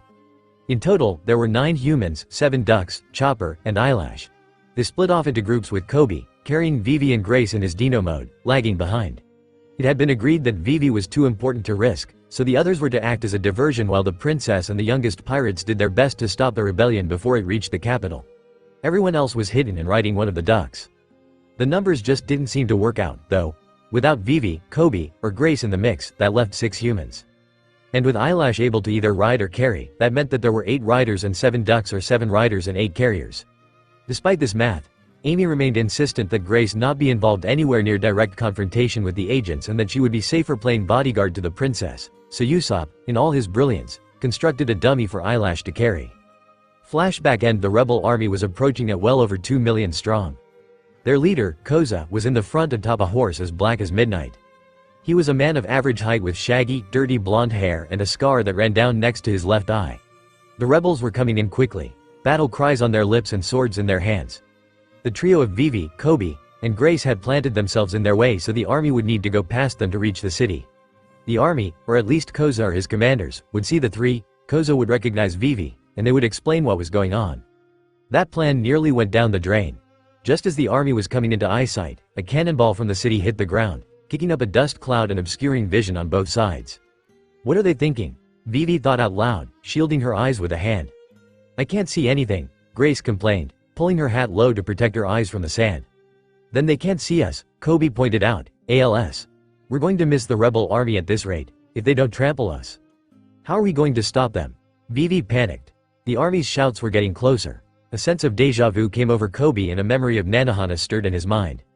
"Cover your ears," the male told them as he transformed, sucking in a breath. He let out a roar that reverberated through the air. His call was even heard in the palace where Chaka, the king's second advisor, was watching over the battlefield preparations. The sound washed over the angry men in the desert and filled them with fear. They'd never heard a noise like that. Fear of the unknown in the sand pushed at Koza's mind. "Halt," he ordered, his left hand in the air making a fist. Everybody halt. His generals copied the sign and slowed to a nervous stop, the rest of the army following in their example. Their ungulates, hooved animals, shifted, scared of this new creature and where it might lie on the food chain. Koza squinted into the settling sand. 3 shadows faded into view as the grain settled to the ground. It was silent. "Leader!" Vivi cried, rushing forward. The man was so surprised at Vivi's sudden appearance that he did not notice the 2 young pirates, Coby having reverted back into his human form. "Leader, stop this." Vivi? Koza stuttered as she dragged him off his horse and into a hug. "Vivi, is it really you?" "It's me, leader," the princess affirmed, crying into his shoulder. "Vivi," Koza muttered, hugging her back. "I thought you were dead. We hadn't gotten word in so long. I was away for over 2 years, but now I'm back. You have to stop this attack, Koza. Thousands of innocent people could die. The war was a setup." "A setup?" Koza growled, suddenly angry at the mention of the war. "Your father and his dance powder sent this country into a drought and then he wouldn't use it to make it rain like it used to." "It wasn't my father," Vivi argued. "He was framed, that's where I've been these past 2 years." I infiltrated a criminal syndicate called Baroque Works and learned that their boss is Crocodile the Warlord and that he framed my father to start a civil war to tear this country apart. Do you expect me to believe that Crocodile is the reason for this war? He's a hero? It's a front, a new voice interrupted, a hand tugging on the hem of Koza's sleeve. The two older teens looked down to see Grace on Vivi's left side and Coby on the other. I'm Grace, but I was called Ms. Goldenweek before I left Baroque Works. Nice to meet you. You were a member of this Baroque Works. It was obvious that the rebel did not believe her. You're, what, 11? I'm 13, Grace responded, mildly annoyed. I was the youngest member, but also one of the strongest. Really? Koza was still skeptical, but he brushed it off. Speaking of strong, what was that noise? That was me, Coby spoke up. I'm Coby, a member of the Straw Hat Pirates.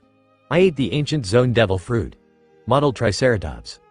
You're a pirate? Koza growled at Coby, pulling his sword out from the sheath at his hip. What are you doing near Vivi, you sea scum? The boy growled back, a deep rumble that should not come from someone of Coby's size rolling out of the back of the boy's throat. Vivi is under the protection of the Straw Hat Pirates until this war is over, Coby rumbled, growing with each word until he was in his hybrid mode. You got a problem with that? Koza stepped back, stunned at the display. Coby, stop it, Vivi ordered, throwing her right hand out in front of the rosette. Zoro's rubbed off on you too much if you're trying to pick a fight now. Sorry, Vivi, Coby apologized sheepishly, shrinking back. I guess that sea scum remark hit harder than I thought it had. No, it's fine. But, leader, before I go on, I need to tell you, I think that Baroque Works has infiltrated both the Royal Army and the Rebel Army. Why would you think that? Koza asked. That way, if it seemed they were trying to find peace diplomatically, one side or the other would fire, sparking war again. But what proof do you have? That cannonball that came down right before we started talking. Chaka and my father aren't stupid. They wouldn't fire so early. I think that was one of the agents trying to make us miss each other. Let's just wait here, Coby suggested. The rest of our crew are fighting the remaining agents as we speak. If you squint, you can see our sniper, Doctor, and Grace's sister fighting two of them by the southeastern gate. Someone, Koza ordered. Give me a pair of binoculars. A pair were placed into his open hand. He brought them to his face and scanned the area he mentioned. There were 5 people, none of whom Koza had ever seen before, in what seemed to be a battle. While he watched that fight, Vivi knelt to Coby's level to talk to him. Coby, take Grace and walk around the rebel army. Try to find any Baroque Works agents you can. If we can get them to talk, Koza will know we aren't lying. Sure thing. Come on, Grace. Fine, Grace yawned. Carry me? Now of all times, Grace didn't respond, only lifting her arms forward. Coby facepalmed, but transformed. Nami was right, Vivi mused as the two set off. How did I miss that? Mr. Fore and Ms. Merry Christmas caught their prey just outside of the southeast entrance, one of Mr. Fore's exploding baseballs knocking 2 of the figures off of their ducks. The birds were knocked unconscious, but the humans stood up as the agents revealed themselves. Well, Ms. Merry Christmas demanded. Which one of you is the princess? Which one, huh? Which one? Sorry to disappoint you, Ms. Merry Christmas. A woman's voice laughed from under the hood of the human still on their duck. But none of us are the princess. Kya ha ha ha. The 3 threw their robes away, exposing Usopp, Chopper, and Amy to the desert sun. We will, Usopp began. Ah, it's a mole woman. Oh god, Chopper yelled. You're right, I didn't think they existed. Ha, ha, ha, Mr. Fore laughed as his partner streamed. She hadn't even transformed yet. The woman rushed forward, hoping to quickly kill these pesky pirates and the traitorous woman. As she ran, Ms. Merry Christmas changed into her hybrid form. Claws sprouting from her fingers and toes and a mole's nose replacing her own. She became a mole woman. Ah, Usopp screamed. She turned into a penguin.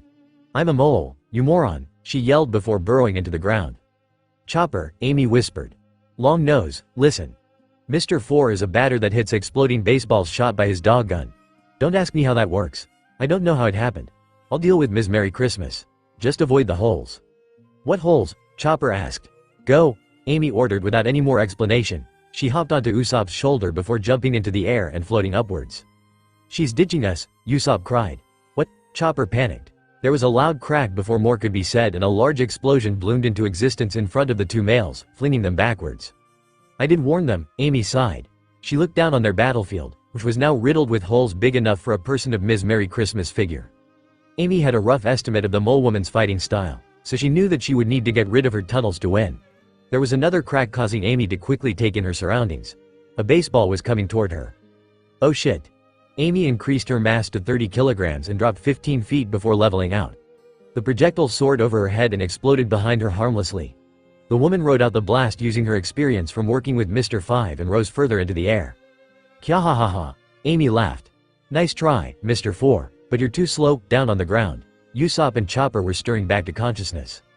Ow, Usopp whined. What hit us? Mr. 4 did. You morons, Ms. Merry Christmas laughed, popping out of the ground next to the sniper. She took great pleasure in the look of terror on the pirate's face. He's our fourth batter. He may be slow, but when his gun spits out its time bombs, there's no one who can beat him. Chopper shifted into his heavy point and punched at the woman who ducked into her hole. She sure is one talkative penguin, isn't she? Usopp questioned. I'm a mole, said woman yelled from the tunnels. Forget about her, Chopper told him. Amy said to focus on Mr. 4. Let's go. You go ahead. I think my I can't fight batters with exploding baseballs-itis is acting up. Shut up, Usopp. That's not even a real disease. How do you know? I'm a doctor, Chopper deadpanned. Come on, Chopper took off toward the batter, leaving Usopp to follow lest he be left behind at the mole woman's mercy. From somewhere behind them, the man's dog gun spat a triad of bombs which the blonde hit into the sky in an attempt to shoot Amy down. She deftly avoided all three. Usopp sped ahead, pulling out a giant hammer with 5T painted in red on the side. Usopp giant hammer. The teen brought the weapon down on Mr. 4, hitting him in the face. The man fell backwards. Get out of the way, Amy shouted to the others. 10,000 kilogram press. She came down on Mr. 4, violently crushing him into the dirt. Blood flew from his mouth as the force damaged his inside before his head thumped against the ground. The shockwave blew Usopp and Chopper over as cracks spiraled out from the impact point. The ground, weakened from the tunnels Ms. Merry Christmas had dug, started caving inward. Are you trying to kill us? Usopp yelled hysterically, pulling himself to his feet and stomping over the chocolatier. You almost crushed us and you stole my win. I saw a chance and I took it, Amy argued, getting off the batter and in the sniper's face. Neither one noticed the dog-gun hybrid that run over and started trying to wake the man by licking his face. Mr. 4 twitched, but he did not stir. Did you want to drag out this fight? Well, no, Usopp conceded, but that's not the point. It's the principle of the thing. Guys, Chopper tried to say. The mole woman watched from one of her surviving holes, confused about how someone as scrawny as Usopp could wield a 5-ton hammer. Who cares about principle? If you find an out, you end it, that's it. I do, I care. Brave warriors don't use sneak attacks to win, they fight their foes head on like the giants of Elbaf. We don't have time for this, Chopper told them. He was ignored. Those brave warriors, as you called them, nearly died from sneak attacks and underhanded tactics. Your crew is the only reason they're alive right now. Chopper sighed. It seemed those two would be yelling at each other for a while, so it was up to him to finish their fight. He locked his gaze on Ms. Merry Christmas, who was still staring at Usopp and his giant hammer in horror. Bringing out and eating a rumble ball, Chopper bent down and changed into his horn point before charging. As much as Chopper loved Usopp as a friend and companion, he had to admit that sneak attacks were more effective for people who weren't the monster trio. He came within 15 feet of the Baroque Works agent before she noticed his presence, but that was enough time for her to duck into the hole. Chopper followed her. He jumped into the hole to find a web of interconnected tunnels with Ms. Merry Christmas scent all over them. Using his nose, Chopper followed the strongest scent into the rightmost tunnel. Do you really think you can beat me? The woman's voice echoed through the tunnel. Do ya really? I don't have a choice, the reindeer called in the general direction of the sound. My captain is counting on me. Failure isn't an option. Of course it is, Ms. Merry Christmas taunted from the opposite direction. It was for him. We got word that he died some time ago. He's a failure, a no-good, dead failure. He's not dead, Chopper snapped. Don't lie to me. There was no response. Chopper was still. Having lost her trail, he stayed put in the tunnel. Dirt shifting under him was the only warning the doctor had before the mole woman appeared beneath him. She rocketed upward, forcing him up and through the ground. Chopper coughed blood, both her claws and the hard earth doing damage to his body. Thinking quickly, Chopper changed into his heavy point and grabbed the woman by her face to pull her out of the ground with him. He threw her up before shifting into arm point and attacking. Carving hoof cross, he hit her crossed arms, blasting her away. The woman landed on her back with a crack. That hurt, damn it, hurt. She dove into the ground, digging toward the reindeer, dirt rising where she passed. The woman reached him, jumping out of the earth with a cry of, mole slash. Her claws shot up, cutting a gash in Chopper's side. He hissed. In response, Chopper brought his fist up in an uppercut, hitting the agent in the chin and sending her away from the ground. He morphed into jump point and followed into the air where he pushed her higher with his legs. Ah! Ms. Merry Christmas screamed, the sound finally catching Amy's attention. We'll continue this later, long nose, she growled, jumping up to use his face as a springboard. She floated up into the air, spinning her parasol like an airplane's propeller. Ms. Merry Christmas. 10,000 kilogram press. The two women hit the ground, forming another crater. Chopper looked on cautiously as the dust settled, revealing Amy sitting on the back of the still form of a human Ms. Merry Christmas. Her tunnels continued to collapse underneath them. Did you kill her? Chopper stuttered. Of course not, Amy waved off. She has information we could use. Wakey wakey. Amy's eyes gained a sadistic gleam as she smacked the unconscious woman beneath her. The mole woman stirred as Amy increased the mass of her hand, leaving red marks on the agent's cheeks. Come on, Ms. Merry Christmas. Let's not make this harder than it has to be. What's the next part of Croc's plan? You'll never get me to talk. Never, no way. I was kind of hoping you'd say that, Amy grinned. Crescendo stone, 50 kilos, 100 kilos, 150 kilos, 200 kilos, 250 kilos. Stop it, the woman begged. Stop it, my back, it hurts. 300. You always were complaining about your back, weren't you? How about this? You tell us everything you know and our doctor heals you up good as new, back and all. No way. Nope. The mole woman had tears in her eyes. 325. 350. 375. Okay. Ms. Merry Christmas gave in. Okay. Mr. Zero ordered us to kidnap the king so that stupid moron, Mr. 2, could attack some town to force the rebellion. The king's behind some cliff south of the city. That's all I know, I swear, all I know. No, I swear. Thank you for your cooperation, Chopper, you're up. Amy chopped the woman's neck with a weighted hand, knocking her unconscious. Chopper shuffled over and started examining the woman's injuries. Amy sauntered over to Usopp, who was visibly shaking from watching the torment the blonde had just inflicted. And that's how you get information. You heard all that, right? He nodded. Take one of the ducks. Head towards the rebel army and tell them everything we learned. The princess'll want to get her father. Who put you in charge? Amy glared at him. I mean, right away. Usopp ran to the still-conscious member of the supersonic duck squadron and took off toward the shadow in the distance that he assumed to be the rebels. Usopp, Chopper, and Amy vs the Mr. 4 pair winners, the Straw Hats. Sanji and Jin vs Mr. 2. Mr. 2 stopped his duo outside the south gate, blocking it and taking a fighting stance. The two pulled to a stop and dismounted lightly. Is one of you the one we're looking for? He asked excitedly. Afraid not, the first of the two replied, pulling out a cigarette and lighting it. The duo tossed their cloaks to the wind, showing Sanji and Jin. And let me tell you, you are one ugly ass man. I'm an Okama, you jerk, Mr. 2 retorted. Beware, for I will take you both down with my new Kama Kenpo. Oh no, Jin rolled his eyes. I'm so scared, I'm shaking in my shoes. As you should be, Bon Clay responded, not catching the sarcasm in the pirate's tone. Can we get this over with? Sanji questioned. I'm running low on cigarettes and the sooner this war is stopped, the sooner I can stop rationing. Fine then. Prepare yourselves. Memoir of a Winter Sky. The chef and the demon dove to either side as the ground they'd been standing on shattered under the force of the man's toes. You got some pretty strong legs, Sanji smirked as Mr. 2 spun around to try to axe kick him. Sanji countered, catching the man's hairy leg with his own. But then again, so do I. Just who are you? Mr. 2 asked, his eyes narrowing at the blonde. Me? I'm just the chef of a pirate ship. Don't forget about me, Jin called, bringing one of his tonfa down to break Mr. 2's leg. The man twirled out of the way, aiming his other foot to take the man-demon's head off.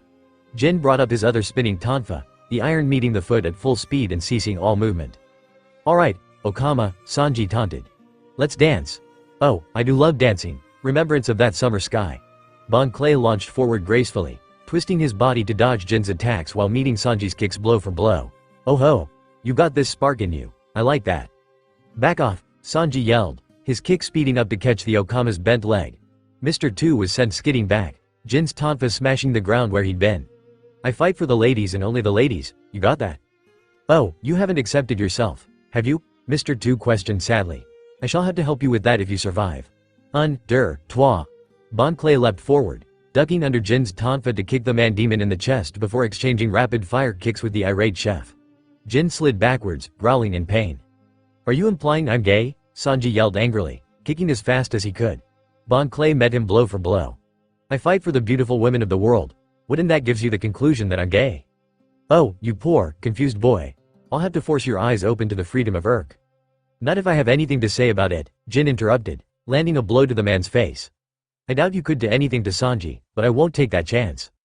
You don't trust my sexuality either? No chances, Jin repeated. I like our crew the way it is, thank you very much. You fools, Mr. 2 cried. Moral obligations aside, do you really think you have a chance of defeating Baroque Works? We've already stolen 3 of your best agents, Jin pointed out, including Vivi and his count. Plus we beat how many already? Let's see. 100 at Whiskey Peak. I guess we technically only beat 2 in Little Garden. It doesn't matter, Mr. 2 shouted, leaping forward. Jin twisted out of the way, barely avoiding the attack. Sanji sprung out from behind him, his leg swinging out to introduce Bon Clay's face to his steel-toed shoe. The Okama was sent backward until his back met the sand, kicking up a dust cloud that covered the area and hid him from vision. Was that it? Jin questioned, eyeing the dust cloud. I don't think so, Sanji replied warily. Crocodile isn't an idiot. If this guy's a number agent, he's got to have some skill. Red Dance of the Autumn Leaves. Mr. 2 sprinted out of the cloud, reaching the pirates within a matter of seconds. There, he extended his right leg up in a perfect split, kicking Jin in the chin. The former Krieg pirate was launched into the air, hacking up blood and losing his grip on his weapons. Vaguely, Jin wondered to himself why it was that kicks always defeated him. To finish his attack, Bon Clay switched legs and kicked Jin in the stomach, sending him into the wall surrounding Alubarna.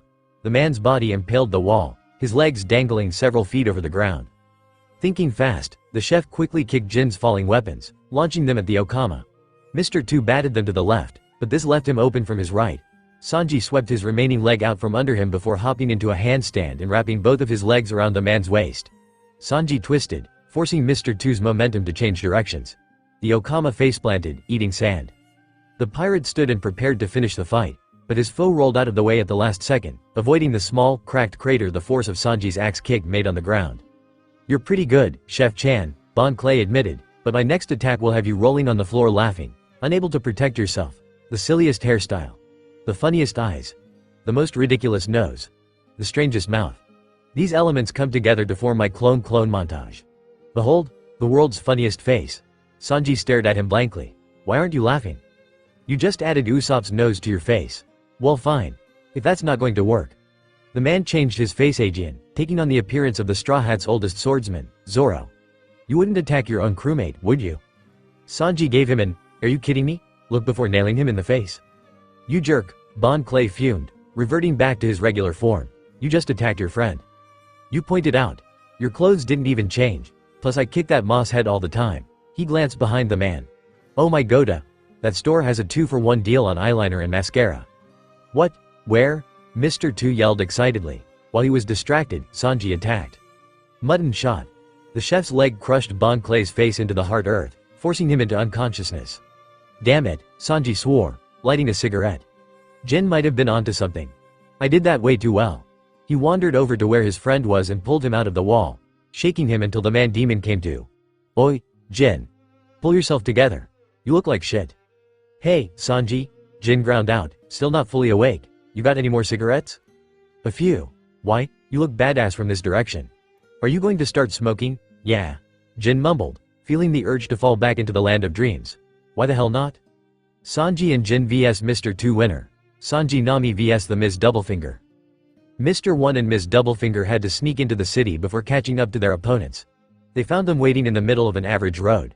No words were spoken as the disguises were thrown away. A man, a woman, and a dummy on the camel. Sorry, Nami taunted. Not the princess you're looking for. You'll never get her either. Now get him, Zoro. Yeah, the green-haired man waved off. Well, Ms. Doublefinger, it seems we've been had. So it seems, Mr. 1. I'll take the man. Then I'll take the girl. Their plan established, the agents rushed forward to face their foes. Nami and Zoro split up, the swordsman running to the left and the navigator to the right. More than likely, the agents' teamwork would be better than their own, so 1 versus 1 fights gave them a higher chance of success. Nami dove into an alley and ran to the end, tearing her cover up on the way for more maneuverability. There's no point in running, Ms. Doublefinger taunted from the alley's entrance, a lit pipe in one hand. She sauntered forward, her legs crossing with every step and her hips swaying back and forth far too much to be normal. Give up now and I won't kill you. Fat chance, lady, Nami shot back as she pulled out 3 blue poles. I had our sniper make the perfect weapon for a navigator like me. The Kleem attacked. Plus I got some practice in while running from Marines in Nanohana. So you have 3 sticks. Big deal. Nami did not respond. Placing one of the pieces of her weapon in her mouth, the navigator spun the other 2, blue-tinted balls of air coming out of the one in her left hand and red-tinted air balls from the one in her right. Some of the balls floated over toward the agent, the blue ones making her shiver slightly. The rest worked their way upward toward the sky. That feels nice, Ms. Doublefinger sighed. It won't for long, cyclone tempo. Two poles locked in an X shape launched at M's double finger, forcing her to dive out of the way and losing her tobacco in the process. The attack doubled back, nearly hitting the agent in the back of the head before locking back with the third pole. "It seems I underestimated you, girl," the agent spat, standing up and batting some hair away from her eyes. "I'll just have to take you seriously." Spiky fists. Much to Nami's surprise, the Baroque works agent flexed, hidden muscles and miniature spikes shredding her jacket. Most of the spikes receded, but the ones on her forearms and hands lengthened to about 4 inches each. "Oh crud."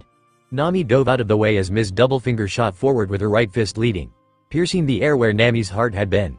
The navigator bolted, the agent following with a sadistic grin. "Karoo. Help me. Wah!" the duck yelled, running in and blindsiding the agent. While surprised, Ms. Doublefinger quickly spun around and retaliated with a backfist. Karoo was thrown into a wall by the force of her punch, a small hole staining the feathers of his shoulder red. He slumped, his head bleeding from the impact. "Damn duck," Ms. Doublefinger growled. "Now come out, girl." "I'm over here, tramp," Nami's voice called, the insult angering the agent who spun around and locked her eyes on the orange-haired girl. Shooting forward faster than Nami had thought she could, the woman sprouted spikes from her fingers and shoved them into the pirate's chest. Or, she would have if she had been there. The image of the girl fell apart, fading away like morning mist in the noonday sun. "You've got to be careful in this heat," Nami taunted, walking out from behind a handful of barrels on the other side of the street as arrogance filled her. "Apparently, it can cause mirages." "You bitch," Ms. Doublefinger shouted, running toward the navigator. Nami fired another cyclone tempo at the woman, but she dodged to the side and punched. Nami attempted to get out of the way, but the spiked fist tore into the skin of her left shoulder. Turning, Nami tried to dash away, but a spike penetrated her right heel, causing the girl to crumple into the dirt. "Not too tough are you now, little girl?" Ms. Doublefinger leaned over the pirate, wishing to see her handiwork before finishing her opponent off. Nami rolled onto her back and pointed her weapon at the woman. "Thunder tempo," she yelled, a boxing glove on a spring coming out of the end of the Y-shaped cleam attacked. The rubber glove punched a surprised Ms. Doublefinger in the face, causing her to stumble backward and into the shade of a black cloud. "I've got you now," Nami declared, standing up painfully. Today's forecast calls for spontaneous thunderstorms above number agents. All remaining Baroque Works employees are encouraged to stay outside for the show. Thunderbolt tempo. The pirate launched a thunderball into the rain cloud she'd formed over the street, the ball charging the atoms and causing a bolt of lightning to plunge from within and strike the Baroque Works agent. Ms. Doublefinger wobbled, her hair standing on end, before she fell forward. Karoo snuck forward and poked the agent with one of his wings, but there was no reaction whatsoever from the woman save for a twitch of her eye. Nami vs. Ms. Doublefinger winner.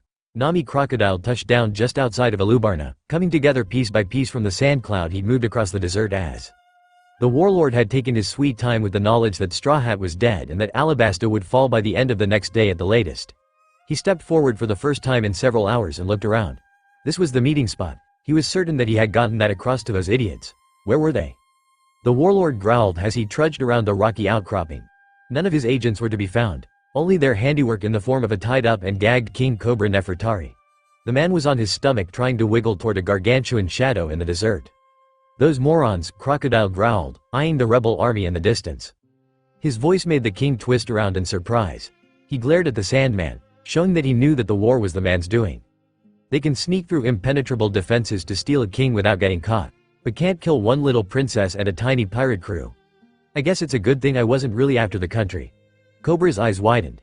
"Tell me, King Cobra, where is the ancient weapon Pluton? The world, what a glorious place. Seek freedom, and it will lie stretched out before your eyes. If the endless dream guides your restless spirit, seize it, raise your flag and stand tall." "Those morons," Crocodile growled, eyeing the rebel army in the distance. "They can sneak through impenetrable defenses to steal a king without getting caught, but can't kill one little princess and a tiny pirate crew. I guess it's a good thing I wasn't really after the country." Cobra's eyes widened. "Tell me, King Cobra, where is the ancient weapon Pluton?" Cobra shuffled away, something sounding like, "I don't know, but even if I did, I'd never tell you, you bastard," working its way around the gag in his mouth. Crocodile sighed. "Why couldn't someone just agree for once?" "You won't tell me, then? A pity really. If you had, then I would have left your daughter alone, but if you won't cooperate." The warlord twisted into a sandstorm and picked up the king before rocketing toward the army in the desert. As they got closer, it became clear that a group of people were being weeded out of the ranks, some of them not so peacefully if the small pile of wounded soldiers was of any indication. "We've got another one, Vivi," Coby called, lumbering through the crowd in his Dino mode and carrying a man who was grasping his stomach and wheezing. Grace lifted the man's right sleeve to show his Baroque works tattoo. And that makes 18, Vivi counted from beside Koza. The agent said nothing. He only laughed loudly, a yellow design painted on his neck. I always did wonder why all the millions and billions got tattoos of a super-secret criminal organization. I guess it was that time that a huge storm left them all grounded on the island known for its booze. Don't let Zoro-sensei hear there's an island around known for just booze, Koby smirked, changing back. I'd rather avoid the mutiny he'd start if Luffy refused to go there. Yes, Vivi laughed, allowing herself to smile. Mr. Bushido wouldn't be able to find the island even if he had 100 eternal poses. I'd heard you'd betrayed us, Ms. Goldenweek, Crocodile said emotionlessly, materializing behind Vivi. The princess jumped and backed away from him, her good mood instantly gone. Koza turned, but he was still in shock that the hero of Alabasta was trying to destroy it. It seems Mr. Three's report was not exaggerated. Crocodile, Koby growled, a deep, animalistic rumble reverberating from his throat as Grace ducked behind him to hide from her old boss. Where's Captain Luffy? Oh, do back off, boy. I'm out of your league and you know it. I'd kill you just like I did that pathetic captain of yours. He turned to face the princess. I'm surprised you survived this long, Ms. Wednesday. It's becoming apparent that you were one of my most competent agents. I suppose that's a good thing since I can use your survival to my favor.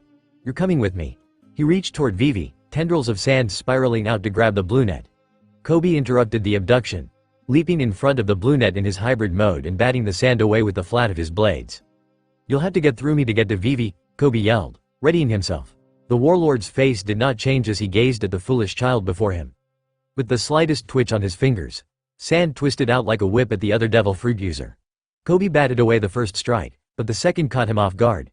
It slammed into his stomach, sucking out water as he was flung into the desert. Koby! Vivi cried out in worry. Colors trap. Sadness blue. Grace's paint splattered onto Crocodile's back. Nice try, the Sandman complimented, the area with the paint cracking and falling away. But that won't work on a logia like me. Sand rose from the desert below the warlord, blasting the girl backwards. Now Ms. Wednesday, if you value these children's lives, you'll come quietly like your dear father here. Another gesture and Cobra's struggling form floated over. Father. Vivi wrestled with her emotions. Next to her, Koza was still in shock at the actions of Alabasta's hero. Please, you can have me, just let him go. I'm afraid that's not how it works, Crocodile smirked, the desert rising to trap the princess. You see, I need you to get him to tell me what I want to know. You basta, sand shot up, muffling the female before she could finish her insult. A handful of cracks filled the air as a portion of Koza's generals and the old Sand clan fired at the warlord, but the bullets did nothing to the devil fruit user. Crocodile laughed as he flew away, his lower body nothing more than a sandstorm and both royals captured. Damn it, Koby cried, punching the soft sand beneath him with tears in his eyes. Grace silently rubbed circles on his back, glaring in Crocodile's general direction. Where's Captain Luffy? He said he'd kick Crocodile's ass. He'll be back, she stated. If I've learned anything about our captain since joining, it's that he's too stubborn to just die. Crocodile sat down in the middle of the castle lawn, the unconscious forms of many castle guards strewn about. Nico Robin was waiting for him, casually leaning against a column of the palace. Beside her knelt one of Alabasta's guardians, Chaka the Jackal. The man, who had a hooked nose, a darker complexion, and black hair cut to a medium length was tied up, bruises covering his face and blood staining his clothes. His eyes fluttered as he struggled to remain conscious. My lord, he wheezed, barely making out the king's image. Princess. I failed. 4:30. There's a bow. A bomb. The man slumped, too weak to remain awake and his warning unfinished. It looks like you had fun, Crocodile chuckled, his eyes locking with the dark-haired woman's. Now I do believe it is time for the information we talked about. King Cobra, where's the Pluton? Vivi stared, confused. Was this the reason Crocodile was willing to rip apart her country and ruin countless lives? She'd never heard of this Pluton, but, based on Cobra's facial expression, her father had. He didn't answer until the warlord formed a sword out of sand and pointed it at Vivi's throat. I don't know, Cobra ground out, his eyes trying to stare daggers into the man holding him and his daughter prisoner. I've never seen it. Nor have I wanted to. No man was meant to wield that much power. But you are aware of its existence. That is something. We'll compromise then. You can't take me to Pluton, so take me to your poneglyph instead. Please, the king begged. I will do as you ask, just please, spare my daughter. Even if this kingdom were to fall, even if you kill me, let her live her life. Father, no, Vivi cried, struggling, but the kingdom is not as important to me as you are. Cobra cut her off. I know it's selfish, but your safety takes priority over my life.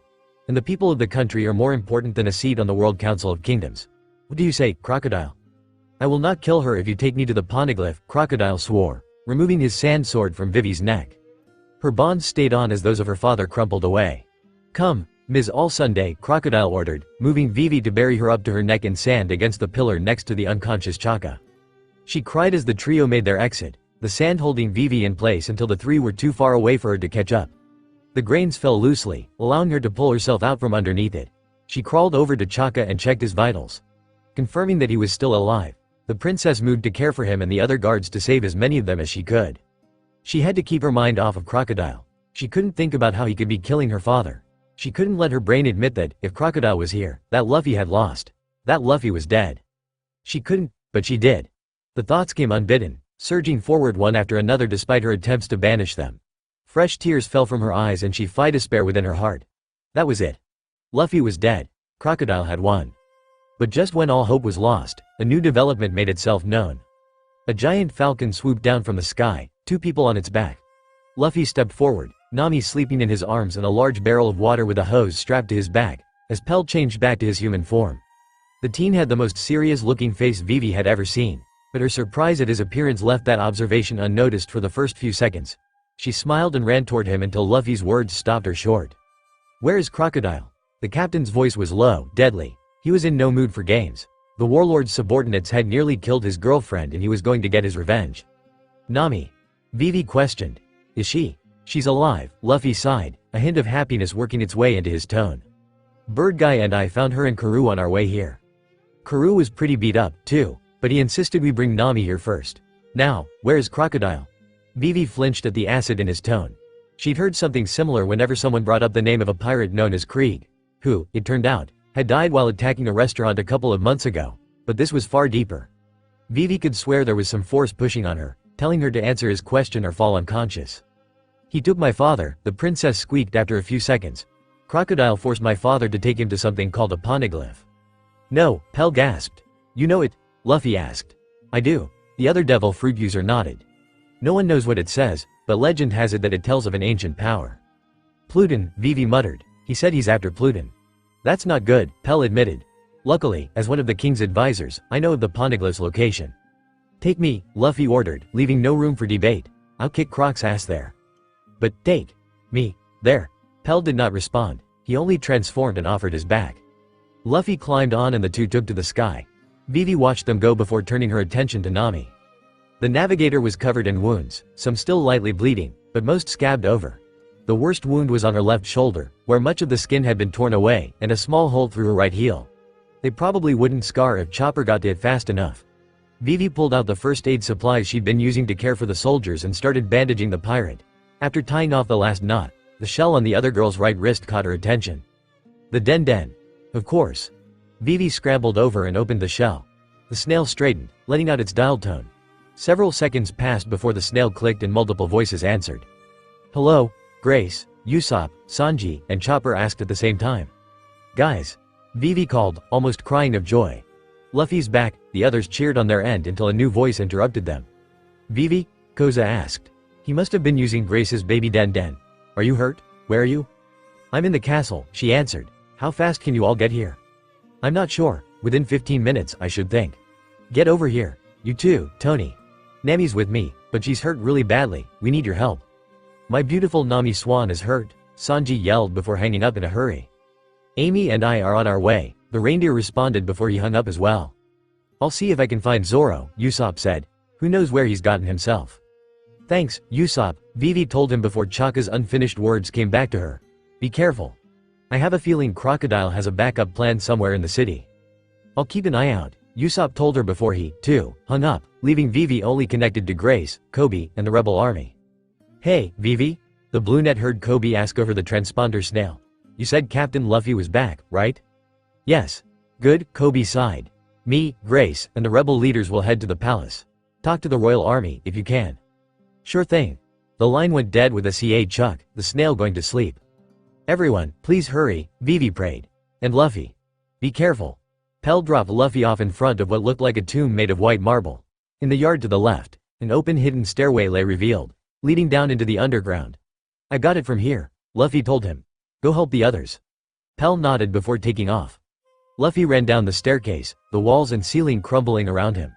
Get ready, crocodile, he warned, cause I'm gonna kick your ass into next week.